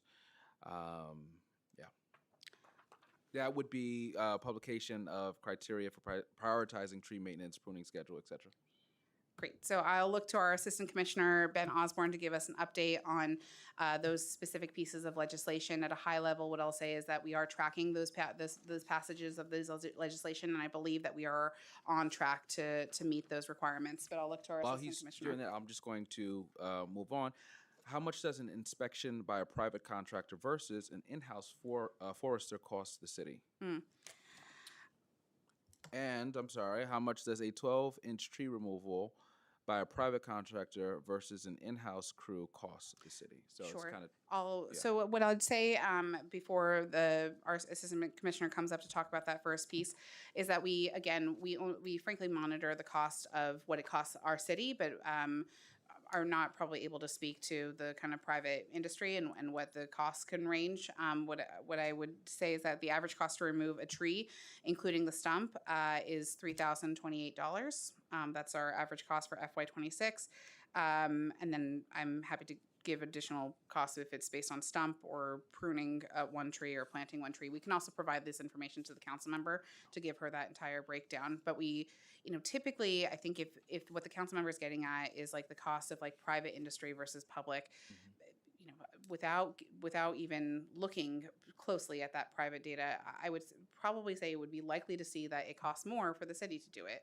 But there are good reasons for that. We use labor, we use unionized labor. We are comprehensively looking at this work. We are doing it based on larger contracts. We are not only just planting or removing a tree, but when we're thinking about this work, we said it before, now we're not doing this piecemeal. Now we're doing this comprehensively. We're going to expand tree beds to make sure that this doesn't happen in the future. We're going to plant a new tree. We're going to fill in other tree pits where trees can't be done. And when we leave, it's going to be done, and we won't have to deal with this anymore in that spot. We'll have to continue. We'll get to continue on and move on to another portion of the city. So what we're doing is more comprehensive. What we're doing is typically more expensive. But I would argue that we're very proud of that work and think that it's the best way to care for the entire city as a whole. But I'll turn to you, Ben, to just give more about the legislation. Sure. And before I respond to that, Chair, I just want to make sure I'm responding to the correct piece of legislation. Was this the one that was ultimately passed as Local Law 59 of 2025, or is this a different bill? This was Intro 800 and Intro 978, passed in April of 2025. So yeah, the second one would be the building clearance one. So I'm happy First to one we'll have respond to to check. that. The first we may need to get back to you on. But in regards to the And I'm sure if there's any follow-up, the council member will follow up. Certainly. Okay. In regards to the law requiring prioritization for tree work, including a request for building clearance, we are on track to be compliant with that legislation, which goes into effect in May. We're building out the digital tools right now to be able to record the results of our inspections, similar to how we do with risk assessment currently. What percentage of park bathrooms are open right now? Great question. I'll happily look to our acting first deputy commissioner to give specific data. But I think I would also just flag, because I think a couple news articles came out about this recently. Typically, the vast majority of our bathrooms are open and functioning. If they are closed, we report on that internally to ourselves to make sure that we know if closure is happening due to a reconstruction project or due to some sort of maintenance issue. We do track this pretty granularly on a monthly basis, looking at when these bathrooms are closed and the reasons why, and making sure that we are reporting this internally as well. So we take this seriously. It is not something that we kind of just will say openly, saying that all of them are open, when the truth is that we know when some are closed due to some sort of other kind of issue, and are pretty closely monitoring this. But I'll look to our acting first deputy commissioner to give specific details. Right before you answer, and I just want to keep my word, there was a constituent who stopped me and it just came to mind. St. Albans Park, renamed after the late council member Archie Spigner.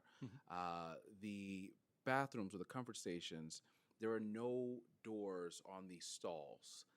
So just flagging that for you. I don't know who it would go to, but just wanted to flag that. Want to keep my word to the constituent. Oh, well, look at that. Thank you for that note, council member. That'll be taken care of. Thank you. On any day, our average rate is 90% of our 700 some public restrooms are open. Again, they change from day to day. They frankly change from hour to hour if we have vandalism or a medical emergency or a longer term closure. But we're very proud that we, again, as the commissioner said, we track it on a very, very fine basis. And our average open rate is plus or minus 90% on every day, 7 days a week. Thank you. Former council member Justin Brennan passed a local law that all agencies must coordinate with each other to perform any work prior to repaving of a road. To what extent does DOT coordinate with parks when repaving? Are there any issues around repaving and trees? So I'll look to our acting first deputy commissioner to give a little bit of detail here. I think that the truth is that we're talking to our sister agencies every day, if not every hour. Some coordination is happening. One in particular, which I think has to do specifically around paving, is maybe state of good repair, which I'd like to take the opportunity to kind of discuss or have our acting first deputy commissioner discuss. But when it comes to tree work, this is something that happens at a staff level regularly. Actually, the council member who was here before knows this pretty well, but we have, oftentimes parks won't plant a tree in an area because we have confirmation from another agency that they're about ready to dig up that area for another project or something like that. We do this type of clearance and coordination regularly, all the time. When it comes to particular sidewalk pavings and replacement and that sort of work, we actually have a great working relationship with DOT in particular. Our acting first deputy commissioner kind of leads a lot of that work, and so we're in close coordination with them, but I'll let you talk a little bit about that. Yeah, I think for two things. First of all, for paving, we work very closely with DOT on when they're repaving parks assets. We have a great working relationship with them. They've done what we call multi-purpose paved areas, large asphalt areas. They've done parking lots. They've done park roads for us. So obviously that's done at our request, so very close working relationship.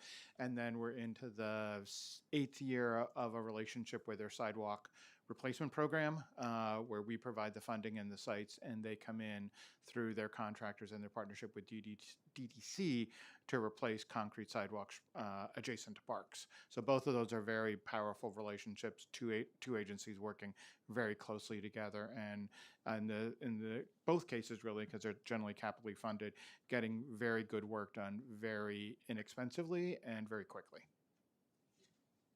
The next question is somewhat of a follow-up, I think, to the last question that I asked. There has been an increase in hiring contractors and seasonal workers in the last 10 years. What barriers does your department face in hiring full-time union-eligible staff?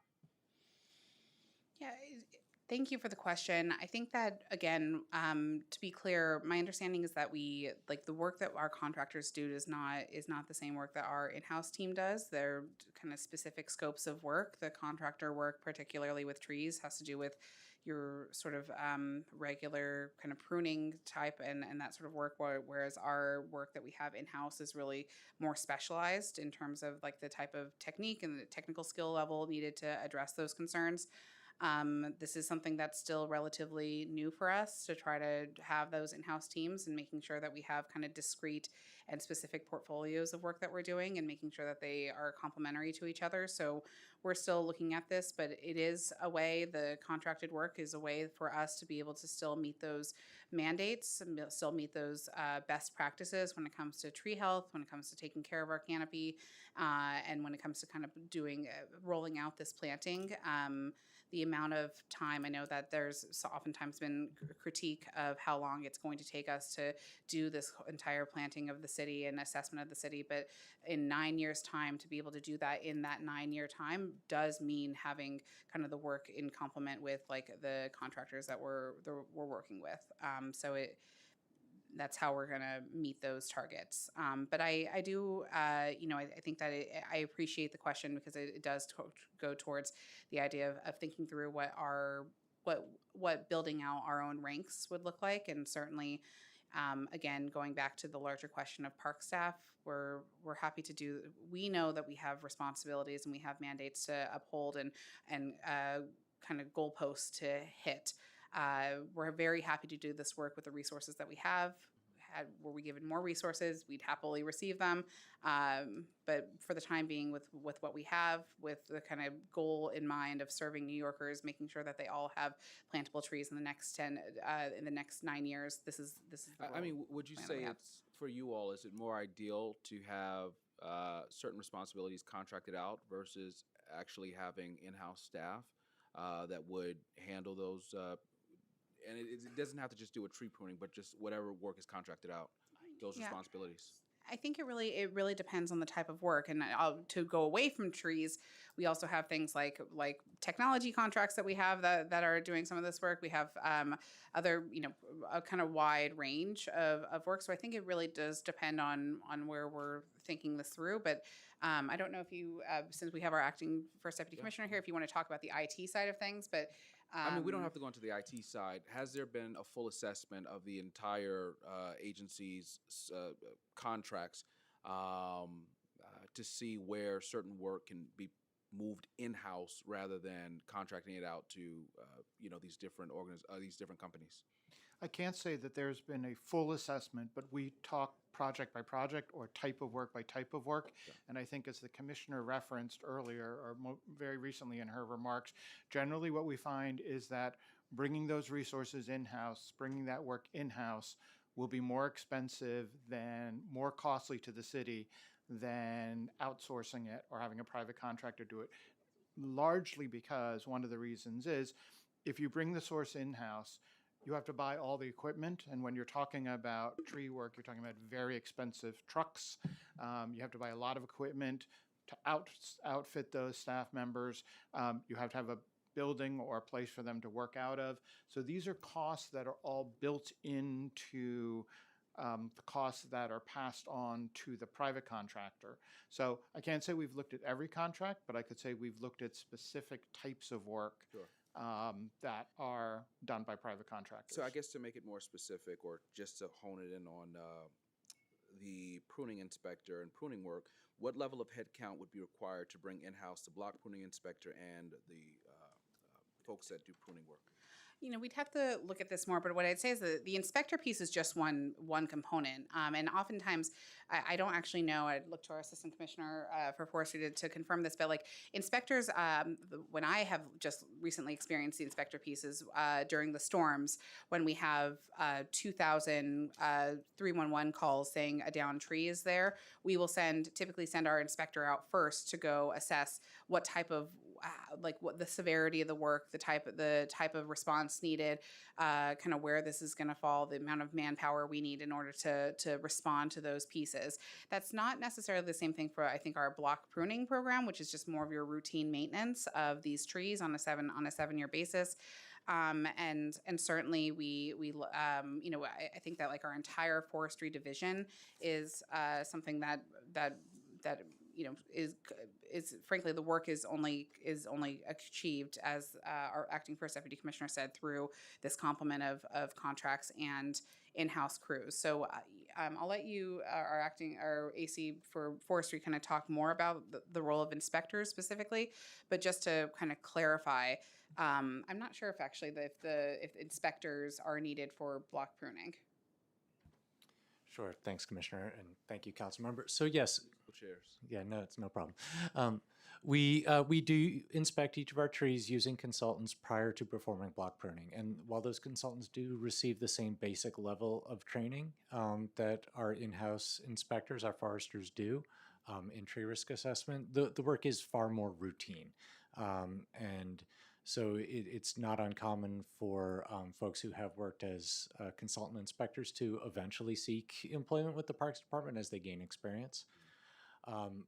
But as the commissioner said, the scopes of work of the block pruning, contracted work, whether it's the inspection or the work itself, are complementary to that of the work that our in-house crews do, which is more varied, more diverse, and ultimately like a kind of deeper technical skill set that gets developed over time. Thank you for that. And final question from the council member. How many years long is a capital project backlog? How many additional landscape architects does the Parks Department need to hire to eliminate the backlog? We have, thank you for the question. We have 500 projects currently right now that are either in design, procurement, or construction. For this upcoming fiscal year, we have 91 projects that are kind of lined up to go into that process. And I believe that out of those 91, there are going to be 24 of those that there's a likelihood that we will not be able to begin them in this fiscal year. So we probably have around 24 projects that we'll have to wait until the next fiscal year to start. The question around specific landscape architects, it's a harder question to respond to, because every project does not require a landscape architect. Some of those projects are PRBs, public restroom buildings, or require other staff. But right now, 500 in the process, 91 slated to start in this next year. 91 that are waiting to start. Of those 91, 24 are likely to wait until the next fiscal year to start. Understood. Thank you. Commissioner and deputy commissioners and chiefs and everyone else, thank you so much for being here today with us. that concludes our questions for you all. Thank you for, again, sitting out 5 hours, and thank you to the advocates and the public. We're going to open it up for public testimony now.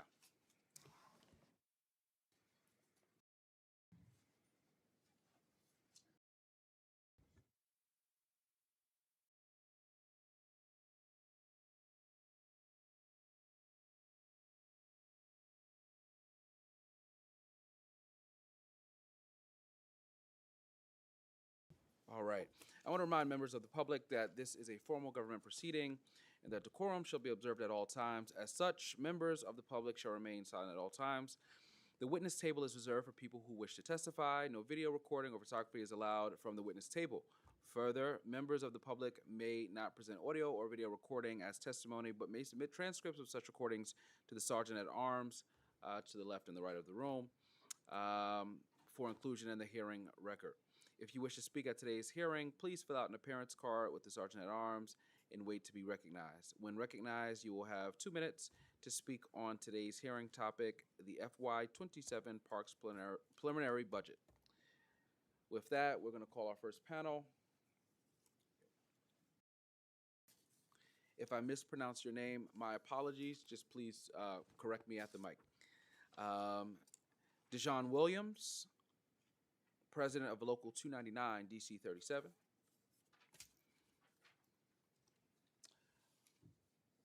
Ralph Bonelis, Vice President of Local 983, DC 37.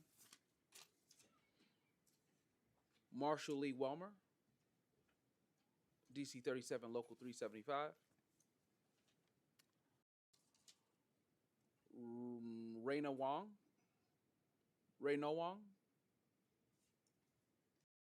Okay. Okay.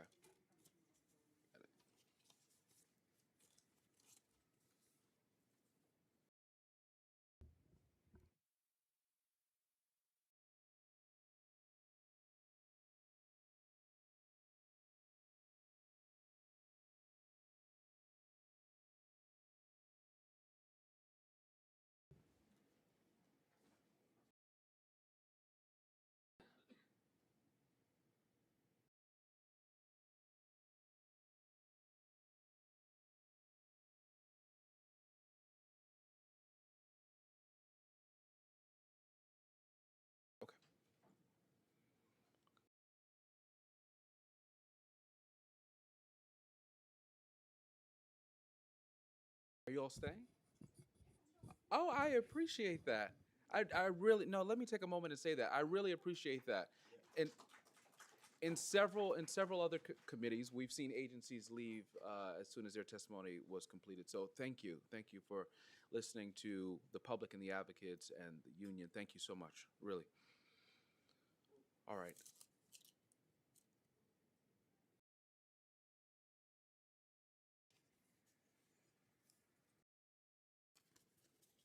No? Okay.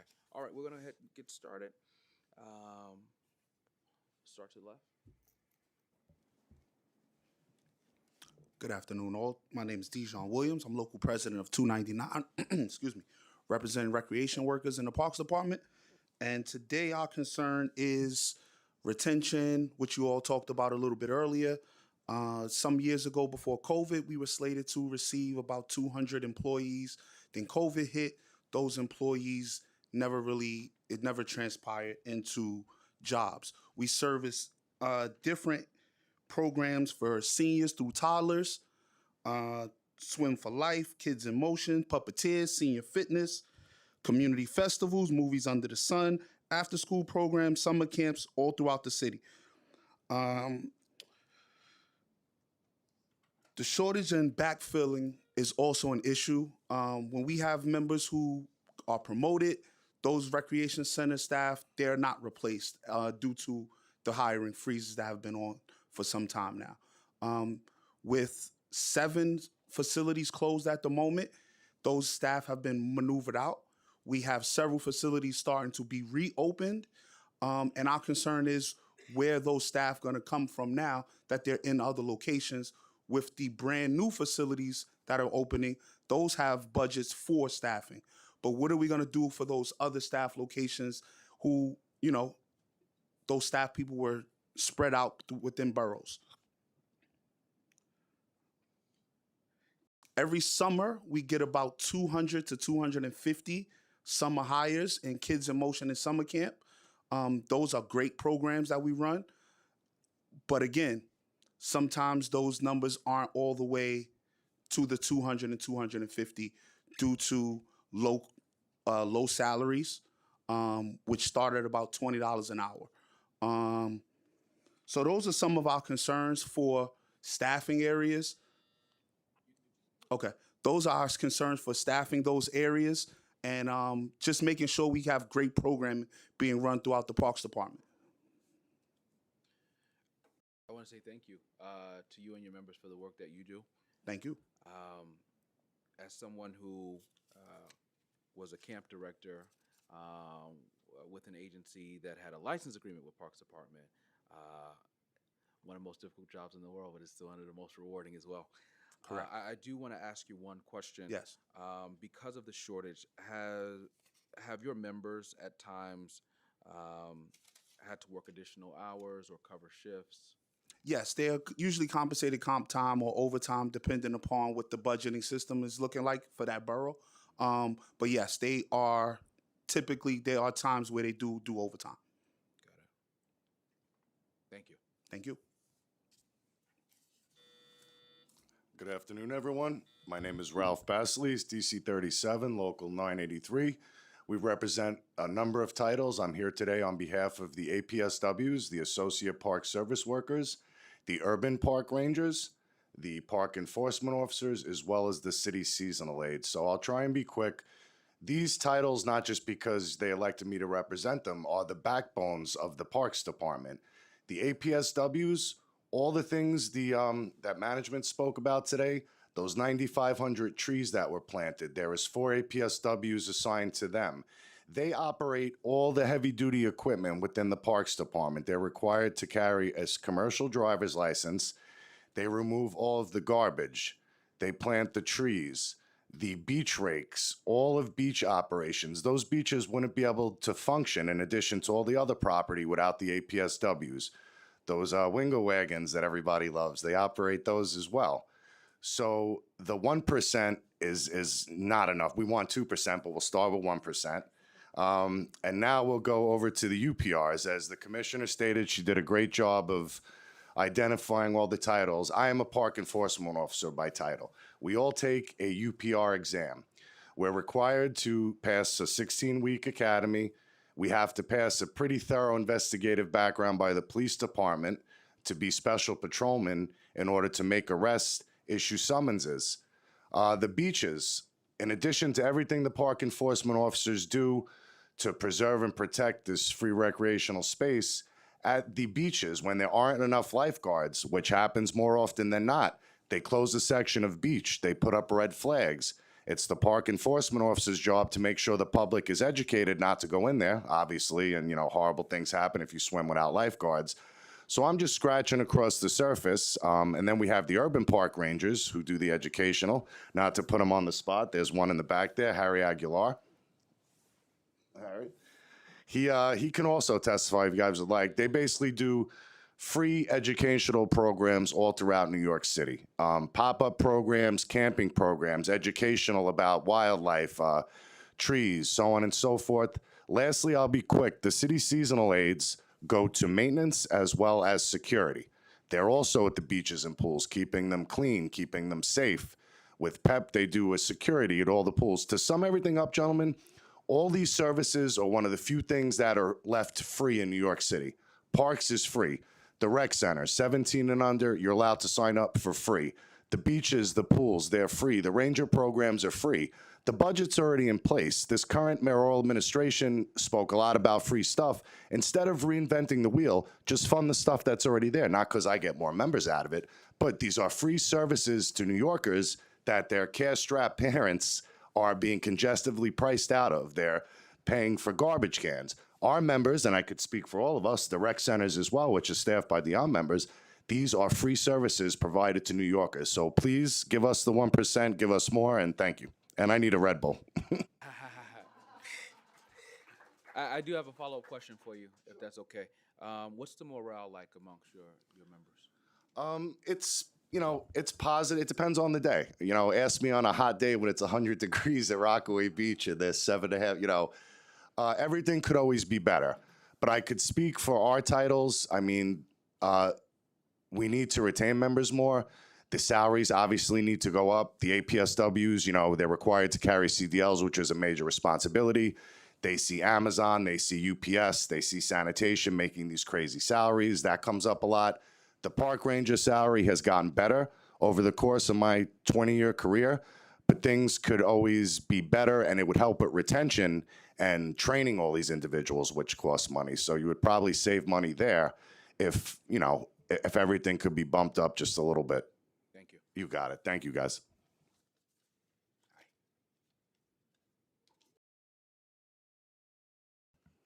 Hi, my name's Raina. I'm a park tree planting forester at New York City Parks. I'm here representing DC 37 as the president of Chapter 7 of Local 375, the Civil Service Technical Guild. I wanted to speak a little bit to the staffing shortages we have in forestry. In the tree planting team, it's an immense challenge. Ever since I started in 2023, we've had staffing shortages with a team of about 20 people, survey every street and every park in New York City. We have people regularly managing multiple multi-million-dollar contracts. I'm currently stepping in to help another team manage a contract because of staffing shortages. And I'd imagine this work will only become more intense with the neighborhood tree planting program, where we will be required to plant every available space every 9 years. A lot of people have brought concerns about the sidewalk. This is obviously a big concern for members of the public. And really the only way we can get sidewalks repaired quickly from tree damage is to expand staffing of the trees and sidewalks team. And particularly, we need to be hiring construction project managers for this role, because this team has one of the highest turnover rates, because the contract management is extremely complex and the members of this team don't feel fairly compensated. And I would say the biggest staffing shortages are probably for tree maintenance. I would really like to advocate for the continuation of the climber pruner apprenticeship program, because that's the only way we're able to guarantee an adequate stock of staff to do the essential tree maintenance work alongside the borough foresters, to be able to keep our city safe, to be able to, the commissioner mentioned, meet our goal of this 30% canopy, which tree preservation is actually one of the most important parts of, and I think that's underlooked. Currently non-union contractors are used to fill a lot of these gaps, and their quality of work and their speed of work is typically not on to par with parks workers because our training is centralized. So yeah, just wanted to point out some of the ways the staffing shortages are affecting our work day to day. Thank you. And would you say with the apprenticeship program that the individuals who have gone through or completed the program, does it seem just from your conversations with your members that they're likely to stay with the department, just from conversation? I know I'm asking you to kind of speculate, but. Yeah, the climber pruners I actually don't represent in my local. They have their own local, but in my conversations with them, it seems to be a good job. I think they, would like higher pay, of course, like a lot of other titles do. But it's an incredible opportunity to get a very unique training while still being paid during the training. And so I think it's something that's really necessary for both the career development of people in New York City who don't have a lot of opportunities to get this kind of training, and in order to ensure that we have qualified individuals for this type of work. Understood. Thank you. Good afternoon. My name is Marshall Lee Weimer. I am a Manhattan Borough Forester with DC 37 Local 375. I'm a delegate for the Chapter 7, my president here. The city currently spends about 20% of its budget on outsourcing public work to private contractors, which has been increasing on an average of 6% every year since 2009. This is a problem particularly felt within the Parks Department, an agency whose management and operations have been continually outsourced and privatized since the city's fiscal crisis over a half century ago. This is true in who designs our green spaces, who maintains them, and who effectively controls them. In Parks Forestry, private contractors complete the regular maintenance, pruning of all city street trees and parkland trees and handle much of our maintenance work, as the commissioner explained. It also includes stump removals and also forest pest management of contracts, of which I oversee for Manhattan. However, the consultants and contractors, again, do not have the same safety standards, they do not have the same training, and they also do cost the city more on average. In-house forestry is about 2/3 the cost. Parks should be doing a lot of this work in-house, and we can, whether that be in-house tree planting or like the city of Chicago is able to do in-house block pruning of all of their city trees. If we want to reach the goals of the urban forest plan by achieving 30% canopy by 2035, we should be moving more of this work to in-house and not spending so much on these expensive contracts. This is also in line with making sure we meet that budget gap that the city is currently facing of $5.4 billion. There's an opportunity for the city to both save money on forestry operations while expanding them by moving the contract funding to in-house workforce development and permanent line funding of forestry, landscape architect, resident engineer staff in the Parks Department. And just as a constituent services things, if you want your constituents' residences pruned, you want to reduce the flooding and heat island effect inside your districts, increase the economic activity of storefronts, since shade does do that, and ensure every New Yorker can have a safe, equitable, and enjoyable experience under the shade of your urban canopy. We have to fund public works for public workers. Thank you. All right, thank you all.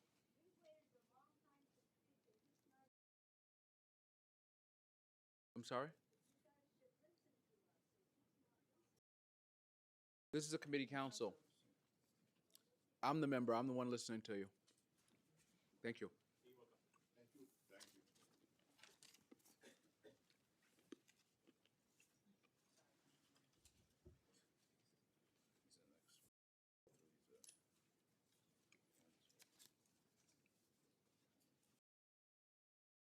All right, our next panel is going to be Maximus Barton, Irina Goldstein, Adam Ganger,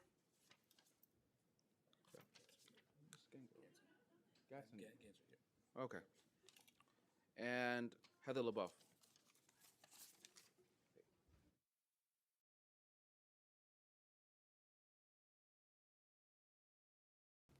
Sorry, Adam. Mr. Nuts. Yeah. I'm like, I know this doesn't seem right.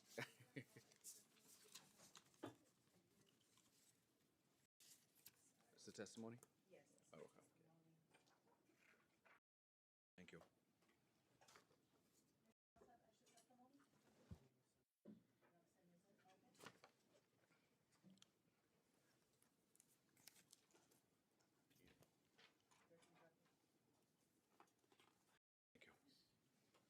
All right, you can begin. We'll start to the left, to my left. Okay, good afternoon. My name is Irina Goldstein. I was raised and currently live in City Council District 39. So grew up in New York City. I come here today as a New Yorker, a union member, and a parks worker. I specifically work for the NRG, the Natural Resource Group, that works to preserve and protect our forever wildlands, which are what we think of as like a traditional forest. Right now, the mayor is proposing to cut funds to parks. This means that people who have dedicated their lives to the environmental stewardship in their communities will probably continue to receive paltry wages, $24 an hour. Try raising your family on those, on that wage. This means that workers will probably continue to have long commutes because they do not earn enough to live near the parks they maintain, or there are not enough parks jobs in their local communities. Right now, I commute about an hour to work, and some of my fellow coworkers are commuting an hour and 15. And this means that the city will probably not make people who have seasonal positions funded through Playfair permanent staff, allowing people to live with job precarity. From the federal to the local level, when governments need to tighten their budget belts, politicians cut funding to parks. I believe this is because I believe this is because park labor is invisible to the public. People think working in our public green spaces is cool, niche, and an enjoyable alternative to an office job. But these laborers use their bodies to maintain parklands, which are places that boost our mental health, forests to capture carbon, much needed third places, and wetlands to mitigate the effects of flooding from storms charged by climate change. And who are the gardeners, foresters, and ecologists? They're just people with a lot of, okay, sorry, and then, yeah, they're people who know the difference between, that can ID an oak tree, a maple, a sweet gum, in the winter, in the summer, in the fall, and have knowledge that they have developed over years. So yeah, please don't cut funding for our parks, for our planet, and for our workers. Yeah. Thank you. Great. Max Barton, Laborers Local 1010, union rep, 2,500 members. We build New York City's infrastructure. New York City parks and our city trees provide a critical canopy or a natural infrastructure that mitigates heat, reduces stormwater runoff, and improves our air quality. The city has set an ambitious goal to increase this canopy to 30% by 2035. New Yorkers are struggling with affordability. The city is trying to address affordability, all while doing their best to respond to this amid a budget deficit without cutting services, especially on our beloved parks, which offer free recreation and low cost or free programming for all New Yorkers to enjoy. This administration is looking for ways to improve government efficiency, an approach we support, and being creative on how we achieve this. One way to do this has been proven for time and time again to be efficient is project labor agreements. For decades, project and labor agreements have provided consistent labor standards across all bidders, ensuring that contractors complete efficiency and quality rather than the lowest possible labor cost. They also support workforce training, safety standards, and predictable staffing for complex public works. As reported by the New York City Mayor's Office of Contract Services, the City of New York and the Building Construction Trades Council of Greater New York have been parties to various project labor agreements since 2009. These PLAs have been an important component of the city's complexion and delivery of public works by establishing consistent works rules across construction projects, reducing the administrative burden and cost on construction agencies, and providing opportunities for city residents and businesses. The recent PLAs have also increased opportunities and add flexibility for minority and women-owned business enterprises, MWBEs, allowing their workforce to gain valuable experience on city projects and build their companies, and provide good paying career opportunities for low-income communities. The city has multiple active PLAs, but absent from this inclusion in New York parks is forestry work. An oversight hearing held in September 2025 that focused on the Parks Department contracting practices and vendor accountability testimony provided by Cornell University's School of Industrial Labor Relations found promising results from these contractors operating on project labor agreements. And in recent parks databases, tree planting contractors performed by union signatory firms demonstrated faster planting completion and higher short-term survivability rates. My time is over, so I'll end it right there.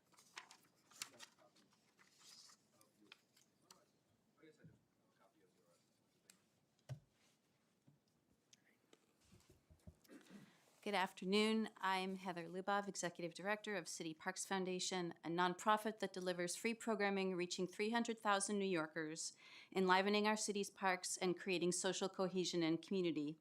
Through Summer Stage, the Puppet Mobile, sports lessons, and environmental education, our free programs encourage people to use their parks. Through Partnerships for Parks, a public-private collaboration with NYC Parks, we support more than 420 grassroots volunteer groups and 28,000 volunteers who care for parks.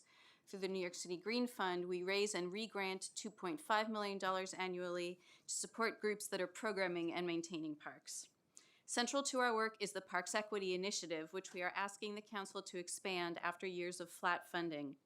This initiative pays for the staff who engage volunteers, provide technical assistance, distribute grants, and build stewardship capacity, particularly in environmental justice communities. Every dollar invested through the initiative multiplies into more volunteer hours, community capacity, and greener neighborhoods. Expansion of funding will not only help us to continue supporting the groups that we work with, but will also help us implement the pilot work we started on the Urban Forest Plan to identify and train tree stewardship groups, increase our tree canopy, and support climate goals. Ultimately, though, our work really depends on a well-resourced Parks Department, which is why the preliminary budget is so concerning. We're genuinely excited to work with an administration that has an ambitious and progressive agenda, but in its current form, the preliminary budget does not match that ambition. It proposes millions of dollars less than last year's adopted budget, eliminates staffing lines, and fails to protect the 276 parks workers set to lose their jobs at the end of the fiscal year. The department has been cut to the bone, and staffing is inadequate in every possible way, from maintenance and forestry to permitting, from legal and capital planning to recreation. It becomes harder and harder to do our work when the agency can barely do its own. New Yorkers deserve a thriving public realm. Please add funding per the Play Fair Coalition's agenda and expand the Parks Equity Initiative. Thank you. Hi there, my name is Adam Ganzer. I'm the Executive Director of New Yorkers for Parks. I want to thank everybody for sticking around. Thank you very much. I have a long thing that I want to read, but I'm not going to read it. I just want to talk about where the parks stand on a staffing perspective. The 276 positions that we're talking about, these are one-shot positions. The idea that half of the ranger team or a third of the PEP enforcement patrol team is funded with one-shot deals. These are colleagues of full-time staff, and they don't know if they're going to have jobs at the end of the year. These are play fair positions that we got many, many years ago, and yes, they have been restored year after year, but it's no way to run the agency, and they were never meant to be permanent. The second thing is the hiring freeze. The hiring freeze has been terrible. Yet, to get rid of the hiring freeze, the agency is being asked to eliminate vacant positions. That's another significant loss to the Parks Department. That's just not negotiating that. Those are baseline positions that are just going to disappear. And in many ways, this administration has been dealt a bad hand. Yes, the head count is the same as last year. Yes, the budget is the same as last year. But that does not take into account the nearly 600 positions that were lost from 3 years ago, whether it's parks workers, people that are working managerial or admin jobs within the agency, forestry, we've heard about capital projects teams. You've heard nothing but complaints from other council members. We all want to work together, but unless this administration recognizes the previous losses, they're not going to be able to advocate for future gains. We need 1% for parks. We need a plan to get there. Thank you.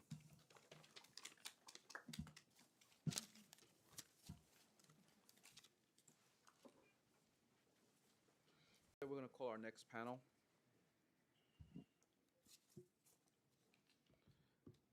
You have another pen? You have another pen. Carolyn Harris, Elizabeth O'Connor, Sophie Stubaum, sorry. Christina Taylor. Maybe I should use my glasses.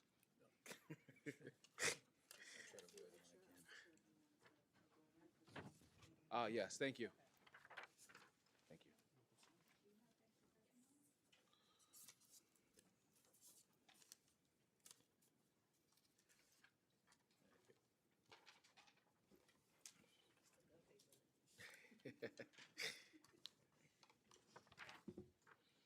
All right, we can begin.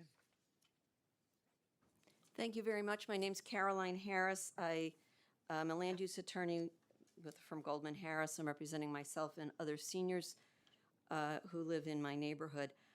I want to start by saying this has been an amazing hearing, and I have huge compliment for the commissioner for, in such a short time being commissioner, being able to absorb the breadth and significant, all the work that you have to do. I know you've been with the agency a long time, but still, it's an extraordinary job that you're doing. Thank you. Having said that, I also strongly support the increase in budget for parks. Parks are the primary resource for health and welfare for our residents and the environment. In addition to its other priorities, the department should prioritize active recreation for adults, especially seniors in smaller local parks. New York City has the second highest rate of dementia in the country, with the Bronx, Brooklyn, Manhattan, and Queens having the highest rates of dementia in the country. Not Staten Island, maybe because they have so many parks per person, per capita. Medical studies show a remarkably high correlation between dementia and a sedentary lifestyle, sitting on a bench, as seniors have usually been relegated to. Instead of having active recreation, is also critical for bone and heart health, as well as preventing dementia. It's not only a personal issue for many families, mine experienced a senior with dementia, it is a public health issue, and it's also an issue of immigration, finance, socioeconomic benefits, and other health issues. New York City's parks, local parks, can be a key tool in endeavoring to stem the tide of and to prevent further dementia. For example, the proposed design of my local park in Manhattan includes a dog area to the exclusion of an area for active recreation, seniors and adults, yet both uses could easily and rationally be provided without substantial, if any, delay on procurement or parks recreation and final design. Commissioner said just today, we should be judged not by how we treat our most vulnerable. We should be judged by how we treat our most vulnerable. That includes not only the disabled, who were discussed by Councilmember Schulman, but it should also include seniors. Parks can be a leader in the prevention of this growing senior health crisis by facilitating the active recreational use of local parks by seniors and adults of all ages. It would not require a huge financial investment, just thoughtful design. Restore Parks Department's funds, push for the 1%, and don't forget Grandma and Grandpa or forsake your own long-term health. Thank you. If you don't mind me asking, what's the park that you were referring to? Rupert Park in Manhattan, Community Board 8. Thank you. Thank you. Good afternoon, Chair Hankerson. My name is Sophie Stelbaum, and I'm the New York Program and Operations Coordinator for Trust for Public Land, a national nonprofit that connects everyone to the outdoors, and as a member of the Playfair for Parks Coalition. Living in New York is exciting, and it's hard. The city has a major affordability crisis, and the struggle to live here isn't just about housing, it's also about quality of life. Families raising children in a small apartment wonder, where can our kids play without adding another line to the budget? The answer is in the city's nearly 2,000 parks. They represent one of those amazing tech-free environments where you get to feel the earth, the sun, and the wind. But parks also need care, people to take care of them. The budget cuts $33 million compared to last year's budget. 276 positions will be lost. We need to restore those positions and move the parks budget up 1% to up to 1% of the city's budget. That's what it takes to make these parks thrive. Another major opportunity for outdoor play spaces in New York is New York City schoolyards. We strongly support Councilmember Brewer's position that schoolyards remain open after school hours and on weekends. These spaces exist in every neighborhood, including the ones with the fewest parks. Opening parks means children have somewhere to run near their home, parents have somewhere to exhale, and neighbors can sit in the shade of an activated and joyful place. Mayor Mamdani, we see you. Many of your videos are filmed outside. You clearly love these spaces. Now it's time to fund them. And to the council, we urge you to include $33 million more than what's in the budget just to restore what was baseline last year.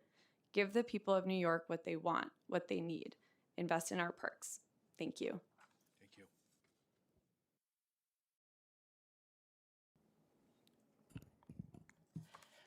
Good afternoon. I'm Christina Taylor. I'm the Deputy Director for the Van Cortlandt Park Alliance, and I'm testifying on behalf of VCPA's board and staff and as members of the Playfair for Parks Coalition. Thank you so much for holding this important hearing. In a city battling record inequality, extreme heating and flooding, declining quality of life, parks are not a luxury. They are essential infrastructure. Yet for decades, parks have been underfunded, understaffed, and unevenly maintained. In the last 4 years alone, the Parks Department has faced continued disinvestment, causing our park system to tumble in national rankings. While most major cities dedicate 2 to 5% of their budgets to parks, New York City has been stuck at just 0.6%, trailing the nation in nearly every park metric. We were extremely disappointed to see the mayor's preliminary budget for our NYC parks at $33 million less than last year's adopted budget. I wish I could say we were surprised, but unfortunately this seems to be a continuing pattern. While it's great that the hiring freeze will finally be eliminated, it comes with a loss of nearly 100 unfilled staffing lines. In addition, 600 lines were lost in the Adams administration through cuts and hiring freeze. While New York City Parks is asked to do more and more each year, New York City Parks has lost 700 positions in the last 5 years. The budget also fails to address the nearly 300 park workers set to lose their jobs at the end of the fiscal year because they were not baselined. We had hoped the mayor would put an end to the annual budget dance, but here we are, dancing once again. These 300 positions need to be baselined. Year after year, NYC Park staff does more with less. The staff is already stretched too thin. They are tired and frustrated, and so are we.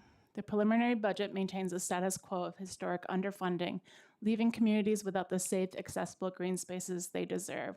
The time is now.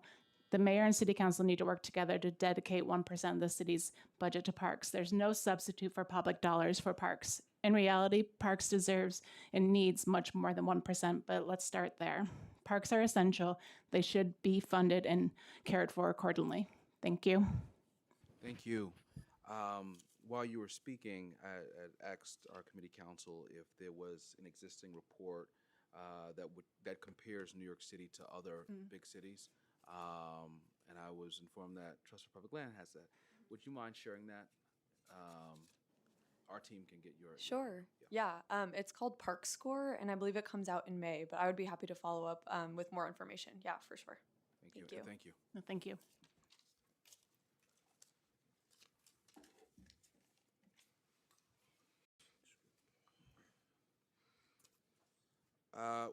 Our next panel consists of Elsie Soto, Merritt Birnbaum, Tammy Lynn Mogus, and Morgan Monaco.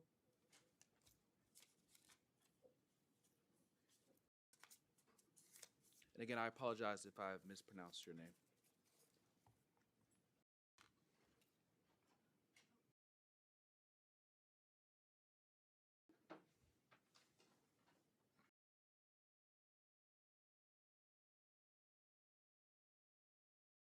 Okay, we can begin. So sorry. Yeah. Did I Good just to turn see it you on? again as well. Nice to see you, Council Member. Good afternoon to Council Member Hankerson and members of the committee. I'm Morgan Monaco. I'm the president of the Prospect Park Alliance and proud member of the Playfair for Parks Coalition. Prospect Park is Brooklyn's backyard, hosting over 10 million visitors annually, but a backyard is only as good as its upkeep. Currently, the city's budget is failing New Yorkers who rely on these spaces. Mayor Mamdani's FY27 preliminary budget is $33 million, less than last year's. Instead of moving towards the 1% for parks we were promised, we are hollowing out our green infrastructure. Since 2023, we've lost 600 staffing lines. This budget would eliminate 100 more just to end a hiring freeze. Furthermore, 276 of our dedicated workers are in positions dependent on temporary one-shot funding lines. These workers are the backbone of our parks. They must be baselined, and they must be baselined now. The lack of operational funding creates a maintenance gap that wastes taxpayer money. There are ample capital funds, but not the requisite maintenance funds to care for what we build, and therefore are rebuilding capital assets rather than have them last through their useful lifespan. We ask for the additional 460 second shift workers to keep 400 high-use parks and restrooms clean. Prospect Park welcomes 10 million users each year. Most visitors come to the park in the afternoon hours. They should be able to access a clean park just like morning visitors. This underfunding is dangerous. In just 3 years, Prospect Park has faced devastating flash floods and a severe brush fire. We cannot build a resilient city if we do not invest in the hardworking New Yorkers who manage our forests and keep our parks clean and safe. Let's make sure the administration's affordability agenda is accomplished by funding our parks and providing New Yorkers the quality green spaces they deserve. I urge the council to restore these cuts, baseline our essential workers, and finally put NYC Parks on the path to 1% of the city budget. Thank you so much. Thank you. Can you speak to some of the pressures that such budget cuts have impacted conservancies? Yes, so we And are. parks groups? Yeah, so we're proud. I'm also a member of the leadership committee of the Parks and Open Spaces Partners, POSP, coalition, and we are proud partners with NYC Parks. We raise private dollars to help supplement city services. Many of us do direct service in terms of caring for our forests, our woodlands, do trash pickup, and some capital work. This is essential. We don't do this in a vacuum. We rely on the city and the city's budget to be able to maintain our parks in partnership. So when there's a decrease in funding for NYC Parks, that is a pressure on the private sector. And we believe in this administration's commitment to all working New Yorkers, regardless of whether there's a conservancy or not, and therefore are urging the council to join in our efforts to make sure there's 1% for parks. Good afternoon. My name is Tammy Lynn Bogus, and I'm the director of the Nature Conservancy's New York City program. The Nature Conservancy is the world's largest conservation organization. In New York City, we convene the 200-member Forest for All NYC coalition that works to increase investment in the urban forest and to expand tree canopy cover to 30% citywide by 2035 equitably. The Nature Conservancy is also a proud member of the Playfair Coalition. I'm here to urge the mayor and city council to finally dedicate 1% of the city parks budget to New York City parks, 1% of the city budget to New York City parks, starting with $150 million in capital and expense fundings for the New York City urban forest starting in 2027. These funds would restore and baseline critical New York City parks workforce, expand forestry and natural areas staffing, and to support implementation of the urban forest plan across city agencies. With the city's first ever urban forest plan about to launch this spring, this is a defining moment. This 10-year plan charts a path to reach 30% canopy citywide and foster the engagement across city agencies and community stakeholders. But it cannot be implemented without restoring and expanding the very workforce that sustains the urban forest. Despite managing over half of the tree canopy in New York City Parks has lost more than 600 staff positions since 2023, with another 100 on the chopping block this year as a condition of the hiring freeze. These cuts directly affect the urban forest, tree health, and livability of New York City. We commend the city's previous commitments to parks and urban forests, including Mayor Mamdani's pledge to doubling the parks budget. However, the preliminary budget's proposal of cutting $33 million from parks is not in line with that commitment and does not set up the urban forest plan for success. This budget also fails to safeguard the 276 park workers set to lose their jobs at the end of this fiscal year.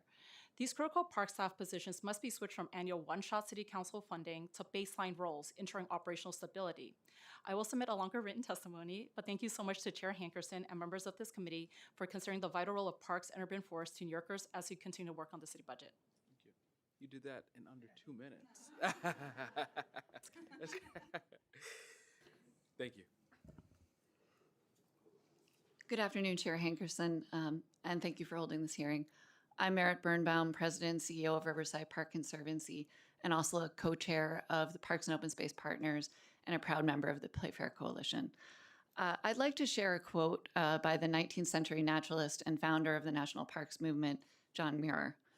"Everybody needs beauty as well as bread, places to play in and pray in, where nature may heal and give strength to body and soul alike." These words could not be more relevant today.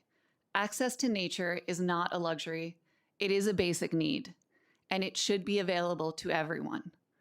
We have an opportunity right now to bring our park system back to glory, to give New Yorkers beauty, wonder, and that most powerful of all tools, hope. But we will not get there with the current level of funding, not even close. To sustain a great park system, we have to invest in the foundational resource that makes any system work, people. We need more parkies. And I want to be very clear, our park staff are extraordinary. As the agency testified today, every day they are doing more with less. They are maintaining landscapes, responding to emergencies, repairing infrastructure, and supporting millions of visitors, all while stretched far too thin. In Riverside, we see the dedication of NYC park staff and the consequences of this underinvestment. The bathroom in our volunteer house is shuttered due to plumbing issues, and suddenly a local senior group loses the place where they gather each week. A sinkhole just opened up near a dog run, and the entire community of pet owners now has nowhere to go. The 158th Street basketball courts are suffering from filthy deluge of runoff from the highway. There's not enough staff to power wash it, so the kids have no access to their local spot for sport and connection. These may sound like small things, but they are not. They are daily disruptions to the fabric of community life in our parks, and New Yorkers notice. They feel it. And at the same time, we know what it would take to change this. You don't need to know the exact math to know that we need more maintenance staff to keep parks clean and safe, more tradespeople to fix what's broken, more forestry staff to care for our trees, and the capacity to move long-promised capital projects forward. It's not about asking for something unrealistic. It is about aligning our investment with our values as a city. Because imagine what we could have. A park system where every New Yorker, regardless of neighborhood, can rely on clean, safe, vibrant green space. A system that reflects the pride, care, and resilience of the city. The future is within our reach, but only if we choose to invest in it. We have the opportunity to break the cycle of doing more with less and invest and build something with lasting, worthy of the people of New York. Thank you. Thank you. If I may ask, can you tell me the locations, the sinkhole and the basketball court that you mentioned? Yeah, the basketball court, our basketball court's at 158th Street under the highway. And the dog run is at 87th Riverside. And our volunteer house that I also mentioned, where we've been hosting the senior group for the last couple of years, it's at 108th Street. Thank you. Maybe our team can follow up with Parks Department regarding some of those issues. Thank you. Hi, everyone. Good afternoon.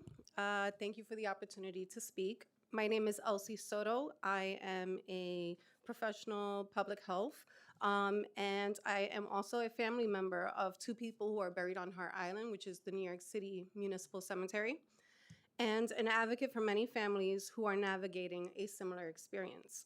For us, visiting Hart Island is not optional. It is how we grieve. It is how we stay connected to the people we love. Right now, access remains limited in ways that make the grieving process even more difficult. Visitation is primarily on the weekends, which does not work for many families. People have varying work schedules, lack of childcare, and responsibilities that make weekend access unrealistic. I am asking that at least 2 weekday visitations be added to the monthly calendar so family members have the opportunity to visit. There is also a growing concern that is deeply painful for families like myself. It was brought to our attention that New York City Parks Department public tours on Hart Island are being advertised for about $39.99 by touring companies and offer around 3.5 hours on the island. If those proceeds were being used to expand family visitation, we would understand. However, that is not happening. And families are still given significantly less time, sometimes under 1 hour for visits. Yesterday, my visit was for 1 hour and 15 minutes, still significantly less than public tours. This is unfair. Access for loved ones should come first. Transportation is another major barrier. A short shuttle service already exists, but it currently runs between the Hart Island Ferry and the BX29 stop at Fordham Street, which is only 3 blocks, and only at the end of the visit. Families traveling by train must still find their way to and from the Pelham train station, relying on extremely limited bus service on City Island. There's only 1 bus, okay? The distance from the Pelham train station to the ferry is less than 3 miles, about 10 to 15-minute drive, yet for families using public transportation, it can take over 30 to 40 minutes due to transfers, weekend service, and wait times. Now, if we look at someone who's traveling from Staten Island, they literally have to take a bus to a boat, to a train, to another bus, to another boat, and it sounds like a joke, but it's reality for a lot of New Yorkers. And I am proposing that we take this existing shuttle service and just expand it to pick up visitors directly from Pelham train station and bring them straight to the Hart Island Ferry. This is a simple change that would make a meaningful difference in access and reliability. Hart Island is the resting place of over 1 million New Yorkers. The families and loved ones connected to this island deserve dignity, fairness, and equitable footing to mourn our loved ones. Thank you for your time. Thank you for that. I'd just say on the more immediate note, if you can find someone from Parks Department that's here. You mentioned something about tours being advertised for $39.99. That doesn't sound too I can't even think of the word right now. But if you can just talk to someone from Parks Department about that, so they can look into that immediately. It doesn't sound right. I believe it was removed. Okay. However, was to removed. know that Okay. it's been in existence for over a year, Right. and none of that funding has transpired to expanding family visitation or even transportation to the island, it seems unfair to me. Thank you. Thank you for your testimony, Elsie. Thank you all.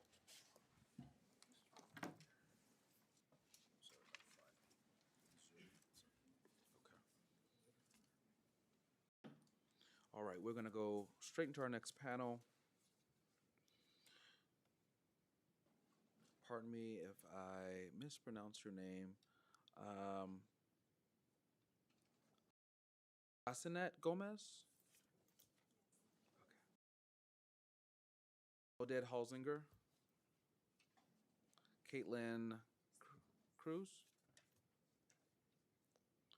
Helen Turgos? Thank you.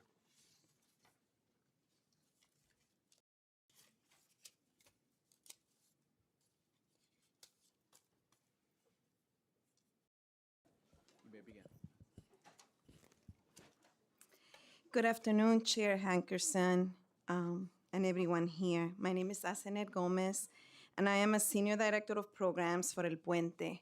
El Puente is also a member of the Forest for All and the Playfair Coalition. We are a 43-year-old community human rights organization that promotes leadership for peace and justice in North Brooklyn and Puerto Rico. We represent a historic environmental justice community where poor air quality, driven largely by vehicular pollution, remains one of the largest threats to public health. Approximately 6% of our residents report having asthma, linked to our community having the 8th highest concentration of fine particles, otherwise known as PM 2.5 in New York City, one of the most dangerous air pollutants. As a result, respiratory-related hospitalizations in our neighborhoods are twice the rate of the entire borough of Brooklyn and New York City overall. Access to healthy, open green space is essential to mitigating these severe public health outcomes. Yet, the lack of sufficient parks and green infrastructure in our community only worsens air quality and compounds environmental risk. For our community, parks and public spaces are not optional, they are essential. We need quality parks where residents can gather, heal, and thrive.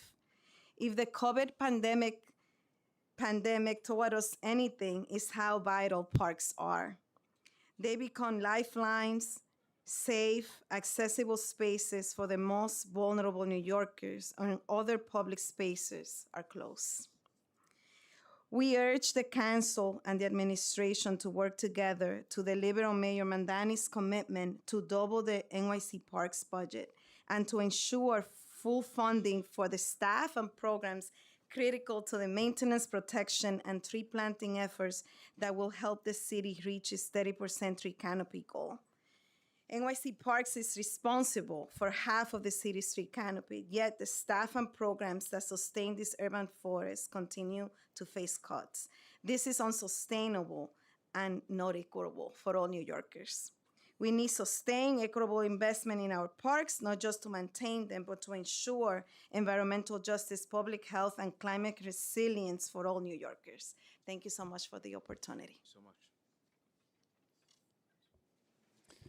Good afternoon, Chair. Thank you for the opportunity to speak. My name is Oded Halsinger, and I'm the Executive Director of the Natural Areas Conservancy. We're a nonprofit that works together with New York City Parks to steward more than 12,000 acres of forest, wetlands, and grasslands. These are the landscapes that really allow our fellow New Yorkers to have the experience of being in true wilderness.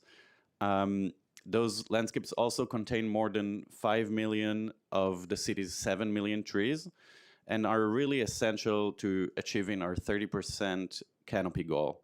We are joined today with our partners from the Playfair and Forest for All New York City coalitions in urging increased and sustained funding for New York City parks in financial year 2027 budget. I want to also thank you for your earlier question to the Commissioner regarding the one-shot funding and specifically its impacts on the natural resources group. We're very concerned to see that this preliminary budget does not include the renewal of FY26 one-shot funding. That funding supported critical forest management staff, and without it, we risk further reductions in the natural resources group, which is already under-resourced and responsible for these more than 12,000 acres. And you know, I don't need to repeat it. It's been talked here again and again, but actually I should repeat it because it's really critical to understand the impact of this reliance on the one-shot funding, and also for us as advocates to be trapped in you know, this need to beg for these one-shot fundings. That's just not the proper system. So if I remember the numbers correctly that the commissioner mentioned earlier, 37 employees were hired through this one-shot funding on top of the 63. That's 30% of the workforce that are sitting there with this uncertainty. So we're asking today for a baseline of $16 million to provide stable support for this work, and this is based on data based on the release of since the release of our forest management framework in 2018.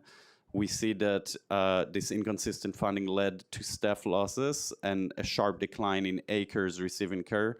Only 569 acres in financial year 2025 were receiving care. And at the same time, our 2024 ecological assessment found signs of decline in more than 90% of forest plots. And again, this is while we're just releasing the urban forest plan and calling for the expansion up to 30% canopy. So I want to remind everyone that our natural areas are not a luxury. They're essential green infrastructure for climate resilience, public health, and biodiversity. Thank you. Thank you. Hi, I want to offer perspective. I am one of those natural area employees on Playfair funding in the Natural Resources Group.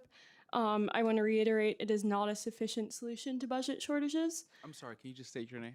My name is Helen Sharigas. Helen, thank you. I'm full-time and indefinitely a seasonal employee. It doesn't make any sense. I don't receive the same benefits as those on permanent lines until 18 months of full-time unbroken seasonal employment. I don't have federally recognized holidays off, paid holidays off. I can't apply internally to annually paid posted positions at parks that are open to baseline to full-time employees. And I haven't bothered to buy into the pension because I assume it's more likely than not that funding will lapse in the 4 years that I will need to work here to receive those benefits. I'm new to the workforce, and with a lot of luck, I actually turned down other job offers to work here. I'm proud. I'm from New York City. I'm now a public servant for the city, and I contribute to the city that I'm from. But our salaries as parkies across the board don't compete with the private sector. And I say this, my experience, to spell out that for these reasons, parks is and will lose skilled staff, experience high turnover, lose institutional knowledge, and dedicated public servants. This also harms the baseline workforce by putting more strain on the remaining staff who are already stretched thin. It takes so much time to rehire and retrain instead of build long-term capacity and expertise. It is so inefficient, and it's not a good position to be in as an employee. It's not fair at all. Fortunately, it doesn't have to be this way. These Playfair staff need to be added to the baseline and the budget. Thanks. Thank you. Would you mind providing us with the written version of your testimony? Sure, how do I do that? Sergeant at Arms, when you leave, they'll get your email or something like that. Yeah. Sure, thank you. We'd like that. Thank you so much. Thanks. Thank you.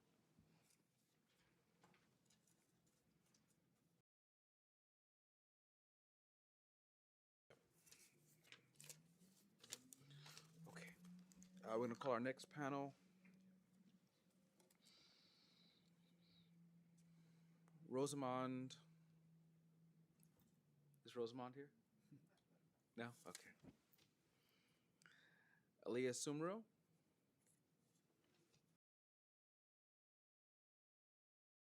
Benet Chisholm. Leslie Gomez Rivera.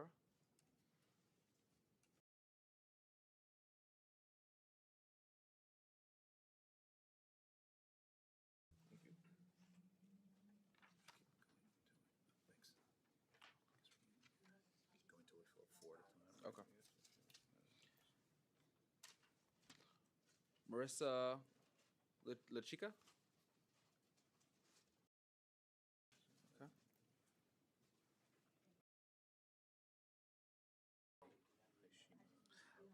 Ashima Harris? Thank you.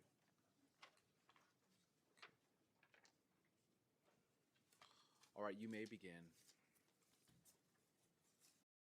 Good afternoon. My name is Alia Sumro, and I'm the Deputy Director for New York City Policy at the New York League of Conservation Voters. Thank you, Chair Hankerson, Commissioner Shimomura, and all the staff here and advocates here today for the opportunity to testify. I've submitted longer written comments. As co-founders of the Playfair for Parks Coalition, we advocate for a city budget that gives New York City parks the fair funding they deserve.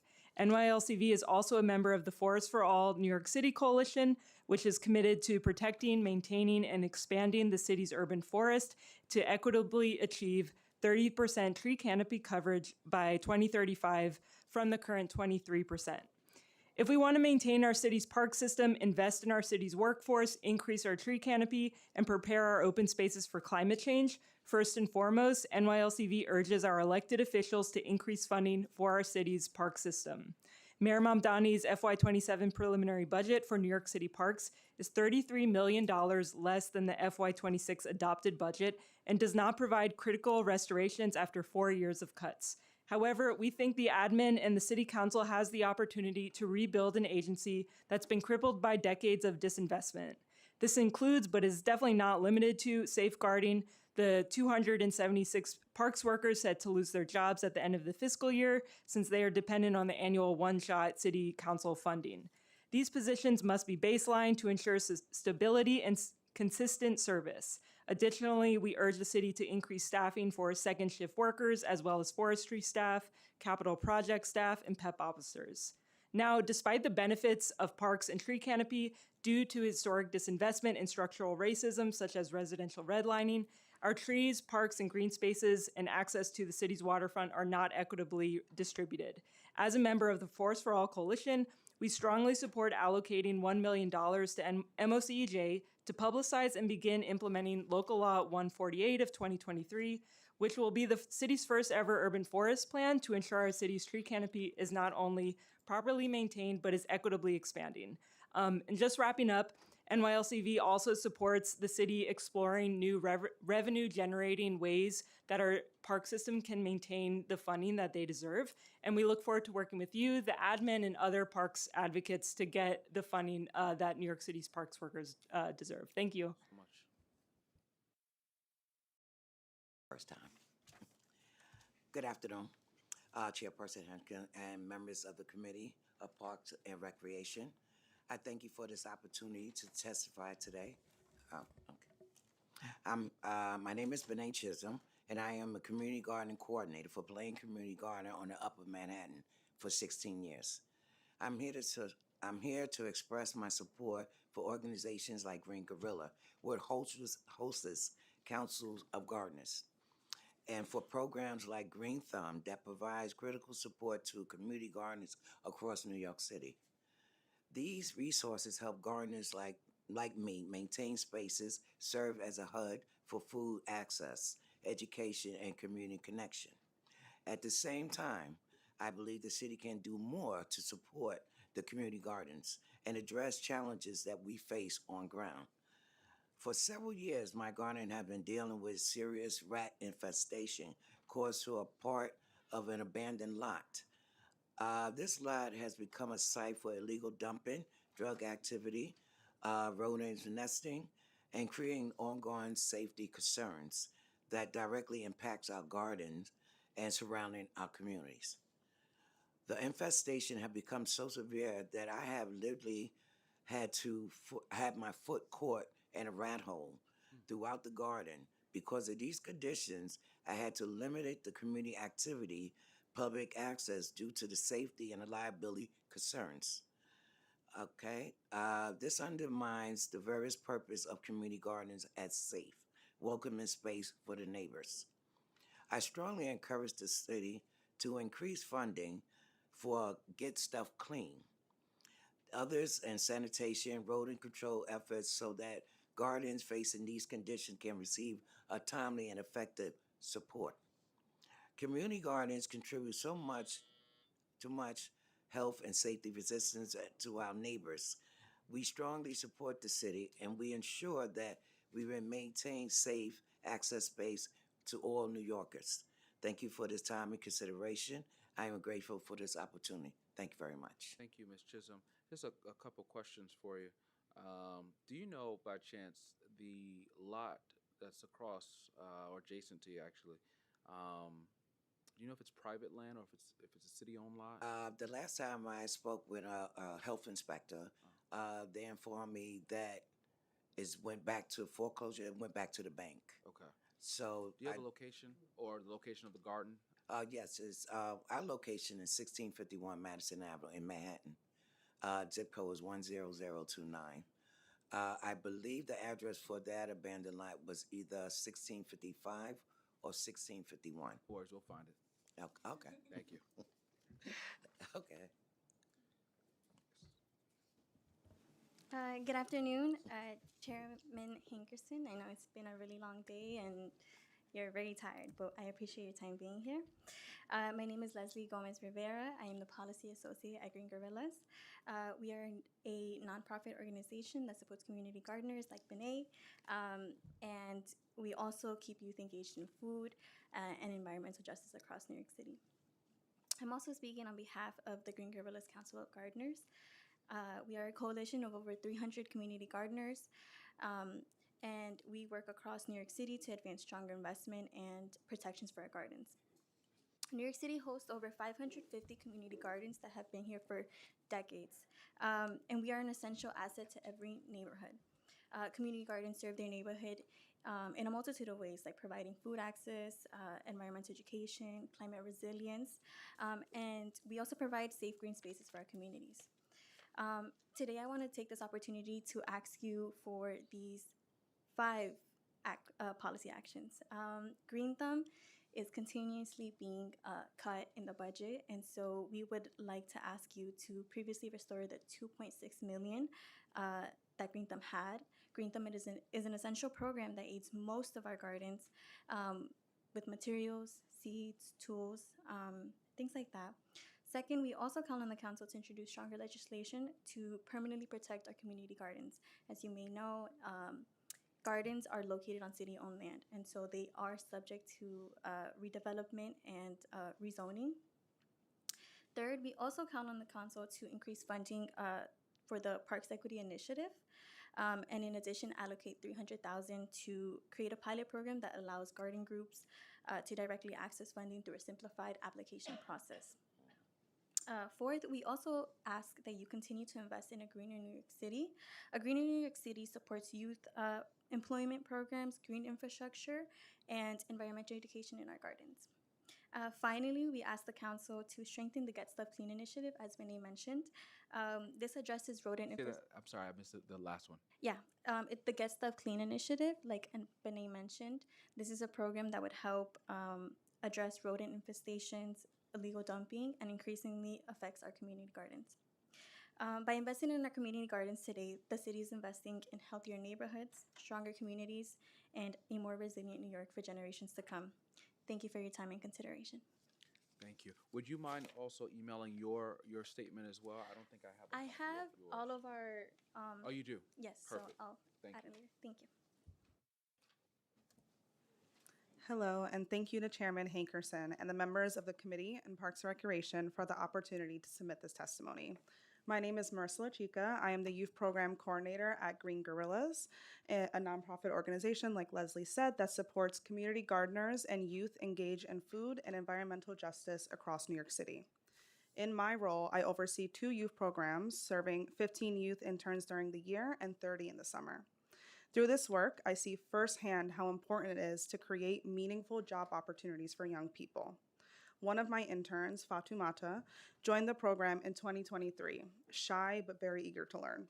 Over time, I watched her confidence grow through leadership opportunities and public speaking practice. She is now a 3rd-year returning intern and a mentor to our summer youth, supporting the next generation of leaders.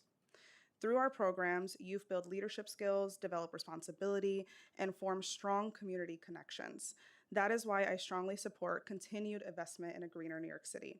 This funding allows organizations like Green Gorillas to provide green jobs, hands-on learning, and advocacy opportunities in community gardens.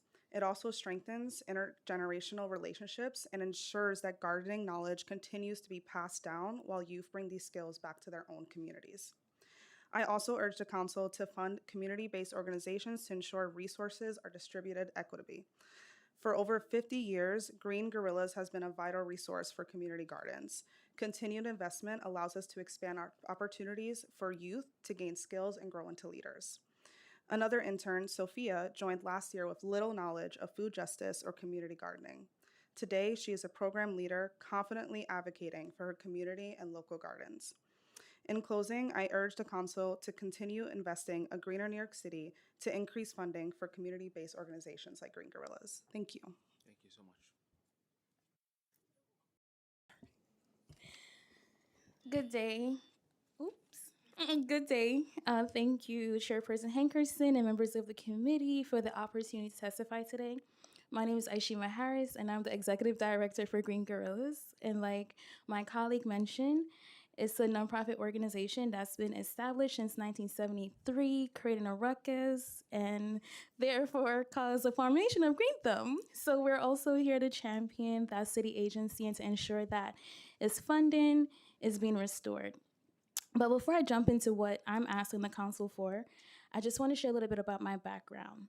When I immigrated to the US at the age of 12 from Jamaica, community gardens were where I found my belonging. In those spaces, I found people who shared my culture, food, and stories. I was once mentored there. I grew up there, and ultimately, those gardens shaped my career and purpose. My journey at the age of 14 started with Green Gorillas as a summer youth tillers. And to be the executive director right now shows how community garden has strengthened and reinstilled and reinforced the vision of what a community is. For over 16 years, I've witnessed how community gardens serve as critical infrastructure for food access, climate resilience, public health, and cultural connection. And yet, these same spaces remain underfunded and underprotected. Across the city, gardeners are navigating aging infrastructure, rodents infestation, illegal dumping, and consistent threat of land security. These are not isolated issues. They are systematic, and they require coordinated city response. If we want gardens to continue serving our communities, we must invest in them accordingly. We're asking the city to restore funding to Green Thumb to ensure baseline support for community gardens, advance legislation to permanently protect community gardens on city-owned land from development, and allocate $300,000 through Parks Equity Initiative for direct community garden support. Community gardens have long filled critical gaps in our neighborhoods, but they cannot do it alone. If we're really serious about equity, public health, and climate resilience, then we must be serious about investing in the spaces and people who have been doing this work for decades. I stand here today because of community gardens. I ask that you invest in them so that it preserves our essential lifeline. Thank you. Thank you so much. And thank you all for your testimony and for providing good trouble. Ms. Chisholm, if you can provide us with your contact so we can follow up with you about the lot, that'll be great. You can vote with the Sergeant at Arms. Thank you. Okay.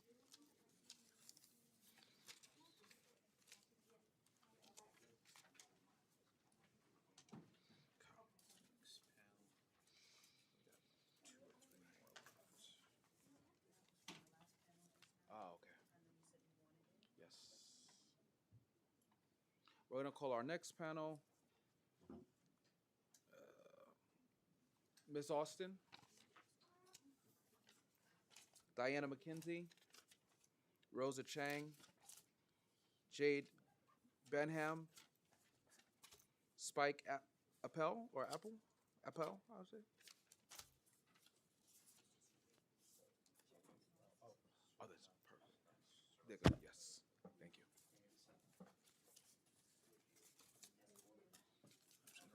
Yeah, yeah.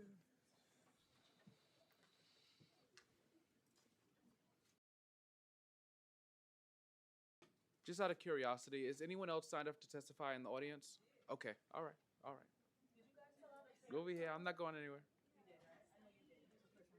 Okay. Okay. Oh, perfect. Thank you. Okay, so we can start. Yes. Thank you, Chairman Hankerson, for this opportunity to speak. I'm going to be very brief because I know that my message is going to be redundant. My name is Ishelle Austin. I am a lifelong gardener. I'm from upstate New York, and in the city, I'm the group leader of Grand Shade Garden. I'm also a member of Green Gorillas, the Council of Gardeners, and I'll just mention that we know the city's preliminary budget allocates only 0.6 of the total funding needed to support the Department of Parks and Recreation and continues to fall short. The city has limited ability to provide technical assistance, supplies, and staffing for over 550 community gardens. In my garden in particular, I'm going to have a little different approach to the trees. I actually need 8 London plane trees pruned in my garden so that I can grow food, because right now we're ornamental. We only can have hostas and ferns and shade plants growing there, and I would like to extend the ability to grow food to my gardeners who live in NYCHA housing. So we call on the city to restore the previously allocated $2.6 million in funding for Green Thumb and create stronger legislation to protect our gardens from rezoning and redevelopment of city-owned land. Yeah, I just need the London plane trees pruned so that we can reasonably open up the canopy, even though I know the city has tried to increase the canopy. Our canopy is very dense. What's the location of your garden? It's at 550 West 125th Street, adjacent to the George Bruce Library. Okay. If you, before you leave, you can provide the Sergeant at Arms with your contact information. Sure. Thank you. Thank you so much for your time.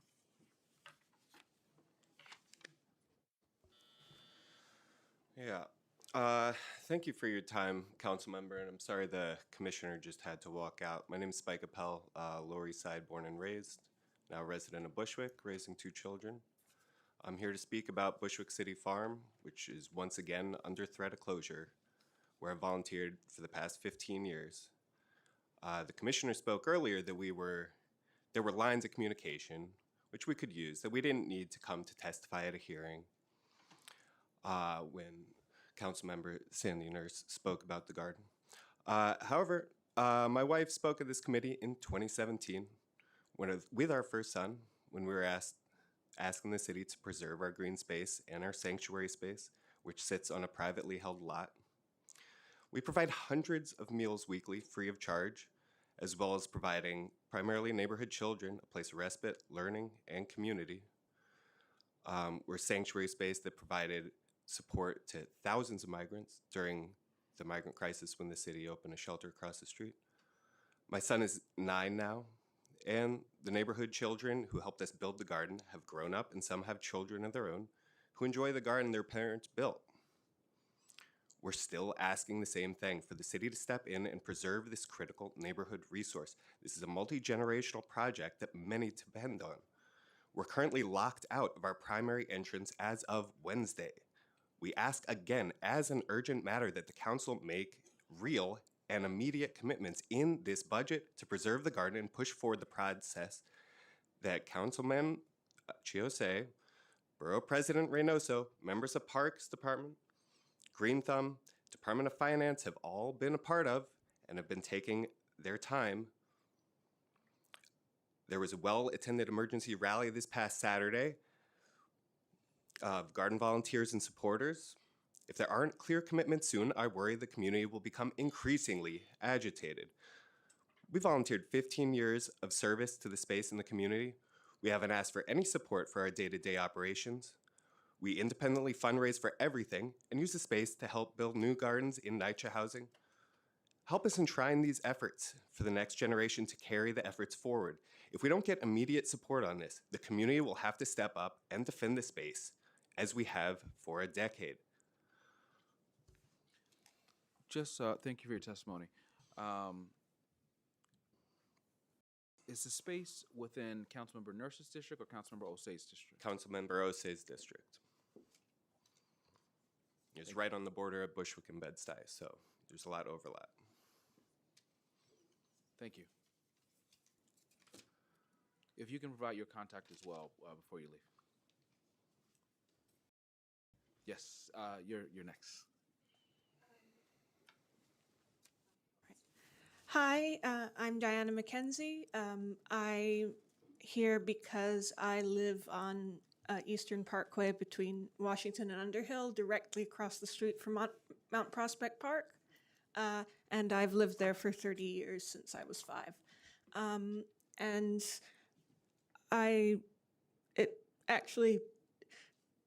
there's a lot that plays into what this meeting has been about.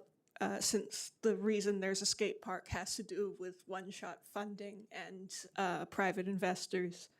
But that doesn't really matter.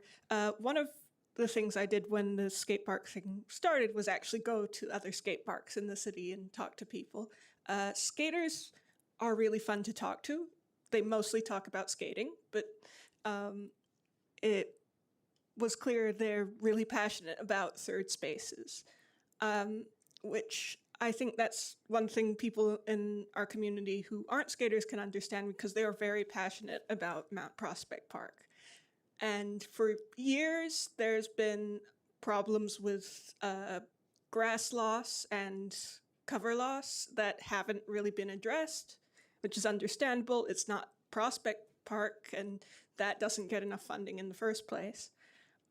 But I feel that the solutions they came up with for that doesn't really take into account how much the park is used and how fond of it people are as it is. And I think it would be it was really hard to have a discussion about anything under the last administration, and I think it would be worth having more discussions about, because I think some of the barriers that are up have more to do with how difficult that was than not being able to come to an accord. That's all, thank you. Oh, also, please increase the city parks funding. It is one of the things the most New Yorkers use. And we all know it's important. We wouldn't be here if it wasn't important. Thank you. Diana, if I may ask, do you know whose district the park falls under? If not, no worries. Crystal Hudson? Crystal Hudson? Okay. Thank you. Hello. Thank you very much for the opportunity to speak today, Chair Hankerson. We are so excited to have you spend some time with our Gotham Park Youth Ambassadors coming up, and I wanted to say congratulations to you and to Commissioner Shimamura, but she's left, who I have actually known since her my Community Board 1 days. So I have full confidence that she's going to do her utmost to uplift all of our communities in her role as commissioner. My name is Rosa Chang, and I'm co-founder of Gotham Park, a grassroots 501c3 created in 2021 to open, operate, and maintain a new community-led public space in a neighborhood that has historically been underinvested and overlooked right outside of City Hall, just right behind you, actually. Community are the roots of this grassroots endeavor, with over 47,000 people living within a half-mile radius of the park. We are incredibly diverse. 20% of our families live below the federal poverty level, 20% are seniors, 64% are BIPOC. We have 12,000 students literally across the street. Parks and public space are where we teach our children how to be good citizens, how to share, how to see and learn how adults treat each other, hopefully with an open heart and consideration. We need more of it, and we need to prioritize the care of what we have so that these spaces are here to build the community and the next generation that we are proud of. Gotham Park advocated for and now manages 4 acres of open space. We worked our butts off to get this space open, and we continue to work our butts off to take care of it. We program it, we plant it, we pick up the litter, and we work with our neighbors to collaborate on resiliency and education projects, health initiatives, programming, and the expansion of the space for our community. We are asking for your financial support to uplift community-led public space initiatives like ours. Help us survive and thrive. Show your support with funding for orgs like ours and for Parks Department so that we can uplift all parks throughout the city and all the people who benefit from access to our public spaces. Parks are not a luxury, they are a basic civil necessity, and they are the learning ground where we try and we fail and we pick ourselves up and we learn resiliency. We advocated so hard for Gotham Park and we are making it work, but only 1% of our operational funds is public. Please fund pathways to help us and grassroots projects like ours until we are able to stand on our own and bring up the next generation of legacy public space projects. People need parks, and parks need people to fund them. Thank you. Thank you. Thank you so much.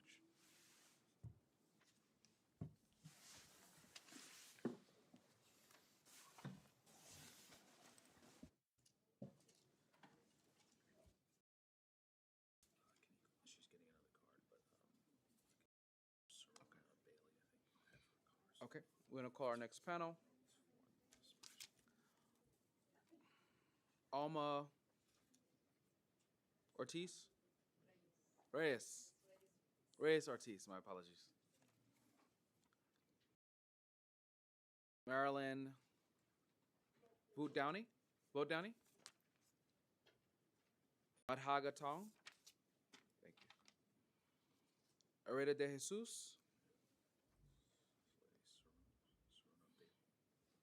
Serona Bailey McLean?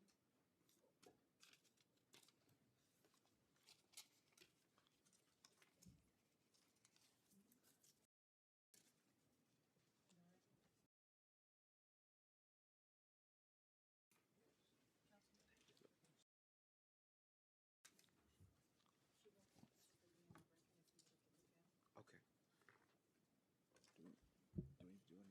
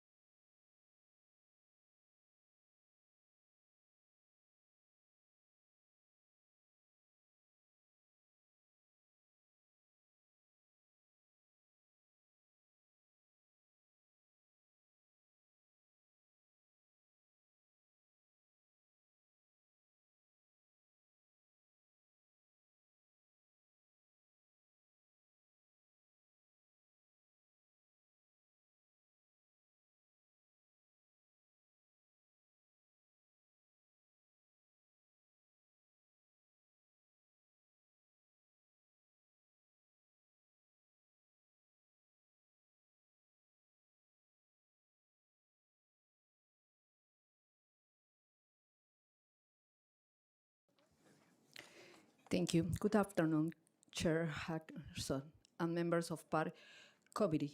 My name is Alma Reyes, and I am representing Queens Community House.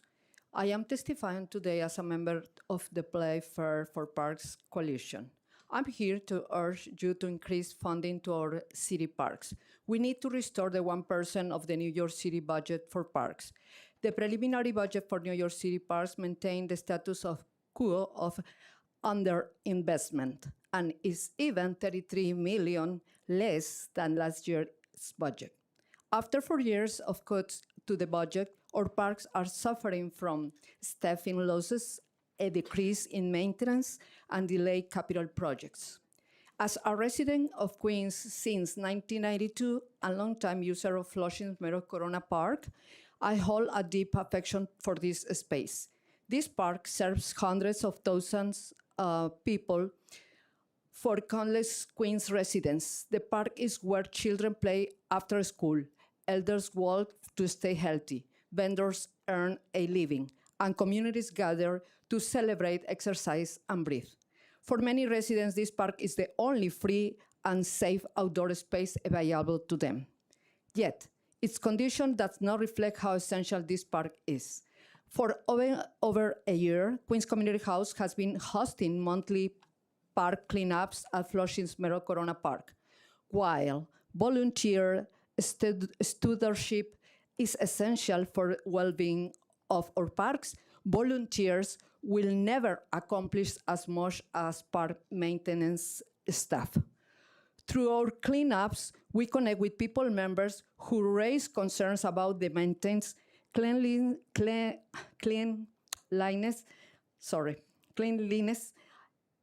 lighting, restroom access, and safety of the park. These are not a minor inconvenience. They affect whether people feel welcome, whether seniors can walk safely, and whether families allow their children to play. When a park of this scale is underfunded, the message received by the community is clear. Our needs are not prioritized. Increasing the park's budget is not an optional, it is urgent, as a matter of public health, equity, and dignity. Thank you.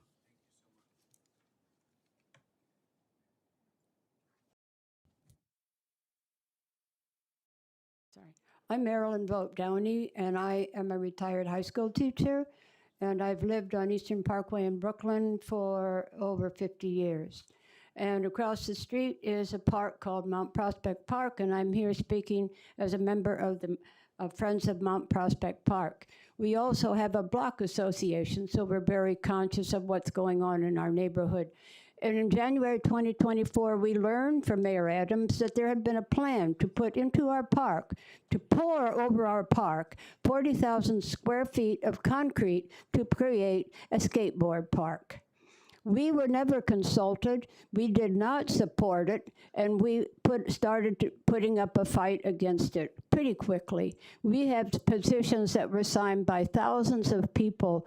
Now, when we finally got Crystal Hudson to have a hearing on this in our neighborhood, and we've packed an auditorium, we were told by all the city representatives there, Reynoso, Crystal, the Parks Commissioner, some I won't name, but who make me angry, but I'm not going to go through the whole list. But what they said is, oh, this is not a residential neighborhood. I want to say that Mount Prospect Park is directly across the street from, if you go from Plaza Street to Washington Avenue, there are at least 20 high-rise buildings. I mean apartment buildings from 6th floor to 15 floors. And there are thousands of people living there, so there is a residential neighborhood. What they were going to put there is what they told us at our meeting, a destination skateboard arena for the East Coast to be bringing in thousands of people all the time to make noise over this concrete in our former park. And I'm here to set my time up already? Yeah, I'm here to say we want you to stop the park. It is a park that's a community park for all the purposes a community park serves. Please do not vote for this project. I'm also told to say the city should halt planning and construction of this project until there is an investigation of violations of the city law and policy. They have now reduced it to 20,000 square feet from 40, but it's still going to ruin our park. Thank you.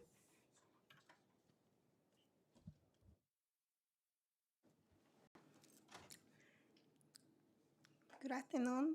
Thank you.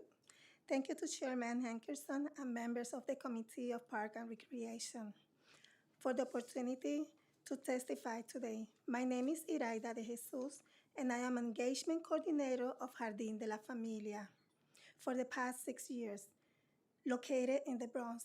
Our Green Thumb Garden, Jardín de la Familia, has a rich history of community involvement and has been a vital green space because of it addresses our community food insecurity as well as environment justice in our neighborhood. I am here today speaking on behalf of Jardín de la Familia and all New York City Gardens. The preliminary fiscal year 27 budget allocates only 0.6% of the total city budget to the Department of Park and Recreation.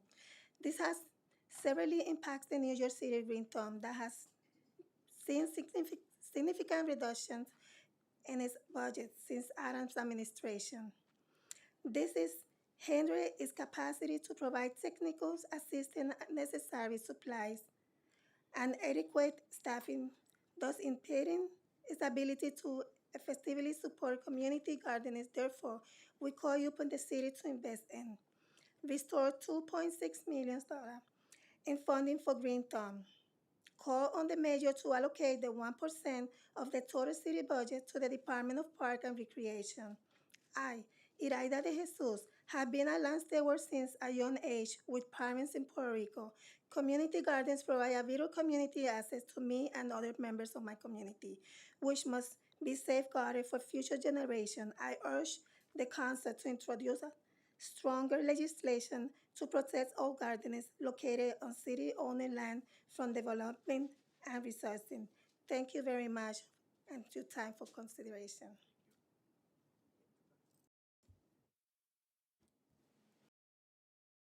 Hello?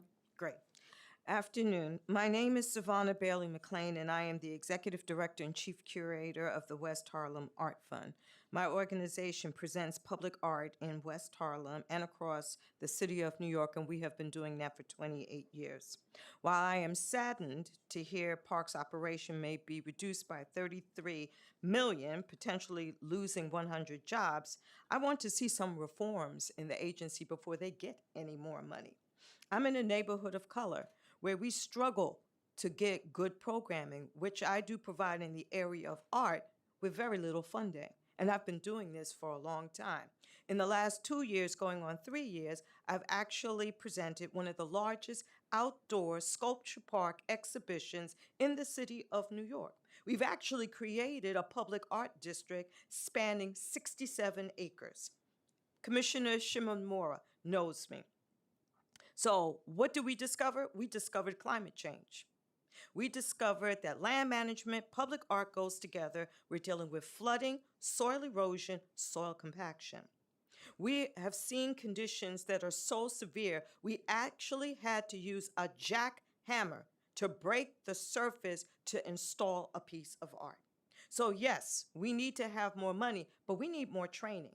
We have used a lot of young people to work with us and help us, teaching them about composting, teaching them about gardening, but they can't get a job with the Parks Department. Because if you look at the Parks Department, and I did the numbers, 44% are people of color, and they stay in maintenance jobs. You talked about tree pruning and tree climbing. There are a lot of able-bodied young men who can do tree climbing and pruning, yet they can't get a job. Now, we tried to supplement that, but we can't. Why? Because Trees New York has an exclusive contract with the City Parks Department where we can't get them the certification to be citizen tree pruners. That needs to change because that's the first step towards getting a real job. We are also trying to get them with sanitation for composting certification.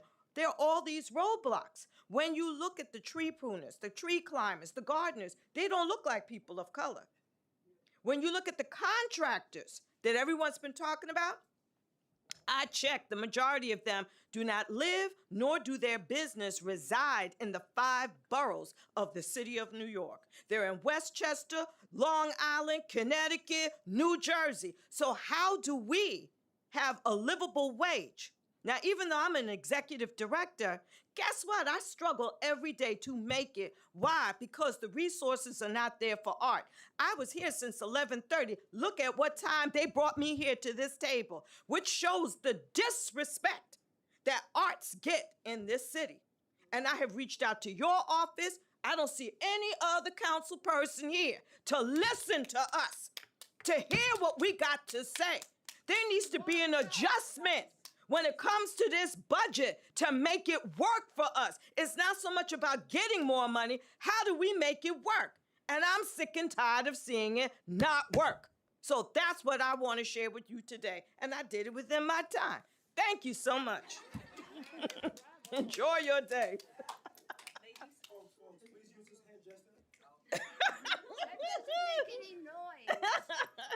Thank you.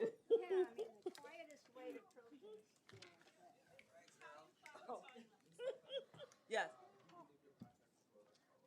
Okay. Extra copies?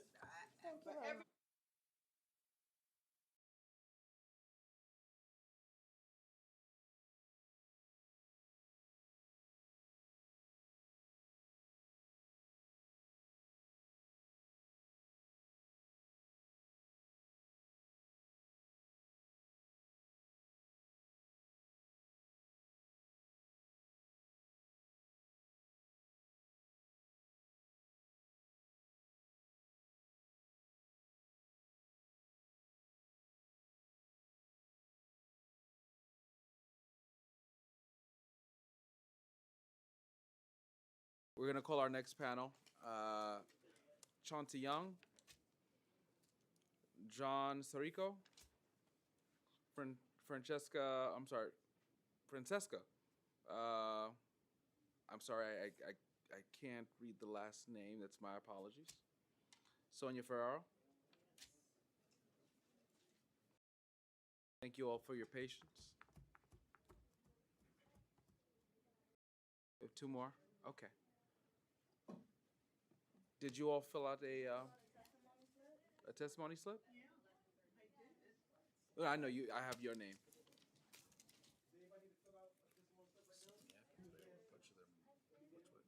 Disappeared? Okay. You want to? Okay. Okay. The remaining folks, you can come on up to the dais. We'll do it that way, and we'll have you fill out a slip afterward. Our apologies.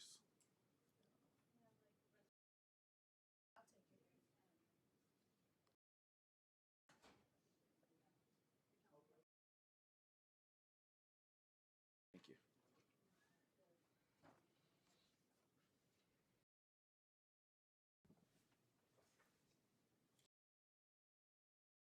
Is there anyone else that wishes to testify that hasn't testified as of yet? Okay. All right. Great. Hey. Good afternoon. I'm John Sarico, the Senior Fellow for Climate Opportunity at the Center for an Urban Future, an independent organization focused on creating a stronger and more inclusive economy in New York. I'm also a proud super steward with the Parks Department, so happy to hear all the trees talk. Thank you to Chair Hankerson, for getting us to 5 o'clock, and members of the committee for the opportunity to testify today. Thriving parks and open spaces are essential to achieving the city's vision of affordable, livable New York. But today, the system is struggling under the weight of 4 consecutive years of budget cuts and lacks the maintenance funding and staffing needed to sustain the vibrant, equitable park system that New Yorkers even deserve. Case in point, recreation. The city's athletic facilities and recreational programs, its pools, tennis courts, rec centers, fitness classes, sports leagues, and more play an integral role in offering free and low-cost options for New Yorkers to play, move, and connect. That matters today more than ever, as over 40% of residents are grappling with chronic disease and loneliness. But decades of underinvestment mean we're only scratching the surface of its potential. Our recent report at CUF found that recreation services once accounted for nearly a third of the park's operating budget. Today, it's about 5.3%. Full-time rec staff has fallen from almost 2,000 people in 1964 to 659 today. New York allocates among the lowest amount per capita on recreation of any major U.S. city, and many core recreation assets need urgent repairs or are closed entirely, with more than $400 million in known capital needs for major facilities alone. New York City Parks continues to do what it can with limited resources, but the gap between needs and capacity keeps widening. Going forward, the city should restore and expand critical staffing across parks operations, capital projects, forestry maintenance, while investing in rec centers and program staff to get parks clean, safe, and fully functional again. For instance, these investments can help address New York City's affordability challenges by expanding the park system summer day camp, the best deal anywhere in the city, from roughly 500 participants today to 5,000. To achieve this, the City Council should reverse the proposed cuts and expand city funding. and create new dedicated recurring revenue streams to put the system on stronger, more sustainable footing. And I'll just close by saying in January of 2024, the center outlined 20 specific ideas to do exactly that. And we're about to release 2 more. The first on harnessing real estate revenue to pay for parks, and the next on expanding opportunities for public-private partnerships. Thanks so much for letting me come today and testify. Thank you.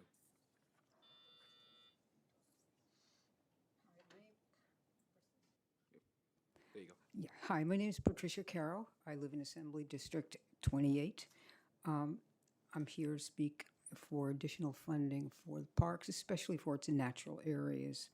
I'm a retired professor of geography who, for the last couple of years, has been a volunteer steward in Forest Park, where every week my fellow stewards and I spend many hours mostly removing invasive species that either strangle the trees or drape over the trees and deprive them of sunlight and as well as nutrients.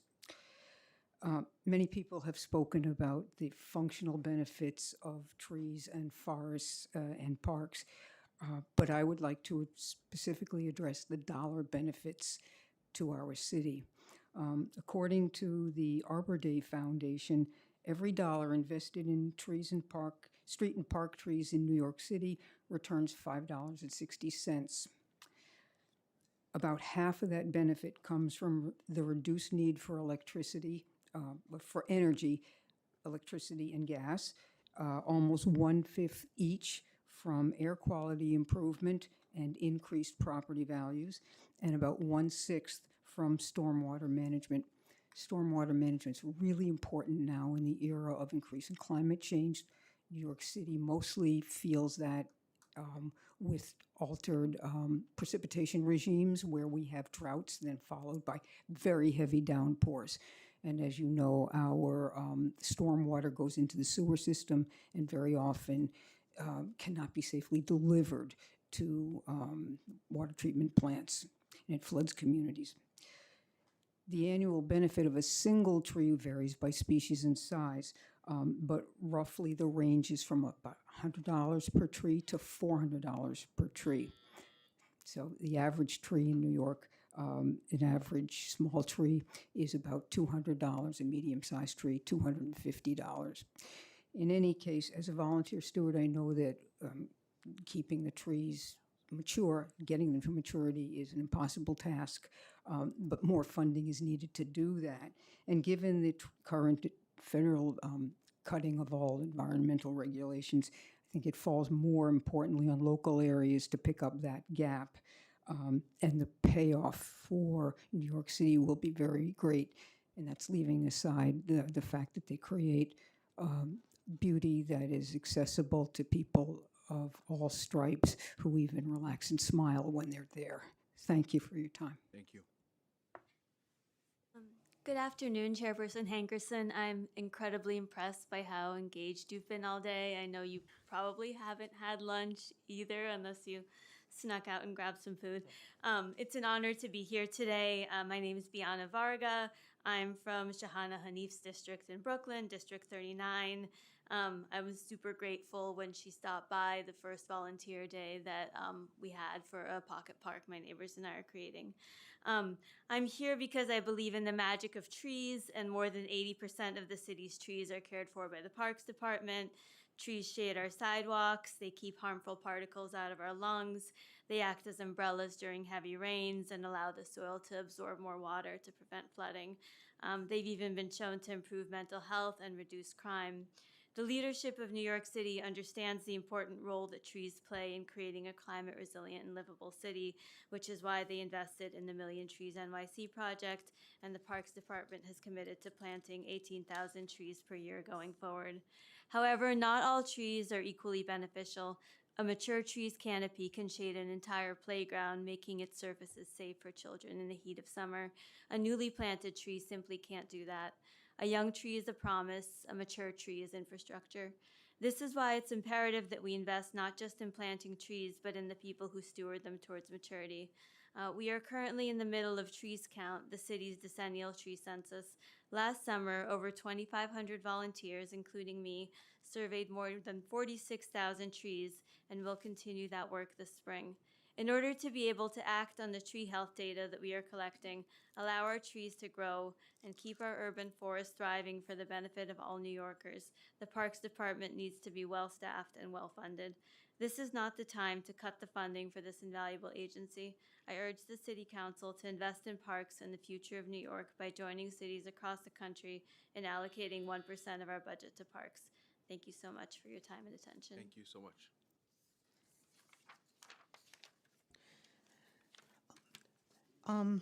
Congratulations, Chairman Hankerson, and thank you for, oh my God. Okay. Okay, thank you, Chairman Hankerson. You are my district councilman and also the district councilman for my community garden. My name is Sonia Ferraro. I've been a community gardener for over 40 years, and I'm a Green Thumb gardener for 12 of those 40 years. I am the founder and leader of Paradise Community Garden, NY, located in Jamaica, Queens. Paradise has a rich history of community involvement and has been a vital green space in our community. As a member of Green Gorillas, Council of Gardeners, I want to express my support for the policy initiatives that have been uplifted today. In addition, I'd like to amplify the needs of the community gardens. In particular, the much-needed infrastructure upgrades and repairs are vital to ensure that gardens are also safe for the seniors who steward them. Many community gardens across New York City remain inaccessible to people with disabilities, limiting who can fully participate in and benefit from these vital green spaces. To ensure equity and inclusion, gardens should be equipped with ADA-compliant infrastructure, including accessible driveways, and street cutouts, as well as a safe navigatable pathways throughout the garden. Gardeners like myself need designated handicap parking on the street close to the garden.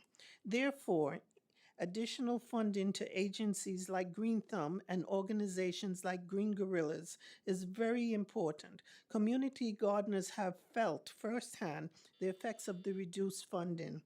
I urge each council member to visit community gardens in their district to hear our needs and walk alongside each gardener to better understand the needs of community gardens. Thank you once again for the opportunity to share with you my 40 years of experience. Thank you, Ms. Ferraro, and thank you for the work that you've done in our district and also participating on our participatory budgeting in the last few years as well. I do want to say this. Okay, she left. We don't choose how people sit on the dais. We don't, it's not a set order, or else the person from my district would have went first. So, but thank you all so much for staying and advocating. We took notes. We'll be following up with folks. Thank you so much. It's been a long day, but Yes, we truly appreciate your Thank you. We have a virtual room. Well, that's not for you over there. Now we'll hear testimony from Drew Stillman Holman, Fatimata Traore, Sophia Zong, Walter Mugden, and Kasha Pasdor.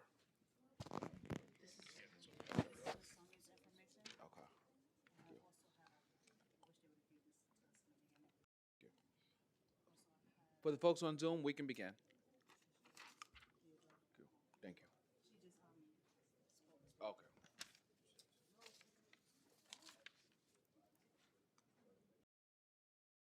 You may begin on Zoom.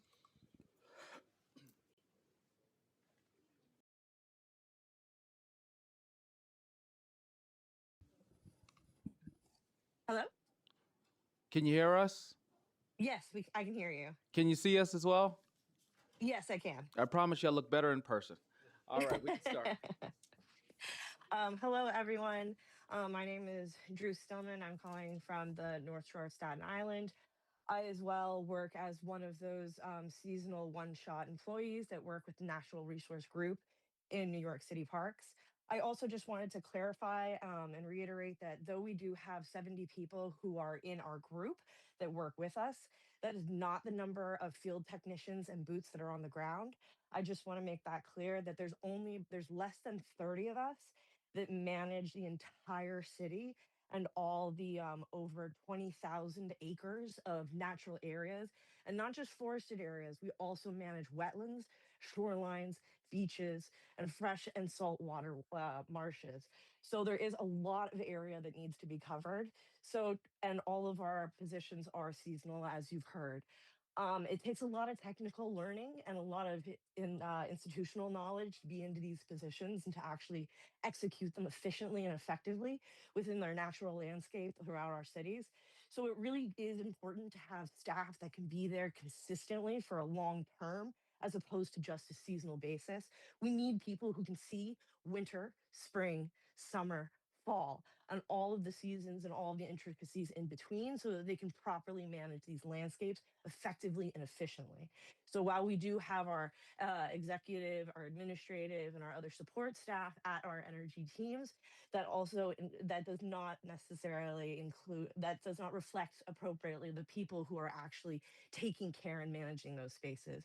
So as you can imagine, it's very difficult for about 25 people to manage over 20,000 acres of natural areas and land management.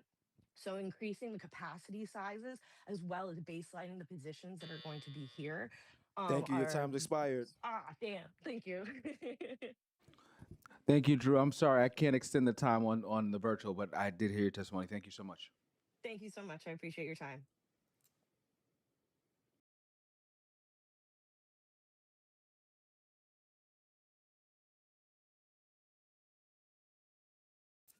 Hello, can you hear me? You Yes. may begin. Okay, thank you. Good afternoon. Thank you to Chairman Hankerson and the members of the Committee on Parks and Recreation for the opportunity to testify. My name is Fatumata Traore, and today I'm representing Green Gorillas as a youth intern, part of the Youth Empowerment Pipeline program. Green Gorillas is a nonprofit organization that specializes in engaging with community gardeners, advocating for them all across NYC to promote food and environmental justice. For my time as an intern, I've learned valuable skills and lessons from community gardens. I have been able to see firsthand how community gardeners support their community, maintain sustainable practices, as well as working with limited resources to transform vacant areas into beautiful green spaces. From my 3 years of experience, I want to highlight some recommendations and improvements that I've witnessed that should be made to help community gardeners continue their work. First, an increase in funding to gardeners that need access to utility resources, including running water, electricity, and gardening tools. This will ensure that green spaces are receiving the opportunities they need to create a fully functional environment. And second, an increase in funding to youth gardening programs, like A Greener NYC, which provides organizations like Green Gorillas funding to create job opportunities for the youth like me to aid community gardens. Youth programs are vital to community gardens because it exposes the younger generation to building essential green spaces, passing the torch on to the next generation of gardeners. Youth action is the future of community action. So in conclusion, I urge the city to prioritize youth internships and accessibility to tools for all gardens across NYC to ultimately create thriving community spaces. Thank you for your time.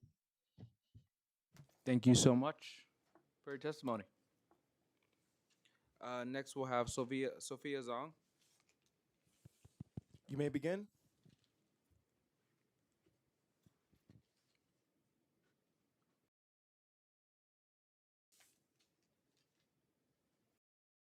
Sophia? Hello? Yes, we can hear you. Okay. Thank you to the Chairman Tyrell Hankerson and members of the Committee on Parks and Recreation for the opportunity to submit this testimony. My name is Sophia Zongo and I am a second-year Youth Empowerment Program intern with Green Gorillas. Through my work, I volunteer in community gardens across all 5 boroughs of New York City, supporting gardeners with planting, maintenance, composting, and general upkeep. While I am not based in a single garden, I have worked alongside many community gardeners and have a rich history of community involvement and serve as vital green spaces in their neighborhoods. Through my experience, I have seen firsthand how important community gardens are. not just for growing food, but for building community, providing safe green spaces, and supporting environmental education. However, the recently released preliminary budget allocates less than 1% of the total city budget to the Department of Parks and Recreation. This limit this limited funding places programs like Green Thumb at risk. I urge the council to restore the previously allocated 2.6 million in funding for Green Thumb, which supports hundreds of gardens citywide. Community gardens must be recognized as essential public assets and protected from development. I strongly support introducing legislation to permanently protect all New York City community gardens on city-owned land from rezoning and development. These spaces are critical to the health and resilience of our neighborhoods. Additionally, I asked the council to allocate 300,000 through the Parks Equity Initiative for direct funding to gardens and invest in community-based organizations like Green Gorillas that distribute resources equitably. Programs like A Greener New York City are also vital. They create green jobs for youth like myself and provide opportunities for environmental education and advocacy. Thank you. Thank you so much. Next, we'll have Walter Mukden. You may begin.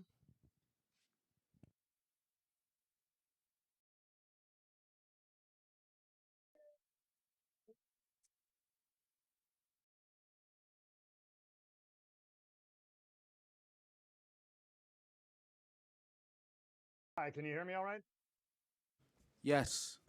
Thank you. I'm Walter Mugden. I'm president of the Udall's Cove Preservation Committee, founded in 1969. Our mission is the conservation and restoration of the last undeveloped natural areas in the Udall's Cove watershed in northeastern Queens. Now, much of the area has already been protected as the Udall's Cove Park Preserve, a New York City forever wild area, with trails winding through woods and along the shoreline. We ask that the FY27 budget provide a significant increase towards the objective stated by Mayor Mamdani during his campaign, that the parks budget grow to 1% of the overall city budget. And in particular, we urge increased appropriations for the department's natural resources group, which has broad responsibilities for natural areas throughout the city, like ours, but is seriously understaffed and challenged by having many employees who are not on permanent budget lines. The Parks Department manages 14% of the city's land area, but receives only 0.5% of the city budget. Now, parks are vital to the quality of life of all New Yorkers, and in particular, those who have the least economic means to enjoy the benefits of nature and outdoors recreation. This includes everything from small vest pocket parks to large public spaces like Central Park, from ball fields and playgrounds to community gardens and nature preserves, such as Udall's Cove Park. City parks, and particularly our natural areas, provide critical benefits to combat global warming and climate change and minimize flooding. My organization has raised and spent over $350,000 in the past 20 years to combat invasive species, increase tree canopy, and carry out other park restoration and improvement projects. We're committed to continue our stewardship work, but to do so, we need the department to be adequately funded as well. We need knowledgeable staff from whom to receive guidance on the projects we pursue. We need our permit applications to be timely processed. We need support for our volunteer cleanup events and improvement projects. And we need an adequately funded department to do the many kinds of things that are beyond the capacity of organizations such as ours. And that Thank you. only Your time's expired, sir. Thank you very much. Thank you, Walter. And finally, we'll have Kasha Pazdar. You may Hi, begin. can you hear me? Yes. Great, thank you. My name is Kasha Pazdar. I'm a parks worker, a DC 37 member, and a resident of City Council District 35. Thank you for receiving my testimony today. I ask this council to baseline the Playfair Urban Park Rangers and all parks Playfair workers. I worked as an urban park ranger in the Bronx for about 4 years. For the first 2 years, I was in a Playfair funded line. I did the same job as a civil service ranger, but I did not have the same benefits or rights. I was not paid for holidays for 18 months, could not sign up for the pension, and faced delays in signing up for health insurance. I also could not apply for full-time parks jobs because I was not considered a full-time parks employee. In my 4 years with the Rangers, I noticed that each April, workplace morale and productivity would suffer as Playfair staff began to apply for other jobs. Massive amounts of institutional knowledge are being lost each year this way. Many of the best, brightest, and hardest working Rangers would leave city service because they could not count on a job to be there in July. It is a stressful experience It is stressful to experience that for one fiscal cycle, and it's demoralizing to experience it for many years. It's not just an injustice to these workers. The public suffers when program managers can't plan for a season because they don't know what their staffing will look like. The instability of Playfair funding has had a direct impact on the urban park rangers' ability to plan and book educational and recreational programming, resulting in fewer canoeing, hiking, history, fishing, birdwatching, and camping programs for the public. I know that what I say here today is echoed by many of my colleagues working in stewardship, trail maintenance, forestry, and other areas of parks. If the Parks Department is going to deliver on its promises, then the mayor and the city council need to deliver on their promise for a well-funded Parks Department. I ask once again that all of this committee baseline the Playfair positions to help achieve these goals. Thank you so much for your time. Thank you, Kasha. Thank you for your service to our city.